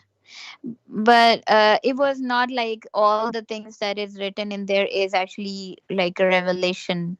It's not there like is that, revelation, right? And there's not revelation. Why? Because if I am telling you now that the ruler he said to the Jews, I washed my hands from this person, I did not find him guilty. Well, this is not inspiration. This God is saying what he believed. He's not a prophet, you know. So inspiration is what is given to a prophet. Or as an example, like a combination of like we have Qur'an and Sunnah, so it's like a combination of basically. No, we don't believe in such a thing. What we say that simply, it's a very simple method. When in the Bible you read it says God said, it's mean God said. Okay. When you see a king, etc. say, this is king is saying. Got it. Yeah. When the soldier he said, this is soldier said. When Peter he said, this is Peter he said. But who read all this, and what's the how do we know that it's authenticated, that whatever like the stories are? Well, you know, the Christians, as an example, you see the verses in front of me in the Quran, chapter 3, verse number 41, right? There's a book, Muhammad is taking the story from there. We don't accept them. The one mentioned that Jesus he created from the mother bird. It exists. You know, we don't accept it. Ask yourself, why the Christian, they will reject such a book, even it's making Jesus greater. It doesn't make Jesus down. It makes him greater. Why they will reject it? Because simply it's not true. To make it simple for you, you heard that all the Christians in the beginning of the Christianity, they used to be given to the animals, to the Roman. They play with them like for fun, you know, in order to make them leave a Christianity. Why somebody, if his book is not authentic and it's not true, and those are the early church father, they are willing to die, but not to refuse to believe in Jesus. Why they want to do that? And all of them, they are poor. You know, imagine you come to me, you say, well, if you don't believe that, if you don't deny Jesus, I'm going to throw you to the lion, right? So now, here, you know, I say, I don't care, throw me. Why would you do that? If people who corrupt, is people seeking life now, not later, correct? Because this is what corruption is about, to make a benefit from the corruption. Even the Quran speak about people, they are called the people of Al-Ukhdud. Did you hear the story? No. The story is that a king, he's a Jewish king, he come to Yemen, and he put the Christians into, he made like a big hole in the ground, and he set fire in it, and he bring the Christians, and anyone who don't deny Jesus, he throw them in the fire. All of them, they refuse to deny Jesus, and this is in your Quran. Why those people, they refuse to deny Jesus? Give me a reason. How do you see how much strong they are in belief? In Islam, you can do taqiyya. You can reject Islam. You can do taqiyya. Chapter 3, verse 28. You can deny that you are a Muslim. In Christianity, no. They are willing to jump in the fire. I mean, that happened in Islam too, right? People actually like sacrificed and like. No, in Islam you don't sacrifice because you want to, protect. In Islam you want to sacrifice so you can go and get the virgins. Take the virgin away. Take the virgin away. Nobody sacrifice himself. The wife of Pharaoh, she also like because of her faith in God, and she was killed, right? Well, this is fiction story. First of all, do you know that your prophet is going to have sex with the wife of the Pharaoh? I mean, your prophet is mentally sick. He said Allah, he promised him when Khadija, she was dying, he said to Khadija, say hello, to my wives in heaven. Khadija, she said, what? Woman, she's dying. Did you marry women before me? He said, no. But Allah, he promised me. Asiya, the wife of the Pharaoh, and Maryam, the mother of Jesus. And he started counting. This is sick. This man is sick. Secondly, the wife of the Pharaoh, Ramses II, is not Asiya, is Nefertari. It's because what I heard is that she was Asiya, right? And she actually prayed to God at that moment that my friend, listen. You pray to God, and you are the wife of the Pharaoh. Why Muhammad is going to have sex with you? Not about sex. It's about sex. It's about sex. This guy is obsessed. No. Every great woman, every great famous woman, he want to sleep with her. Okay, I want to ask you: is it a respect? Is it a respect from Muhammad to say that God, he promised him to have Mary in his bed? Is that a respect? What? Mary in his Mary, bed? the mother of Jesus. Is that how you respect Jesus?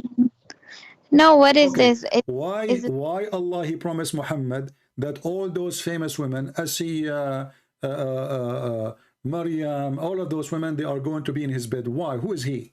What? I mean, what about? I never heard about this. The Mary. Is it a hadith or in Quran? Yeah, it's hadith. For sure, it's a hadith. Okay. Can you also again send me the reference if it's possible? But I didn't know that. But about Asiya, what I heard is that she made a dua that she want to be close to the to Allah, and since Prophet would be the closest to Allah in heaven, so Allah actually he will make Asiya in his heaven, and so to marry Prophet, so that to basically fulfill her wish that she wanted to be closest to Allah. First, the name is wrong. Muhammad is a liar because the wife of the Pharaoh, her name is Nefertari. Secondly, Muhammad, he think that Pharaoh is the name of the person. Number 3, how this woman, she convert to Islam? How she convert to Islam? How is that happen? I mean, this is really silly. It was actually not the Islam. It was at that time Prophet Moses, right? And it was kind of he was giving the Prophet Moses was giving the message of God. So he was believing that. Isn't it the Jews, the Muslim, they say that Allah is the only prophet he sent him to all mankind is Muhammad. So how suddenly Moses is asking people to convert to Islam when Moses was not sent except to the Jews? You see how stupid this religion? If Moses was sent only for the Jews, then how is inviting the Pharaoh and the Egyptian to convert to Islam if only Muhammad is the only one? You see, Islam is a very silly cult. I want you to read this with me. This is a chapter 66. Chapter 66, verse number 5. And this is Ibn Kathir. Okay. I find it in Arabic, but I will try to get to you in English, so because you don't know Arabic. So let us No, see here. Mhm. When Khadija, she was dying, Mhm. let us see if we can, because sometime in English, the Muslim, they take it off. Let us see.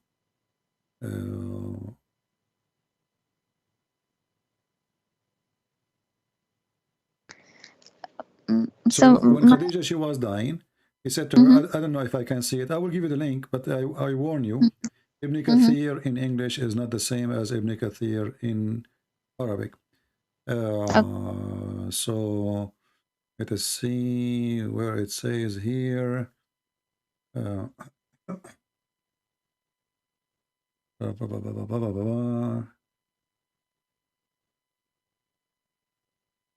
you see, they took it off. So let us show you in the English one. Yeah, I don't see it here about Khadija when she was dying. They took it off because it's a shameful thing. Yeah, but this is Ibn Kathir in Arabic, and this is how you see how Muslims even they fabricate when they translate. They took it off.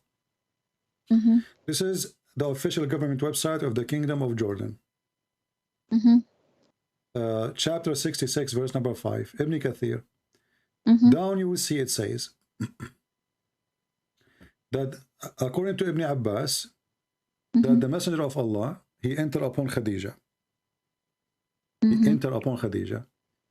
She is dying. And then when he entered upon Khadija, he said to her, don't forget to mention to report my greeting to my wives, to you know, the Arabic word is dara'ir. Dara'ir is, I don't know what the English equivalent, like, you know, if you have a wife, if your husband have like other wives, those are dara'ir. Okay, got it. Okay, so he said, don't forget to mention if you meet them to say as-salam. So Khadija, she said to him, did you marry before me? He said, no, but Allah, he married me, Maryam, the daughter of Imran, and Asiya, the wife of the Pharaoh, and Kulthum, the sister of Moses. And where this Kulthum is coming from, don't ask me. And let me use Google Translation, because this is stupid too. This is Google Translation, and the hadith is in English. I will give you the link. So here it says, when Khadija in her death, he said to her, "Oh Khadija, if you meet your co-wives, then offer them peace from me, salam." She said, "Oh Messenger of Allah, did you marry before me?" He said, "No, but God married me, Maryam, the daughter of Imran, and Asiya, the wife of the Pharaoh, and Kulthum, the sister of Moses." Question, why? I mean, what is that? Why this man, he is obsessed with famous women? Why he want to sleep with mother of Jesus? This is a prophet of God. Okay, you have a lot of wives now already. You have, isn't he like Aisha? Isn't he like Hafsa? Isn't he like Zainab? Even the dead women before him, centuries ago, Allah will make them as a sexual gift for him. This guy is mentally ill.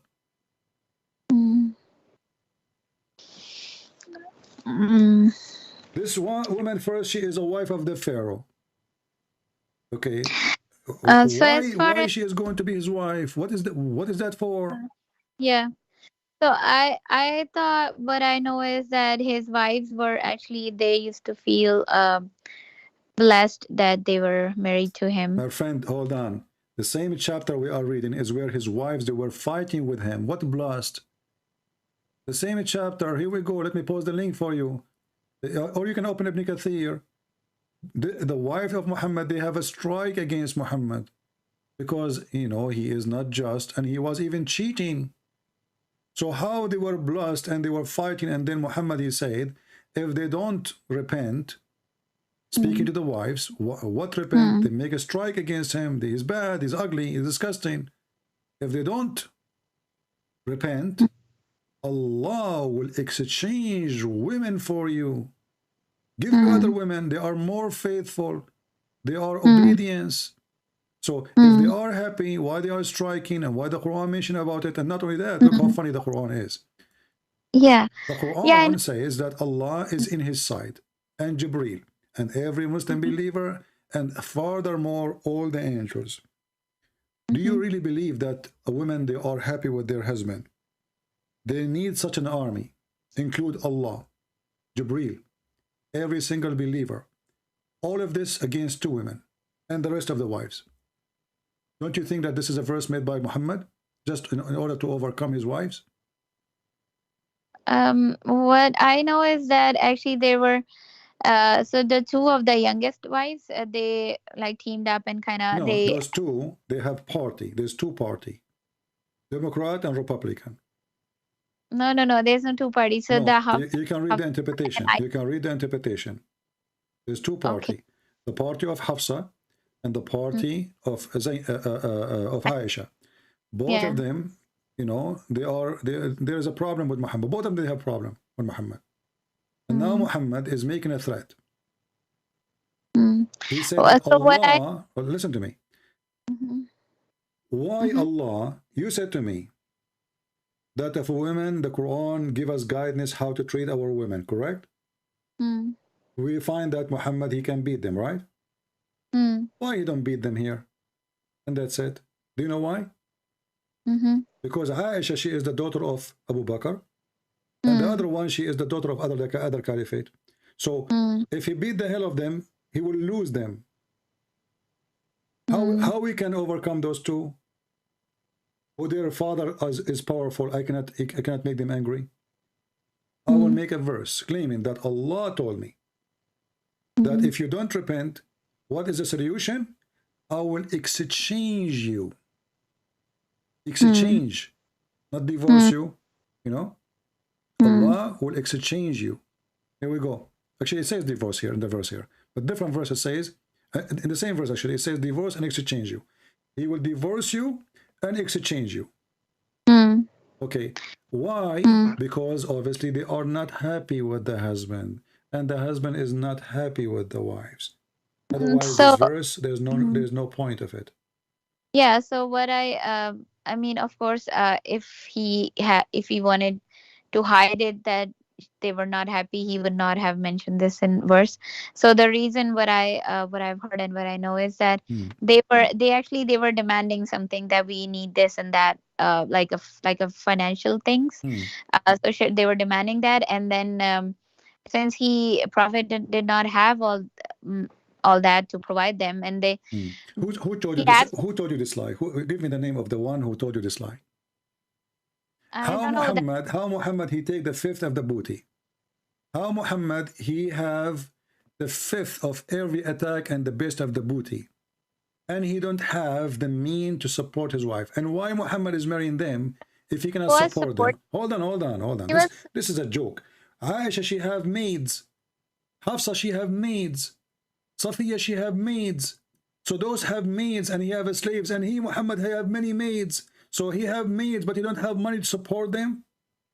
No, it's not like that. Get them money to support. Maybe they were asking something that he could not provide, right? No, so this is not about that. Let me show you how filthy your prophet is. Listen. You are trying to duct tape Muhammad. The story is, first of all, the story is, Muhammad, he was cheating. He was sleeping with the slave in their house, in his house.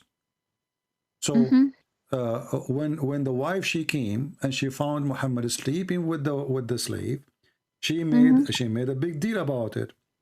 And Muhammad, he promised her that he will never do that. And then he broke his promise. He made a chapter, it's called the chapter of At-Tahrim. He says, listen, hold on, listen. He said that Allah told him, Lima tuharrim, why you are forbidding yourself from having sex with this woman? The Muslim later, they try to lie and they say this is about honey, which is very stupid. The interpretation is there, we can show it, everybody can read it. So why you are forbidding what is Allah made lawful for you, but Allah never made lawful for Muhammad to have sex with the slave, not from capture. And then there's other story where Muhammad, he was being unjust with his wives. As an example, when Muhammad is in the house of Aisha, all Muslims, they have to give the gift to Aisha house. Okay? So the wives of Muhammad, they come to Muhammad. Do you think that Muhammad was treating his wife justly? I mean, no, not like he was trying, but of course he had more love for Okay, let me ask you. Aisha and Khadija. Okay, Yeah. more love. Yeah. So let me ask you. If you are a wife and then your husband, he have other 3 wives. Your husband, he told the people, when you have a gift, you give it to me only when I am in the house of that wife. Is that fair? No, of course. Okay, thank you. You just got your prophet busted. This is the story in front of you.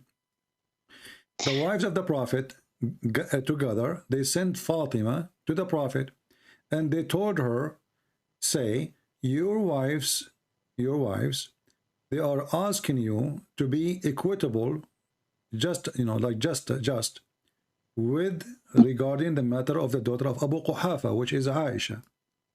She said, so she entered upon the prophet and she said to him what the wife they said, treat them equally. You said it's not fair, right, not to treat us equally. Do you see the word equitable? Okay, so they aren't asking him to treat this one different and this one different. They say, can you treat us equally? Muhammad, he refused. Why? Do you have an answer? No. Okay. What kind of a prophet he is? Don't you Muslim, you lie to each other, says the prophet, the Quran teach us to treat our wives equally? So can I ask how do I know that the story that you're telling is authentic? Like, this is the right story? You see, I believe not a single story the Muslim they tell is authentic, because Islam is the biggest fat lie. You remember I told you I have degree in law. I show you what you are believing. So you're asking me how in the world I believe. This is your website. This is your book. This is your translation, and this is Sahih. No, I'm saying that this happened, that he was cheating on her, and then she came. None and of then my business. This is your book saying that. Why Muslim lying about their prophet? I mean, you Muslim even lie about your prophet? This is not books written by Christian Prince. This is not book written by the Jews. You're saying about this through hadith, right? I think these stories. Quran and the hadith, they confirm that, as you see. I just showed you the verse. So what I heard in the verse, it says that prophet actually told their wives, if you want like worldly provisions, I can give you some money, or whatever he could, I mean, maybe give, and then free you can go ahead, maybe continue whatever, if you're not happy. My friend, listen. You can say, I heard, she said, he said. We don't go by this madness. No, this is in word. This is in Quran. Okay, listen. No, this is not in Quran. Quran, first of all, Quran is written by those who believe in Muhammad, correct? Hadith is written by those who believe in Muhammad, correct? Okay. How people, they are mad about Muhammad and they say what they are saying. This is after they filter it. This is the man, the best man they have. So the best man, even obviously, is an idiot man. He don't treat his wife equally. He don't even know how to deal with the women, but he keep want to have more. The verse I just showed you from the Quran, which says, if you don't repent, Allah is his supporter. Okay, hold on. Allah supporter of Muhammad between what? For what? Against 2 women? What kind of a prophet? The Muslim, they say to us, he can fix the problem of the world, but he could not fix the problem inside his house. And then he need the support of Allah. And not only that, to protect him. From what? Are they killing him? Are they beating him? It's showing us how weak this man is. He do not know what to do.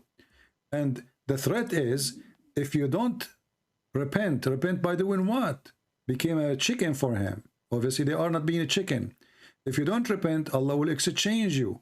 But remember, if you repent to God and your heart has inclined or declined, but if you band together against him, you see, I told you party, you see, bond together against him, then Allah is ally. And Jibreel, let me ask you, if Allah is my side, do I need Jibreel? No, I mean Allah will maybe help through Jibril, No, but no, yeah. no, no, no, no, no, no, no, no, no, no, no, no. Focus with me. If Allah is God and He is the boss of Jibril, Of who's course, Jibril yeah. anyway? If Allah He says, I am with you, that's Yeah, it. Okay, look what happened. like Allah is His protector and Jibril and every righteous believer. I mean, are we going to go in Third World War? In addition, all the angel. Who's left? All of this to fix the issue with two females. Can't you tell, be honest with me, Aisha, can't you tell that this man is fabricating a verse? I mean, this verse can be if Muhammad making a threat to Putin. It makes sense then. You have Allah. Actually, even with Putin doesn't make sense, because if the Bible says, if the Lord is with me, who could be against me? That's it. The Lord is with me. So here we have two women. This he is actually he told them that if you want worldly provisions, I can provide you that, and then you can, you're free to go.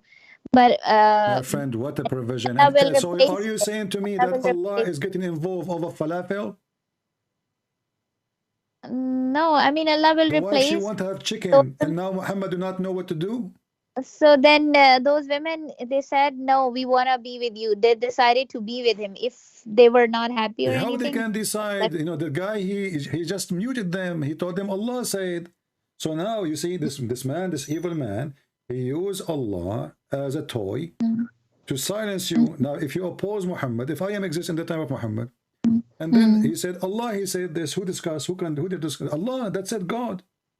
So the second he involved Allah, neither their father, neither their female, they dare to say anything, because Allah said, it's over. We can't discuss it. And here you see that this is not only stupid, it's an insult, because a message went to Allah that Muhammad, he have a problem with his wives. And look at this. Look, did you read the verse before? Just to show you how stupid the Quran is. The Prophet told something in confidence to one of his wives. But when she disclosed it, and Allah made it known to him. Allah made it what? Yeah, known to him, yeah. He communicated part of it. What? And he avoided another part. What? Then he informed her of it. Like, what? She said, who informed you this? He said, the all-knowing, all-informed informed me. Is that a comedy? So he told the wife something. The wife, she told the other person something. And then something go to something, and then Allah informed him that those women, they knew what you told the wife. And he made it, some of it known and some of it not known. What does that mean? And then Allah, he told Muhammad, he told the wife. When you tell a wife, do you think really the wife, she will not tell everybody? I mean, you told the women a secret. You know? And then the wife, she told the other wife. And now Allah is involved with this. The wife, she told the other wife. And I mean, look at it. And they say to us, Arabic is amazing in the Quran. This is the most stupid ever. But the Prophet told something in confidence to one of his wives. Okay. But when she disclosed it, and God made it known. What do you mean God made it known? It's already she told. I mean, look at the stupidity. Who is the one who made the secret known? And he communicated part of it. He communicated what? What does that mean? It says here in Arabic, فَعَرِفَ بَعْضَهُ وَأَعْرَضَ عَنْ بَعْض. Like, what the heck? So Allah did not tell him everything? Why? This is a book of God. I mean, a child, he can make better story. Read this the translation. And remember, when the Prophet SAW disclosed the matter in confidence to one of his wives, between two bracket Hafsa. So when she told the other wife, Aisha, Allah made it known to him. That's deep. He informed part of, therefore, and left a part. What the heck is that? Allah, he informed him a part of it.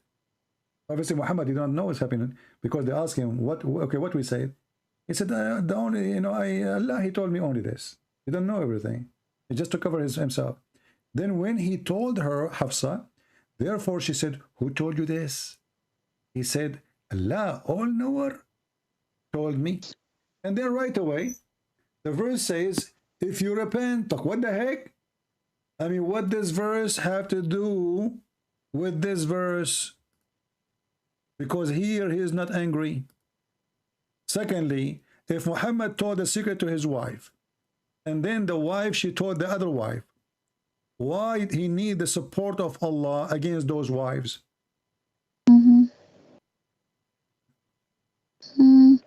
I mean, it's not like you need the support. I think it's just like he was just warning them that if... Aisha, you are being funny now. I mean, you are not being honest. No, that's okay. I don't want to understand be rude with you. But look, what do you mean he do not support? It says Allah is his protector. And you are saying he do not need his support. I mean, in against those two women, it's not like that. It was just like he was telling them that Allah will replace it. If you wanna leave, then you can leave. Allah will. You can leave. He will replace them. He making a threat, and he's making a threat that Allah is in his protector. Does it say the word protector? Yeah. Okay. Whatever. Okay, hold on. Protector from what? What exactly Muhammad he was afraid of from? Protector. This is a big word. What is the verse, by the way? Can you say? I need to read this. Allah is his protector. I mean, can you send me, give me the reference of chapter 66? Let me give you the link. Here we go. Okay. So you can open it fast. So he told the women a secret. Okay, and what the secret is?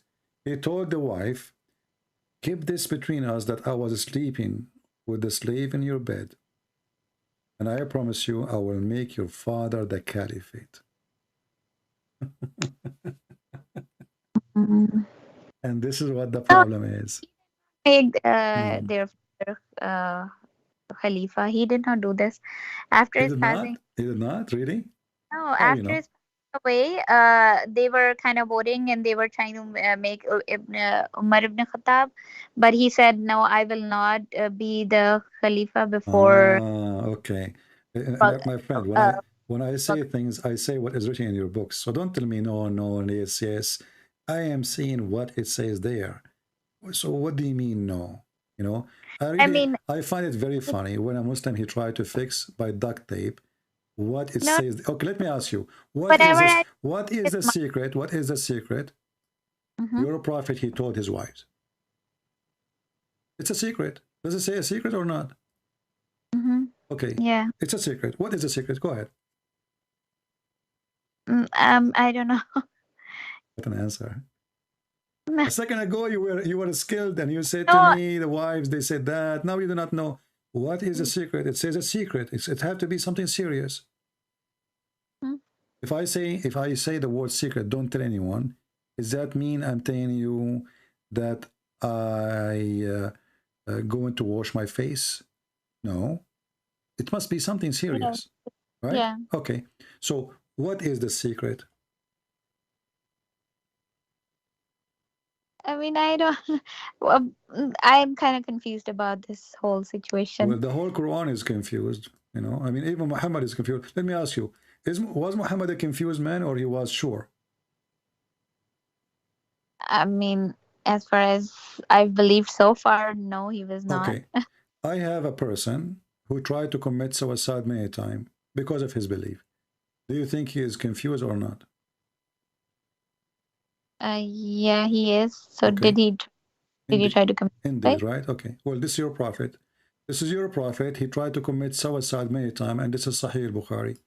He go to the top of the mountain, and each time he tried to throw himself from the top of the high mountain, Jibreel appeared to him and said to him, Muhammad. Should I say the exact name? No. The prophet, each time the inspiration of the Quran stopped coming to him. He go to the top of the mountain.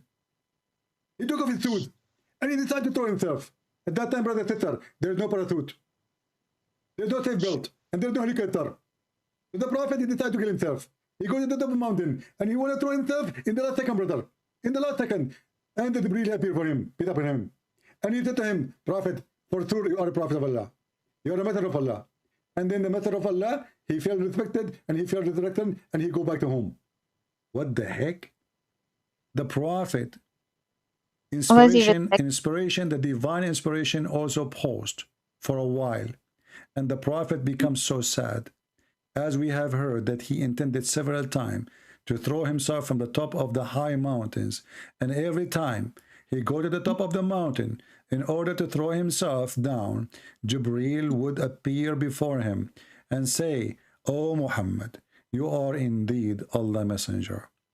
In truth, whereupon his heart become quiet and would calm and would return home. And whenever the period of the coming of inspiration used to become long, he would go and do as before. Do you see it? Mm-hmm. And this is Sahih Bukhari, this is authentic. And you are the one I ask you. If a person, he tried to commit suicide because of his faith, is he confused? You said yes. So who narrated this? Who said that? Did he himself say that I went to mountain so many times? Well, Aisha, she's saying that here. This is the hadith from Aisha. Okay. And the narrator is, you know, is reporting the whole story. Okay. And I gave you just the link. So now, why Muhammad want to kill himself? Is he mentally ill?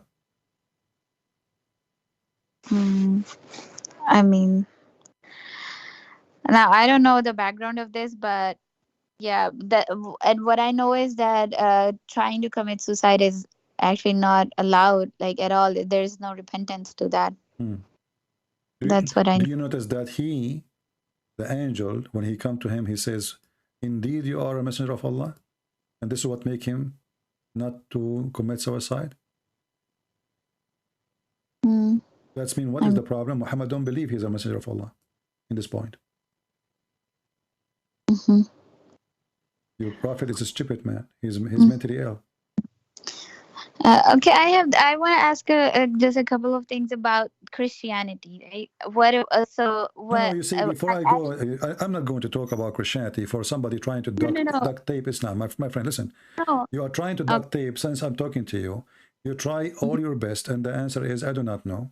I will look for it. I will see it. But you refuse to give me an honest opinion. Did you notice that? Because obviously, Muhammad is mentally ill. Do you agree that Muhammad is mentally ill? This is an act of mentally ill person. Again, listen, if I'm a prophet, and God, he sent me an angel many times, and now the angel did not come for a week or 2 weeks, a month. Why I will go to the top of the mountain, try to throw myself, unless I am mentally ill? So again, the reason it's not like I'm trying to duct tape what of course the years of belief that I had and the things that I listened, you're giving me a different kind of perspective, you know, and which I really appreciated. So what I am trying to, whenever I say some things, it's not like argument, it's something that based on my understanding that I try to share with you, and maybe But you see, you're not giving me your understanding. You are trying to duct tape. I just told you. I repeat. Let me repeat just to show you. You are trying to avoid the question. Is it is this act an act of mentally ill person? Either you say yes, I agree, or you say no and tell me why. You are trying to avoid. You know, you start saying based on what I read, and can you tell me? So you are saying things have nothing to do with my question. Based on what I'm showing you right now, is Muhammad mentally ill? If you say yes, tell me why. If you say no, tell me why. Let me tell you one thing. So, so the thing is, I believe in Prophet, I believe in Allah, and for so many years, and I believe in right now still, you know. That's not the question. Yeah, so I cannot say, oh yeah, he's a mentally ill. No, I want to look into it. I want to see, I want to see that I want to. Okay, hold on. I just gave you the link. I just gave you Aisha. I just gave you the link. You know, I don't want to be rude to you. I'm really being really patient with you. Usually, I'm not that patient. Yeah, I know. I really appreciate it. Yeah. So listen, a person. When I asked you in the beginning, I said a person he tried to commit suicide because of his faith. Yeah, you agree that he is confused? You said yes. Yeah. Okay, so do you agree now Muhammad is confused? I mean, yeah, if it's true that this happened, then okay. How again, a person, I wouldn't say that he was no, you see, you are trying maybe, if this again. this is Sahih Bukhari. Listen, Aisha, let us be honest. You Muslim, you say Sahih Bukhari is the most authentic book, correct? Maybe again, and I'm not a very knowledgeable Okay, so Muslim. now you are 33 years old Muslim. You never Yeah. heard that Sahih al-Bukhari is the most authentic book. You are Yeah, telling me that that. I've heard, yes. You don't know that. No, I've heard it. Yes. Okay, so why you don't say, yes, we agree, this is the most authentic. And is this a story translated and posted in the internet by you Muslims? Yes, this is Sunnah.com. Okay. The translation made by who? By not Christian Prince, by Muslims. So why you are still suspecting the story? Because simply the story is very disappointing. And you are struggling how you can fight it. How I am a person who believe all my life, how I can be honest and say, yes, Muhammad is mentally ill. Okay, let me go with you. Let me go with you. Let me go with you. Let go of my belief. Let me go with you. If a person, he imagined himself doing things, in fact, he did not do it. Is that a clear sign that he's mentally ill? Sorry, say that again. About if I imagine things happening, there's a movie. It's called The Perfect Host. I don't know if you saw it. No, I've not. Search it and you will love it. It's about your prophet, by the way. Okay. It's a person who writes letters to himself, and he invite people to come to his house, but there's no people coming. He put dishes, he talk to them, he speak to them, even he have sex with them. Okay, but there's nobody there. That's Muhammad. Now I'm asking you, if a person, he imagined all those things happen, that people are eating with him, people are sleeping with him, people having sex with him, and there's no people around him, is that to prove that Muhammad, this person is mentally ill? I'm sorry, I could not understand this. Okay, if I'm a person who think I'm having sex with women, but I never did, is that a clear sign of mental illness? I imagine it happening. I think it's real, but it's not. Is that a clear sign of mental illness? So it could be, yes. Okay, this is your prophet. He imagined himself having sex with his wives. In fact, he never did. This is your prophet here. Listen, this is Aisha. The prophet was bewitched. So he began to imagine that he had done a thing. In fact, he did not. Everything he do, he is not sure it's true or not. Is that true that he was bewitched or he is mentally ill? Yeah, again, that's why. So whenever you ask me a question, I cannot be. So you cannot expect me to say like suddenly right away, oh yeah, my prophet was. I'm not expecting you. I'm expecting you to use your brain, my friend. I'm expecting you as an adult. You see, I don't think of women like Muslims. They think about women. I think about you as a person equal to me. God gave you a gift. It's called the brain. Okay. So now we have a guy. He imagined himself having sex. In fact, he did not. What is the problem? I mean, this is something, pretty common in a way. Like, it could happen to anybody. If it's pretty common to everybody. Yeah?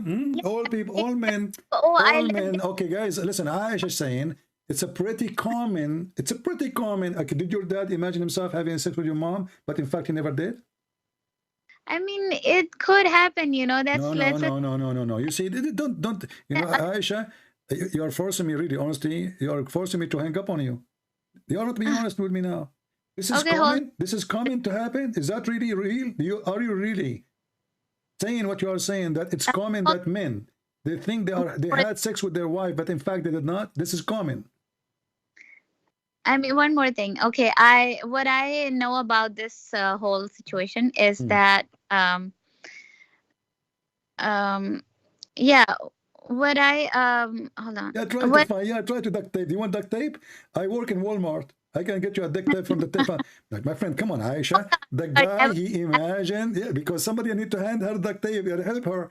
The guy, he is imagining. This is sex. This is not, an idea. It's sex. It's a physical act. So the guy imagined himself having sexual intercourse with his wives. In fact, he did not. Yeah.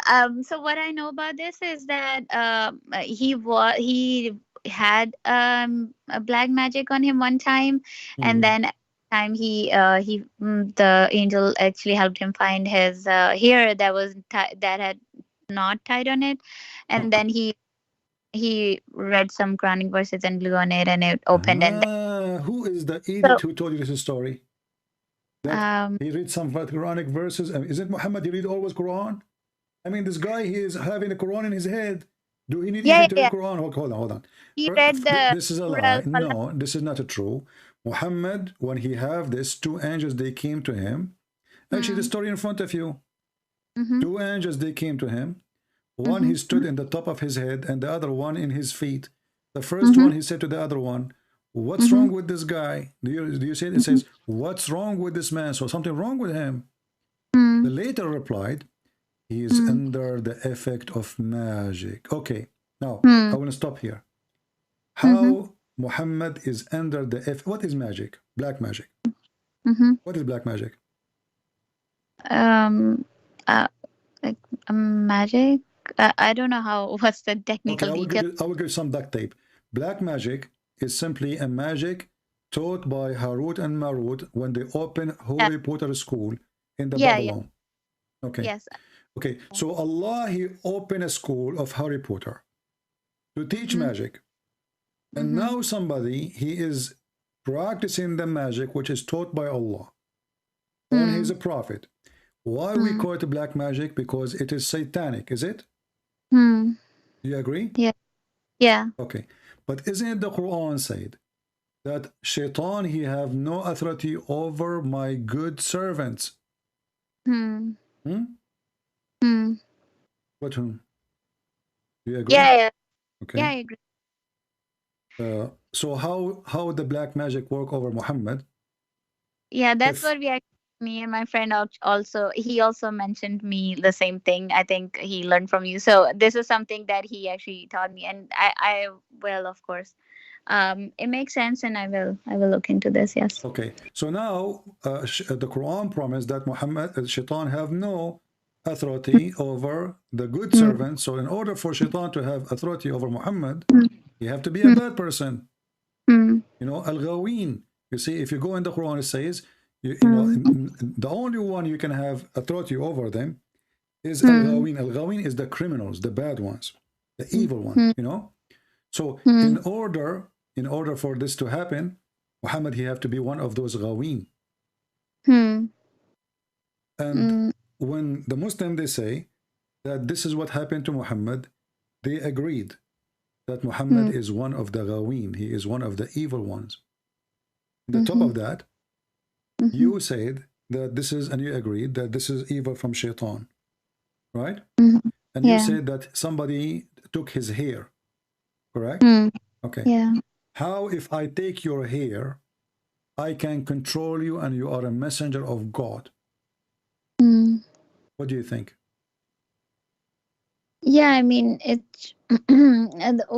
I mean, the Shaitan should not be able to come close or do anything on him. But isn't it, this is against the Quran, where the Quran says that the one who make magic, they can do that to you by doing, they blow in the knot. Is that true? Yeah, that's what they say, yeah. Okay. How they do magic over Muhammad? By using his hair. If they bring a rope, and then they make knots, and then they blow on the knot. That's what the Quran teach. How that become the hair?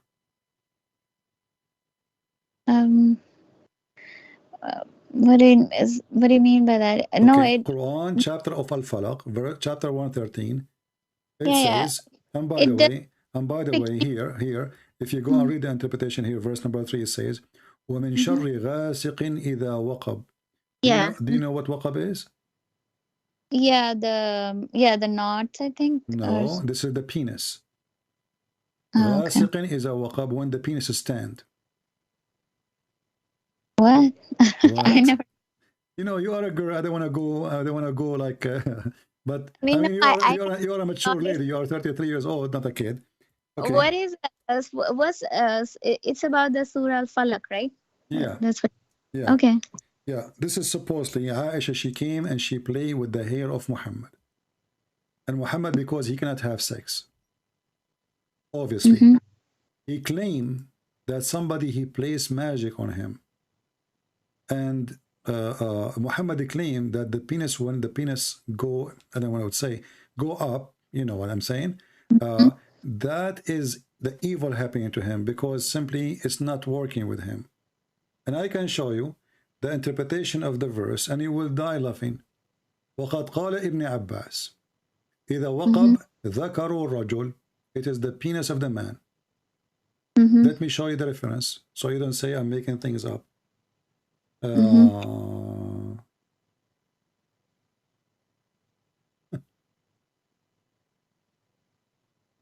Here we go. There's many tafsir, but this is المحرر الوجيز في تفسير الكتاب العزيز. It says here إذا وقب. Where did you ذكر الرجل, the penis of the man. So okay, so when the sun set, the penis go in action, and Muhammad, because now he don't have ability to have sex with this young female Aisha, she is horny, and he cannot satisfy her needs. Muhammad, he claimed that now this is evil happened to him, and his penis is not working. Let me use the English translation. I will click translate to English. I don't know if the Google translation will be able to bring it correct about the penis. did you send the link? I did not I see the receive it. translation is not coming correct, but it is about the penis. You know, so ذكر الرجل is the male member of the man. You know, and actually this exists in Ibn Abbas. Interpretation of Ibn Atiyah, interpretation of Al-Fayruzi Abadi. You can play the video later.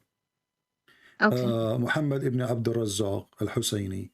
Many interpretation, all of them they agree that this is about the penis of Muhammad. But look what Muhammad he did. He claimed that somebody he put some witchcraft by using knots over his penis.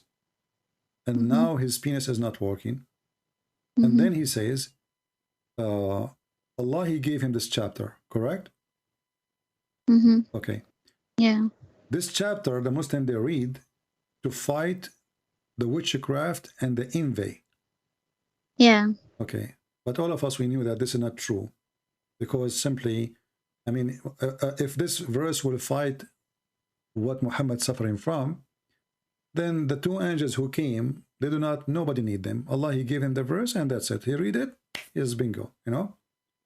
Obviously, this verse doesn't work. Secondly, why this verse is coming to describe that Muhammad, he is a person now who is under the witchcraft by blowing in the knot. And Allah, he took him 12 months to open 12 knots. That I didn't know. I thought it was just one time, but it was not like 12 months. No, it says here the prophet he used to him, you know, always this guy is always suffering from this. You know, didn't I from the beginning says that the prophet says I was the most weak person in intercourse, and then I invoke my God, he sent me a dish of shish kebab. Okay, so Muhammad obviously he have a problem, you know, and he cannot do it, so he claimed that Allah, he fixes a problem, and now he have the same problem, it's sexual problem. Okay, and the hadith confirmed that. You see, the hadith says the prophet, he imagined himself having sex. So Aisha, she said, let us go to bed, you know. Muhammad, he says, well, we had sex already. Aisha, she said, no.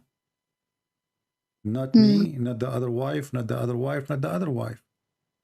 And now the solution is, the prophet continue for such and such, and you need to ask yourself, why the Muslim, they took the word here? What such as? There's no way she said such as such. She might say a month, she might say a week, she might say a year, she might say years, right? They took it off, do you see? There's no way it is such and such, period. Imagine that he had sexual intercourse. If the shaitan can put magic on Muhammad, which one is more important? To control the inspiration of Muhammad or his penis?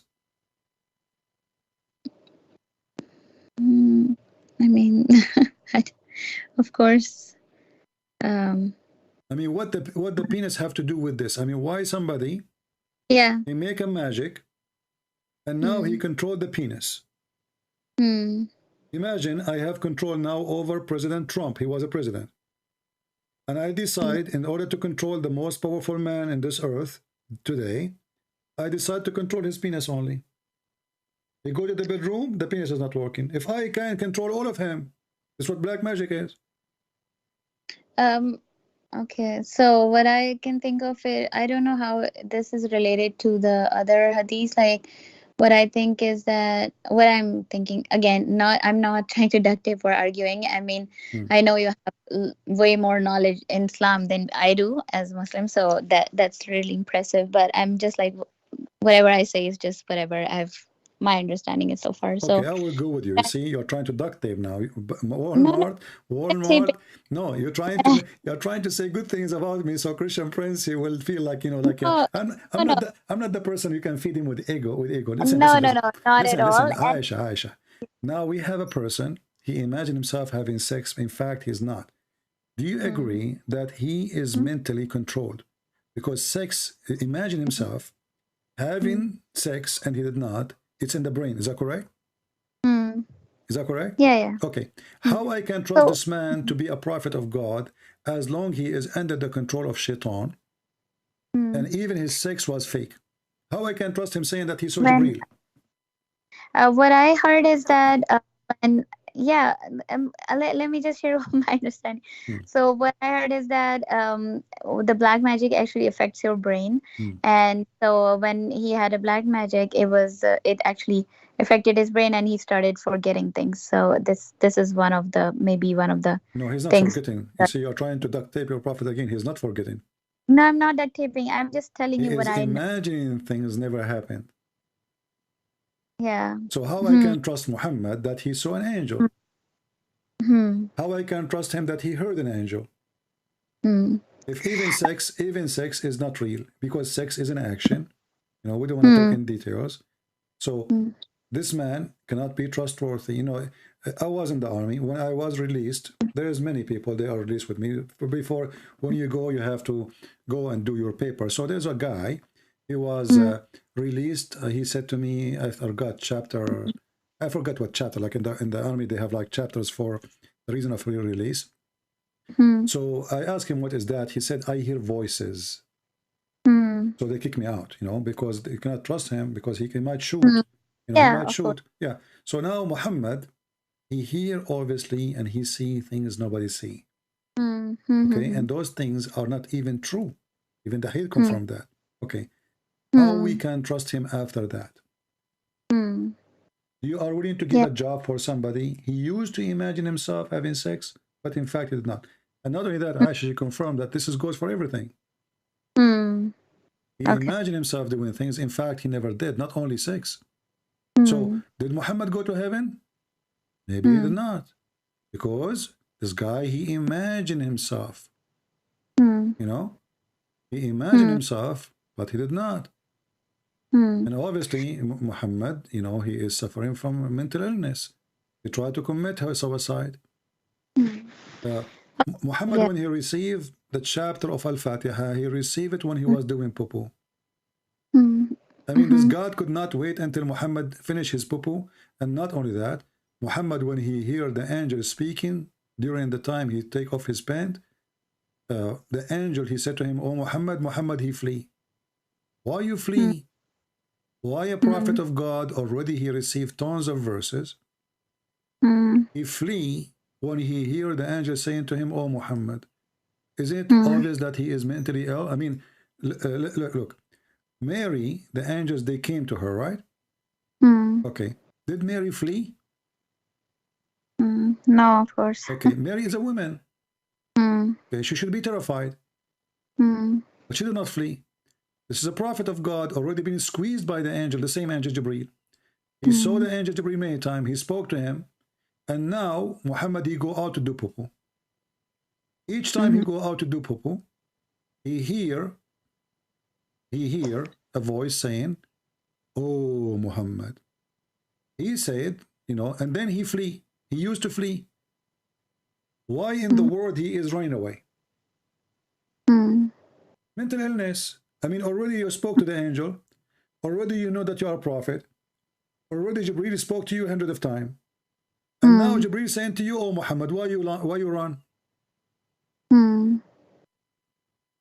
Yeah. Okay. Okay, I have to run because I heard somebody saying, "Oh, Christian Prince, I have to run." Yeah, no, I was going to say the same. You gave so many hours, and I really, really appreciate you answering all this. And yeah, No, this I'm not is. saying to you I'm going to run now. I'm Oh, just okay. saying No, how stupid this I story is. thought No, you no, wanna no. go, but No, I'm still I did beat all my wives, and nobody can open his mouth. Don't worry, you know. Like Okay. there's one of them, she's trying to open her mouth. Shut up, okay? No, no. Allah, he gave me, Allah made me excel over you. Okay. Yeah. So can you just answer me just two more questions I have, and then Sure. I mean I'm so sure. Do you want the answer with duct tape or without duct tape? No, it's about not about Islam. It's just I one know, thing I but now after speaking to you for 2 hours, I learned a lot about duct taping. Of course, I have been Muslim for many years, and based on my beliefs, and I cannot be like quickly, okay, yeah, you're right, and that's it. I have No, it's to. not about quickly. It's not about slow, Aisha. It's not about quickly or slow. It's about, you know, I'm speaking to you in a logical way, and I'm showing you your books, not my books. Yeah, It's very yeah. simple, you know. I mean, if you That's imagine true. if Jesus is doing those things, why in the world I want to believe in him?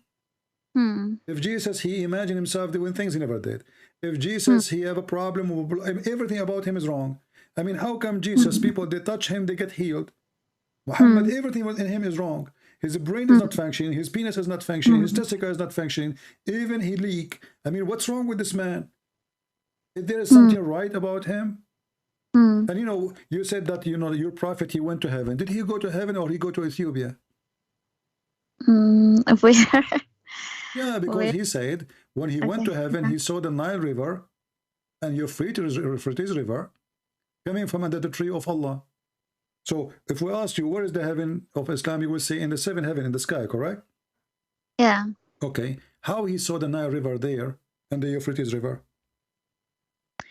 Okay, again, I wouldn't be able to answer this because I never heard about this. I will tell you, the guy is imagining, obviously, he's mental. I mean, come on, the Nile is there and the river is there. You know, this guy, he heard from the Jews in the Old Testament that it says that the river of Euphrates and Nile, they are from the heaven, but the heaven of Adam is in the earth, not in the sky. This guy, he took what the Jews, he said, he come with the story. He went to seven heaven, he saw the Nile and Euphrates in there. But you know, but this is me and Muhammad. He went to Turkey and he went to Ethiopia. He did not go to sky. And when he went to sky, he found Moses, he found Adam. What they are doing there? I thought he is the first one to be resurrected in the day of judgment. Can I ask what's the concept of like sins and forgiveness in Christianity? I will answer you with one powerful word. Okay. Love. For God, he loved the world. He sent his only begotten son. To do what? To forgive your sin. So Jesus is actually like the actual son of God. That's what. There's no actual son. There's no adopted son. There's son. The Son of God. God. He present himself to us, or he informed us about himself. That God is a three and one in the same time. So God in the flesh is the Son. So God humbled himself. He come to us in the flesh of a man. God as a spirit is the Holy Spirit. God is the Father in heaven. This is the Father. When we say the Father, we are speaking of, we know the second you say my Father, I understand that you have somebody have authority, correct? That's why you call him Father. It's a statement of a lot of respect.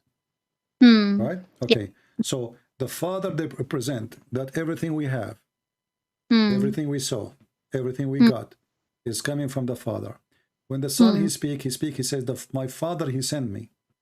Hmm. In the same time, he says, I do work and my Father work. Hmm. So you glorify me and I glorify you. So the Father glorified the Son and the Son glorified the Father, because simply me and the Son and me and the Father is one. So when we speak about the oneness of God in Christianity, we don't talk about one as a number. We talk about God as a person. Even the word person in English is not really good, but my English is limited, so I apologize for that. So God the Father, God the Son, God the Holy Spirit is one God. It's not a three God. Okay. But the same as, you know, when we say, just to give you an example, but this is not what God is. As an example, if I say to you ice, and then I say to you water, and then I say to you steam, still I'm talking about the same thing. Ice is something solid.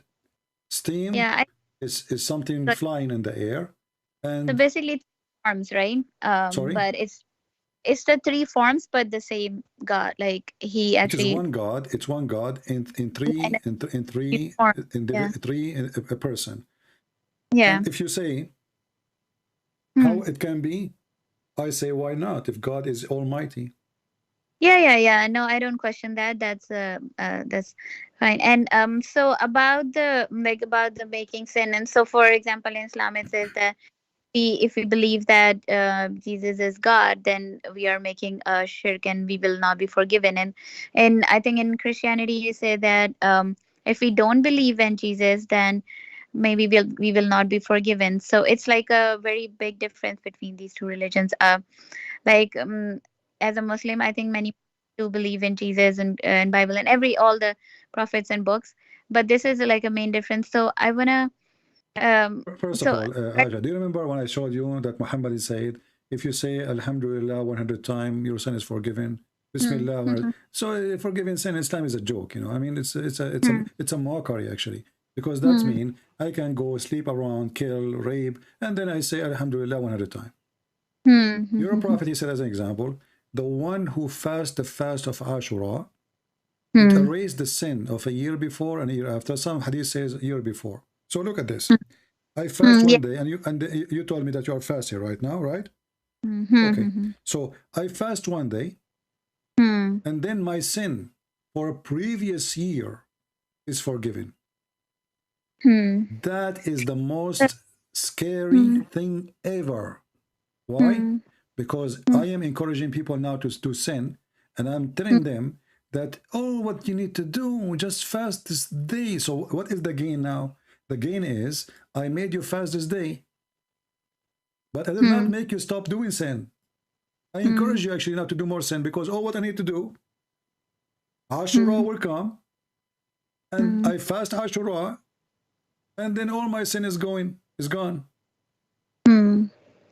So how is sin forgiven in Christianity?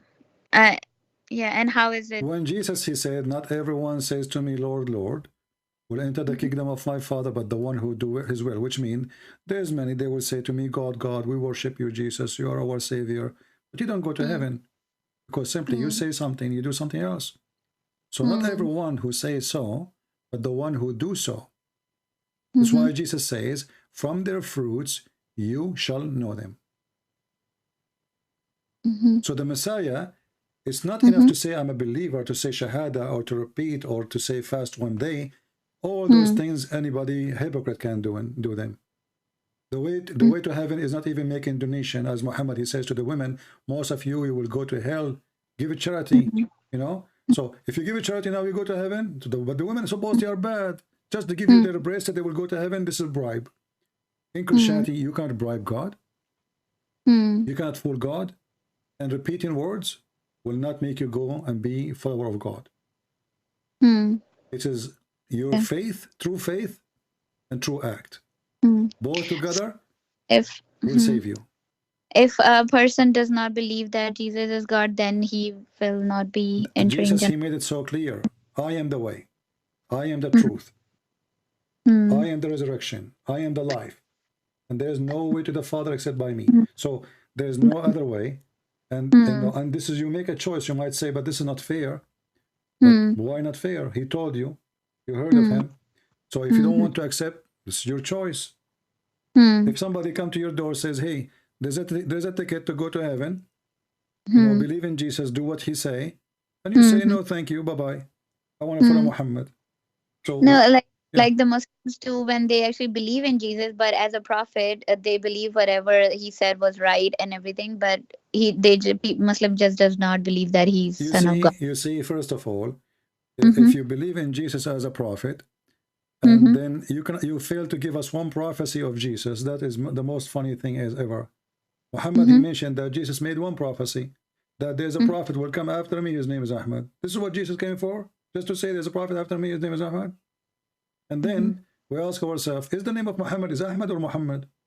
Obviously Muhammad is trying to hijack the name of God, because the praised one is God, not a man.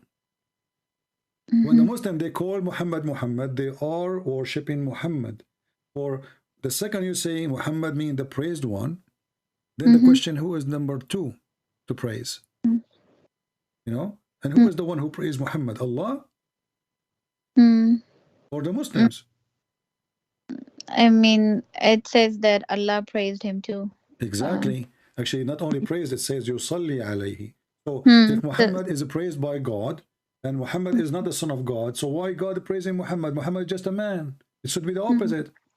It should be the man praising God, not the God praising the man. Isn't it Muhammad is a sinner? And the Quran says, may Allah forgive your sin. So how I'm going to praise someone he's a sinner? Same time, Jesus never commits sin. Same time, even in your cult, Jesus is in heaven right now. Which one is higher? The one who is dead in the ground, or the one is living in heaven? Where is the house of Jesus now? Yeah, in the heaven, right? Do you know what Jesus said to the Jews? He said to them, I am from above, you are from below. What do you think about this statement when Jesus says, I am from above? I mean, look how challenging it is. Let us say a person, he called me, and he said to me, Christian Prince, I am from above, you are from below. This is making a big challenge, because I can get him busted easy. I can show him he's a sinner. I can show him he is no one. What above? Jesus said that to the Jews, and those are very, very conservative Jews. They could not answer him. They could not refute him. I want to ask you a question on that. So when you're quoting this, that Jesus said that to the, is this what people narrated, and in the Bible? Yeah, you see, we have the 4 Gospels. They are 4 witnesses for the story, but every one of them, he write the story in his, let us say, inspired by God, but he, let us say, to complete each other. Because if you repeat the same story word by word, there's no need to write the 2nd book, 3rd book, 4th book, you know what I mean? So like, imagine Christian Prince, he published Deception of Allah, number 1. Deception of Allah, number 2, number 3, number 4. But then people, they look, they find that every word there is the same. So why you say it number 1, value number 1, value number 2, if the same? So the book of John is witnessing to a group of people. He, when he speak, like when a person speak to the Greek, he speak in their culture, speak in their language. So every book is to present the faith to a generation or to a nation, and it's all witnessing for one story. So when Jesus says, I am, he said to them, you are from beneath, I am from above. You are of this world, I am not of this world. How clear it is. And how we can prove that Jesus is saying the truth? Well, Jesus, he never commits sin. Even in the time of Jesus, even when they took him to crucifixion, what is the sin? What he did? They could not find anything. It's very easy to find a person committing sin. You know, if you watch me for one day, maybe a few hours, you will say, hey, Christian Prince, look what you did. You did this sin, and you did this sin, and this sin. All of us, we commit sin. We commit sin in our mind. We commit sin in our tongue. We commit sin in our act. We commit sin. So Jesus, who lived between them, he challenged him to show him that he commits sin. They fail. So when he say, I am from above, he is saying, I'm God. You are from beneath. And where is Jesus now? Because he is from above, he go back where he belong. Human go from dust to dust, from dirt to dirt. God, he go where he belong. He is from above. He go above. Human being, he is not. He don't go except to the grave. So we have a million reasons to believe that Jesus is God, for he said so, for he acts so, he is holy, he speak good, he do good, he never commits sin, and he is almighty, powerful. When someone, you know, it's easy to say, I forgive your sin, but it's not for a man to say, carry your bed and walk. It's not for a man to say, I can tell you what you are hiding in your head. It's not for a man to say, your sin is forgiven, and today you will be with me in the kingdom of God, unless of my Father, unless he is, because the promise is big. And then after that, you will see that Jesus, imagine, Aisha, today I can bring people to death. Okay, how many kings they will kiss my shoes every day? Can you imagine how powerful I will be? I can bring people from death. You know? Jesus never get paid. Jesus never went with women. Jesus never collect money. Jesus never build a palace. Jesus never own a horse. Jesus, he washed the feet of his followers. Imagine those people, they worship him. He washed their feet. So what the gain of Jesus? Zero in this earth. He was spat at, people, they make fun of him, people, they laugh at him, and they killed him. And still, even in the cross, you see, he taught us to forgive, right? Talk is cheap. Forgive them. Jesus said, if somebody hit you on your right cheek, give him the other one. If they ask you one step, walk 1,000. You know, he said to them, when you pray, pray like this, say, our Father out of heaven. And he said, forgive to us the same as we forgive to others. So if Jesus was not, he is truthful, when he was on the cross and people putting nails in his hands and his feet, shouldn't Jesus now be cursing them? Can you imagine the pain? Do you know what Jesus said in the cross? He said, forgive them, Father, they do not know what they are doing. Why somebody in the cross? He is asking the Father, forgive them, Father. Because obviously he forgive them. But so he's asking the Father to forgive the Jews. Why did he have to? Because it was one entity. Like, why did he had to ask the Father for forgiveness? Why couldn't he forgive? Because he was. Yeah. First of all, we need to understand Christianity. The Son and the Father is always in total agreement. So when he say, "Forgive them, Father," for simply he is now, he will go through death, and this is what he promised. So the one who will be in charge in this earth and heaven is the Father. You know.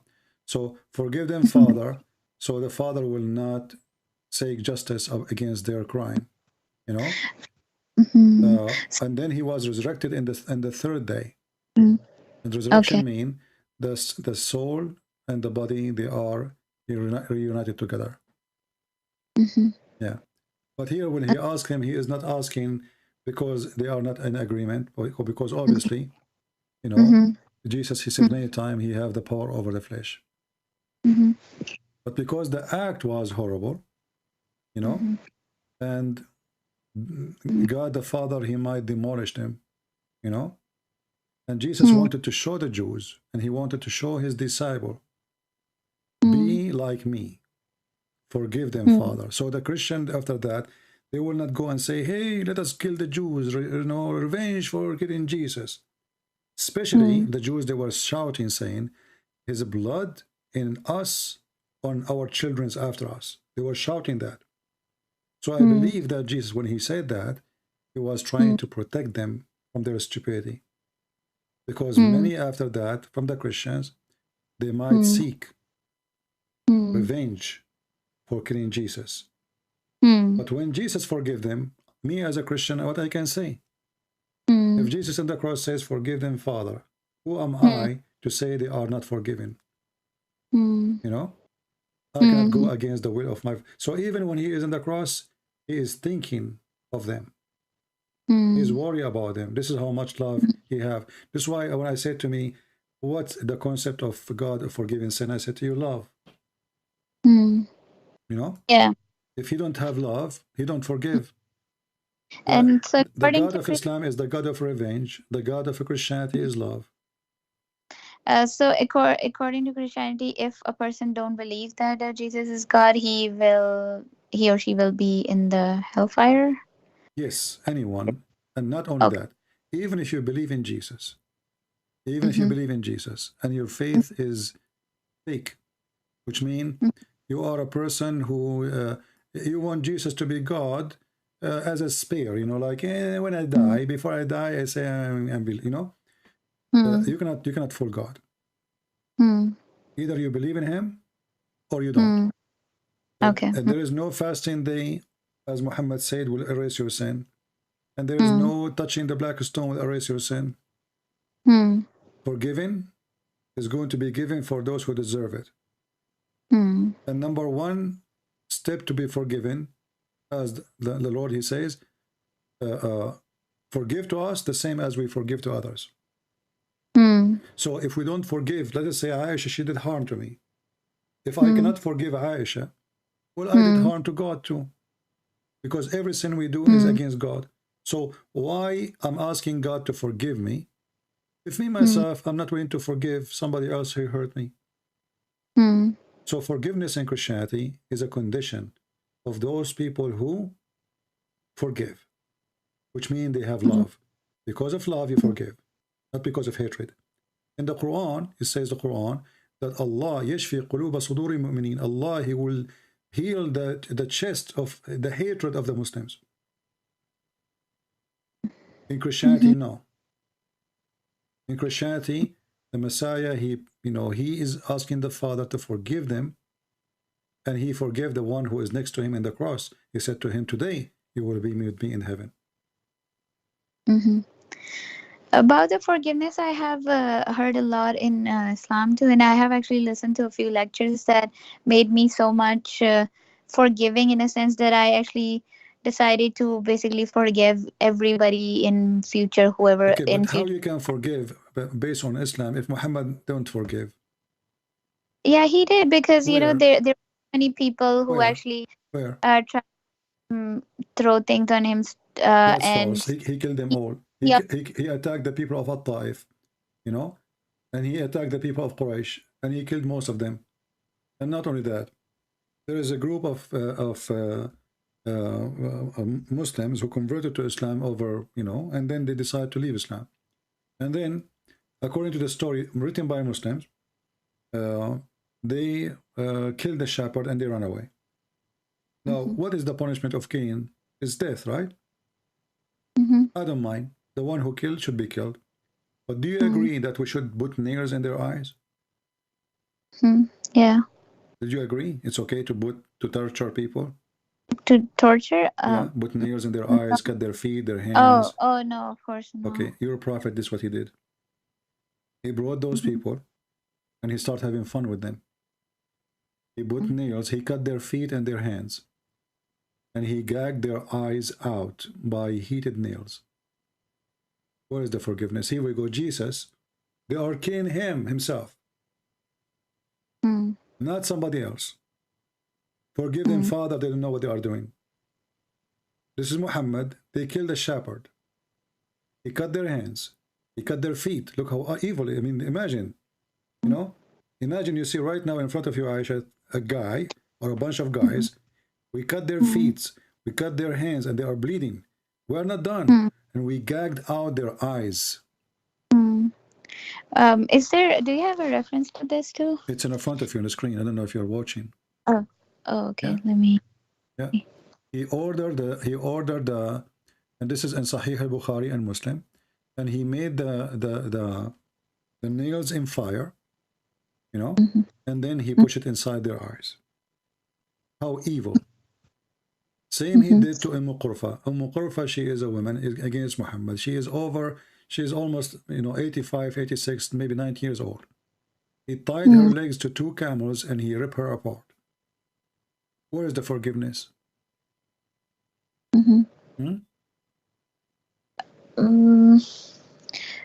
Yeah, I mean, I've heard some stories of forgiveness too, but yeah, these are I've never heard saw these, but yeah, thanks for giving me the When references. Muhammad he entered Quraysh, you know, Mm-hmm. but remember, the Muslims they say he forgave the people of Quraysh, but after what? After he became a superior and he killed them, right? And then still those are his people, and without them he is nobody. So he did not really forgive as much he is forcing them to convert to Islam. You know, when the brother of Uthman, he did expose Muhammad lies about the Quran. I don't know if you know the story. Is Abdullah ibn Sarh. No, I don't know about that. Abdullah ibn Sarh. Do you remember the story in the Quran where the Quran says Allah the best of the creators? I mean, yeah, I know about this, this verse, but I don't know about the story. All right. Muhammad, he have an scribe, because Muslims they say he don't know how to write, how to read, but I believe not because of that. I believe because he's acting, wealthy, he can hire people to do a scribe for him, right? So he was asking the scribe to write an inspiration came from Allah, and he said he made the clot, he made the nutfa into a clot, congealed the blood, which is stupid, and then we made the clot into lump, etc., blah blah blah blah, and then he said he stopped. Then the guy, his name is Abdullah ibn Surah, he said, فَتَبَارَكَ اللَّهُ أَحْسَنُ الْخَالِقِينَ, blessed be Allah, the best of the creators. Muhammad, he said to him, he heard him, he said, write it there. The guy, he said, write what? He said, write what you just said. He said, but I am the one who said that. He said, well, it came to me the same as it came to you. And right away the man discovered that Muhammad is a fraud, because he is the one who said this sentence. Muhammad, he copied what he said, and he said to him, write it there. I said, well, what do you mean write? I'm the one who said it. So he left Islam, and this is the brother of Uthman ibn Affan. Muhammad, he ordered his death. And by the way, this is in your books. This is what makes it more funny. You see all those references? It's in your books. And this is after filtration. Imagine after the Muslim, they clean all the garbage they have about Muhammad. After all the filtration, those stories are in your book. So he ordered to kill him, even if he held his hands over the curtain of the Kaaba. All what the guy did, he left Islam. And all what the guy did, he said, well, you know what? Muhammad, he copied from me a verse. It was given to me. He said to himself, if Muhammad is a prophet for receiving Quran, will I receive Quran too? And he decided to leave Islam. So, and not only that, by the way, Muhammad, when he did that, he gave us a favor. Look what he did. When the man, he says, blessed be Allah, the best of the creators, showing his wonder. And Muhammad, he copied it and he put it there. Do you see the mistake there? Yeah. What is the mistake? I don't know. Creators. He said the best of the creators. Yeah. Okay. That person is not he's not a prophet. He's just a normal person. Maybe he still have some pagan belief that there's creators. So when he said that, how Muhammad he accept to say, as he said, the best of the creators? Because that means there's many creators. The Muslim, they try to fix it. They say, oh, the one who made a bicycle. What bicycle, my friend? Creator is not a bicycle maker. Creation, we are talking about creating the baby. Creation is the one who gives life, who creates something out of nothing, nothing else. Otherwise, nobody else. There's only one creator. So when we say he is the best of the creators, is Muhammad lying, or he is saying the truth? Oh, okay. I get your point, yes. Because this is a lie. And in the top of that, when Muhammad, he copied this story, and this man, he left Islam for saying such a thing, and Muhammad, he put it in the Quran, and the Muslim, they knew what this guy, he said. Why none of the Muslims says to Muhammad, what do you mean he is the best of the creators? You know what I mean? Like if I am a prophet now, and I have 1,000 people listening to me, and I say he is the best of the creators, shouldn't you ask me, what do you mean, prophet? Even let's say you respect me. You don't think to make it fun. But what do you mean? Muhammad, he say things he don't know how to explain. Mm. No? Because that doesn't make sense. And if Allah, if there's only one creator, that means the sentence is a lie. If I say to you, I was the best son for my mother, and later you find out that I am the only son, isn't it true I'm lying then? I made you believe by saying I'm the best son, I made you believe that there's other sons, correct? Yeah, I mean, so again, I'm not trying to duct tape. I'm just what my understanding was on this is that um, it's like people or everybody, like, yeah, even humankind, like they create things, and we, like, scientifically we create machinery, artificial intelligence, whatever, but he, whatever he created, like us human being, we are so complex in the universe and everything. So whatever God creates is like he's the best of the creators. Oh, hey, this is very interesting. Okay, let me, you know, I use a language. Sometimes I say, let me get you busted. So I'm not being rude with you. Let me get you busted. The Quran gives definition. Who is the one who can be called the creator? Is the one, at least he can create a fly. Listen, no, listen. That's true. I agree with you on that. I mean, there should be no comparison. So your answer is a duct tape again, because when the Quran says that the one who should be worshipped is the one, at least he can create a fly. This is what the creator mean. A one he can create a fly, at least, not somebody make a bicycle. Yeah, I agree. I mean, you're saying there's no comparison between the actual, like, real creator and we. Not only that, the Quran give definition. What is the create mean? The one who at least can create a fly. If the one you worship, read it. This is chapter 22, verse 73. Okay. If the one who cannot, if the one you worship, he cannot even create a fly, well, he is not God. So create here is the one who is the create for a fly or a living being. So when he say he is the best of the creator, he is saying he is the best of anyone who creates. Otherwise, we cannot compare, because if I say Allah is the best of the creators, and I'm calling the one who make a bicycle creator, that is a stupid statement, because simply nobody is called the creator by making a chair. You know, that does not make you creator, you know? Yeah. And we are talking about religion, remember. So there is a creative ideas and there is a creation. Yeah, we are the creations, yes. Okay. So when the Quran made the rule, the Quran should obey by the rule. And when Allah, he says he is the best of the creators, that means there's other creator. Actually, in different verse, the Quran says, you forsake, you pray or you seek the other gods like Baal, and you forsake the best of the creators. So Allah, he compared himself even to Baal. You know who's Baal, right? No, what's compare himself to what? Chapter 37, verse 125.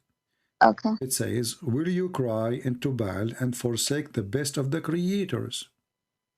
But Baal is God for the pagan, correct? And he is the God of fertility. Okay. Okay. So when Allah, he compare himself as the best of the creator, he admitted that Baal is a creator too. He did not say, you cry into false creator. He say he is the best of a creator, mentioning Baal. Okay. If I say, you pray, you pray to zucchini, and you forgot that macaroni is the best of the zucchini, better than zucchini. What does that mean? So that means zucchini and macaroni, they are same, but that one is better than the other one. The word is the best, mean that the other one is good too. Right? Yeah. Best mean that Baal is good, Allah is good, but Allah is better. Okay. So again, it's a stupid thing. And the story, by the way, or those things, you can find them in the interpretation of the Quran. Okay. Yeah. Maybe I can find in the Hadith in English. Let me see if I can find it. Give me a second. Okay. Here we go. Okay. This is Abdullah ibn Sarah, used to write the revelation for the Prophet of Allah. And then Shaitan, he made him slip. Who made him slip? Shaitan. So he decided to leave Islam. And when he decided to leave Islam, Allah, Prophet, he ordered to kill him, even if he hold the stairs, the curtain of the Kaaba. But then Uthman, he protected him, and he forbid Muhammad from killing him. Right? So this is how many hadith about him. So those are hadith about Abdullah ibn Sarah, who was the scribe. Who you think is the most person close he can witness to a prophet is the one who was writing for him. What do you think? Right? So why this guy he will make things up? And why Muhammad decide to kill him? Let us say this guy he lied. Can't Allah prove that Muhammad is saying the truth by killing him himself? The guy, he woke up in the morning, they find him like hang on the air as a miracle.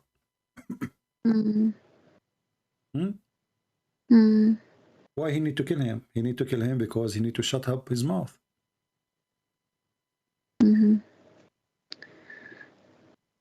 Okay. Yeah. Okay, well, okay, it's been, yeah, I mean, it's been almost 4 hours. And actually, Muhammad, you know, he tried to use Quran or to make Quran to fight those who expose him. As an example, he made a verse in the Quran that says, وَمَنْ كَفَرَ بِاللَّهِ بَعْدَ إِيمَانِهِ. But the question is, why a person who was a believer, he became a kafir again? Why? Unless he saw something wrong. The verse, chapter 16, verse number 106, it says, whoever disbelieves in Allah after his belief, except the one who Allah, somebody forced them to leave, what will happen? Allah will curse them and they will have a great punishment from Allah. Read what is the behind this verse. You will laugh. I heard this verse where it says that that people go the kuffar kind of just to pretend accept Islam and then go back to their people and then say, this is the guy, this is the brother of Uthman. Yeah, I understand, but there's this that they go back. Hold on, listen. You see, the stupidity is that the Muhammadan, they say, do you know that the Prophet, he have a chapter about Abu Lahab? And they say this is a miracle. Why? Because Abu Lahab never converted to Islam. Okay. But this verse is about the same guy, which is the one who gave Muhammad the verses. And later, this guy became a Muslim again. Because he had no choice. Either he died, Muhammad, he took over Mecca, he went to his brother Uthman ibn Affan. Uthman, he told Muhammad that he will become a Muslim, that's it, leave him. He became a Muslim, and later they became him, they made him a ruler. So how a person is a liar, he fabricates things is not true, and suddenly just because he converted to Islam again, he's okay. No? Yeah. Oh, okay. His brother, you're talking about his brother, Uthman, right? he's a brother, yeah. Yeah, Uthman ibn Affan, the caliphate. Yeah. Not only that, actually, you know, I don't know if you know that your prophet, he have a name. They call him Abi Kabsha. I did not know that. Yeah, this is a funny insult, you know, Abu Kabsha. Maybe we should make a video about it. He mentioned how Muhammad, he can be, Abu Kabsha can be a prophet. Let me see if I can find. Okay. Yeah, they ask him, here we go. This is Tafsir Abi Hatim al-Razi, volume number 4, page number 1346. They said to him, the people of Quraysh, hey, Abdullah ibn Sarh, how you did wrote the Quran to Abi Kabsha? He said, I used to write as I wish. And then Allah, He sent a verse saying, look at this. And Allah, He sent this verse. Man azlama mimman iftara ala Allahi kadiban.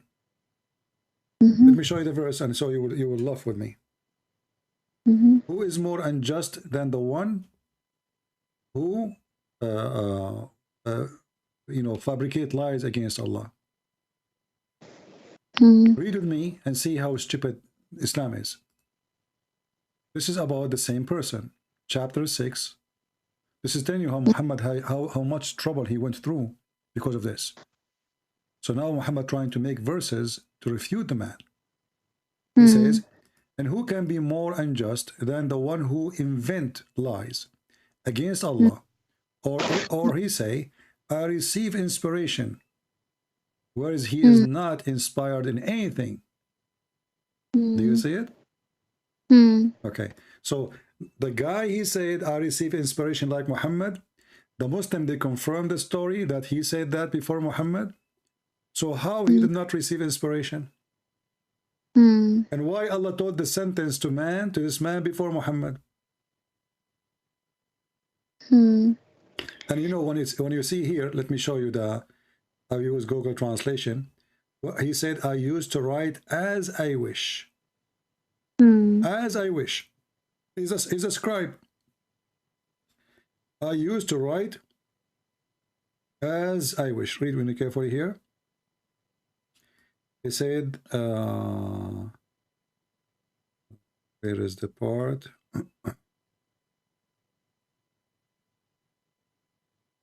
Okay. After you, who more unjust? Okay. Where it says that Abdullah said, there is no part of this Quran, something that was verse not done by those who before. Translation is messed up. But he is saying Arabic, I used to write as I wish. So Muhammad did not know what he's writing. You know? He write, and because simply Muslim they say that Muhammad do not know how to read, how to write, right? So I write as I wish, and this is what it says here in Arabic. You can ask anyone who speaks Arabic. He said, قال كنت أكتب كيف شئت. I used to write as I wish. And then Allah, He sent down the verse which we mentioned to you. Chapter 6, verse number 93. Here is the question is, as long the Muslim agree that the person he used to write as he wish, so how many verses in the Quran today exist is from what he wrote as he wish? And let me shorten the link, even though it's in English, in Arabic, sorry. But if you want, you can use, because Muslim, they might say to you, this guy is lying. There is no such a thing as usual. Let me shorten the link. So Aisha, after all of this, be honest, what do you think? I mean, it's I'm amazed of what all the perspective that you have given me, shown me. At the same time, it's not easy to just accept all that right away. I have taken my notes, and there are many things that are very logical that you have shared with me. There are a few things that I have doubts because of my own understanding that I want to do research on. But I am so I'm really impressed, and really appreciate your so much time and effort, and it is having a lot of impact on me. And I mean, it's kind of, I'm trying to rethink about everything, and instead of just following and believing what I've been just listening forever, I really need to go into it and find the truth and things like that. But yeah, it's amazing. I'm really thankful. Well, I'm I'm glad to serve you today. I'm just doing what the Lord, He ordered me to do. And trust me, I never lied to you in anything. Actually, everything I said to you, it's in the front of you on the screen, correct? I did never mention one thing without proof and reference. Yeah. Go check them out one by one. And if you ever find me did lie to you about any of those things, please don't hesitate to call me again. Sure. I want you to get me busted, and I will go right now to Walmart to buy duct tape. You know, because there's a lot of leaks. Yeah, you know, duct tape is not a method, really. I feel sorry for the Muslims who try to duct tape Muhammad. They try to fix him. The guy, he made everything wrong. The baby, how was it created? You don't remember which one he created first, the suns or the stars. I mean, everything is horrible. So how we can duct tape such an idiot? But I'm sure, I pray for you, that may the Lord open your eyes, show you the truth, and the truth will set you free. And as you see, we speak to you not based on hate. We don't hate Muslims. We will never hate them. We love them. For if we don't, we are no Christian no more. Yeah. And this is the difference between us and Muhammad. He followed the God of hate. He is a hatred person. We have the God who is love. And that's why when the man, he been ordered to love his wife, not to marry his wife, to love his wife, the same as the Christ, he loved the church. Here you notice, Aisha, that you have a special place in Christianity, that you are the same as the church. The man, he should love you, not just marry you, because anyone can marry anyone, but a man, he love only one person. And when one person is in the heart, there's no other person can go there. The person who say he love 4 wives, obviously he love none. Because of one woman is not enough, the second will not be enough, the third will not be enough, the fourth will not be enough, for they will never have enough. One is enough. God, when he created Adam and Eve, he created Adam and Eve, not Eves. There's no need for Eves. A healthy family is father, wife, children's. Having many wives is not a healthy family. Children will hate each other. They will kill each other later, you know? Women, they will be fighting. As we show you, Muhammad himself, his wives are fighting. Yeah, of course it does. Healthy family is the family of Christ. Healthy children is the children who belong to Christ.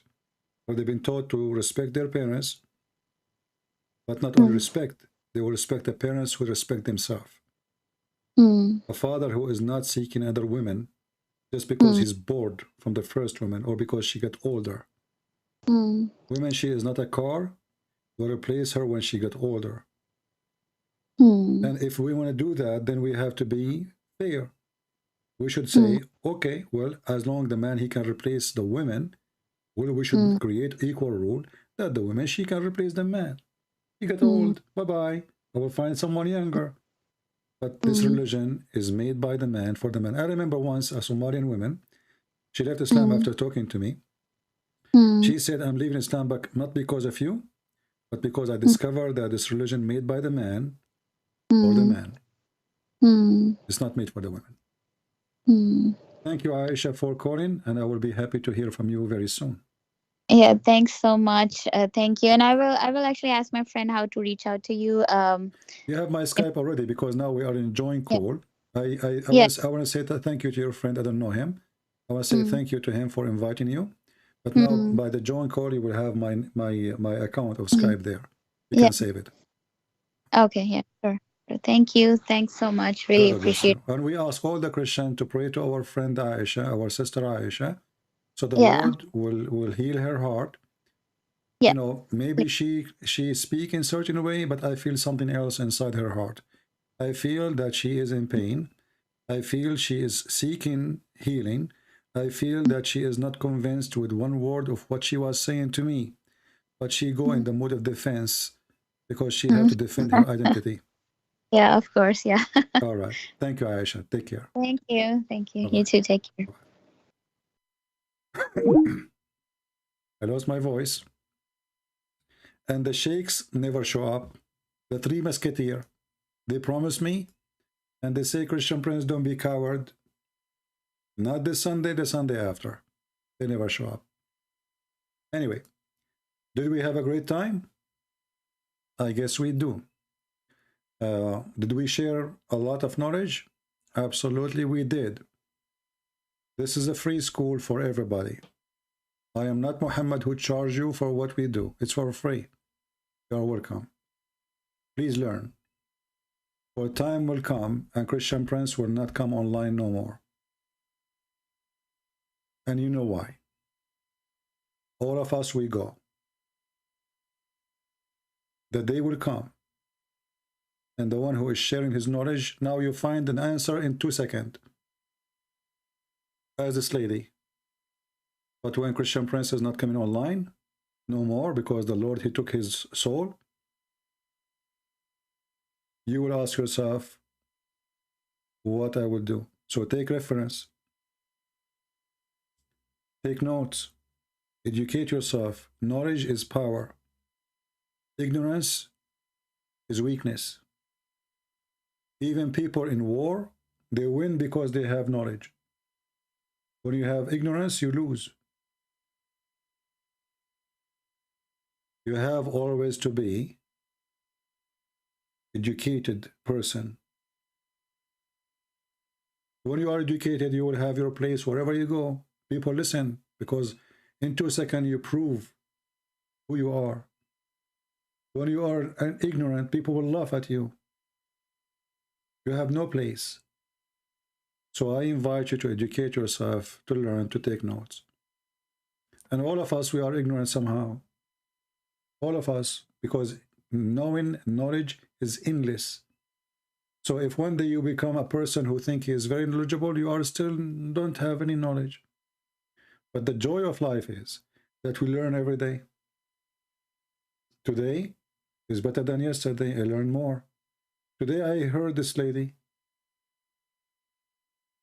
I share my knowledge with her. But each time I speak to a Muslim, I learn something new. I don't learn about the religion. I learn about a human being. How he try to find a solution for a problem he live in. I don't want to say I become a shrink, but I listen carefully to the voice of people. Their voice is energy, and this energy mostly is poor. When somebody defends and he himself is not convinced of what he is saying, what you can say to him? I feel sorry for those people. And I believe this lady, she is a good woman. She is seeking the truth. And we pray that the Lord will open her eyes. We hope that Aisha soon will call us and she will give us a better news. I really apologize. My voice is, I have pain in my throat right now. My throat is so dry. I wish I can continue more. But, I mean, almost 6 hours of talking is not easy. I used to stay even longer. But, you know, we are getting older. So I think this is enough for today. Let us save some voice and energy for other day. I want to remind you, now we have 2 fixed days. I will go live on air. Friday in the morning, New York time, and Sunday in the morning, New York time, between 10 and 10:30 a.m. New York time. But doesn't mean I will not go live in the other days, but those are fixed days, which mean every Friday morning, USA, New York time, between 10 and 10:30, Friday and Sunday, I will be live. Other days, there's no schedule for them, which means just subscribe, and then if you notice I'm going live, you join us. All right? So I want to say thank you. May the Lord bless you. And as you see, Islam is an endless lie. The man who claimed to be a prophet, he never have a witness. I cannot believe it, that we need to have a witness even for a check we write or a money we borrow. The Quran says 2 witnesses for money you borrow. But we don't have a single witness for Muhammad going to the sky. We don't have a single witness for Muhammad receiving revelation. This is a religion, have 0 witnesses. And then the more we study, we find that even the 6 of Muhammad was false. It was fake. This man was mentally ill. He tried to commit suicide many times. How in the world this man become a prophet? Thank you all for being here. Until we see you soon again, feel free to download my videos, share them with your friends. It's for free. And the Lord, he said, for free you took, for free you give. And the admins, they share with you always links, because we give my books in many languages for free. And more books will be published soon in other languages. Thank you. God bless you.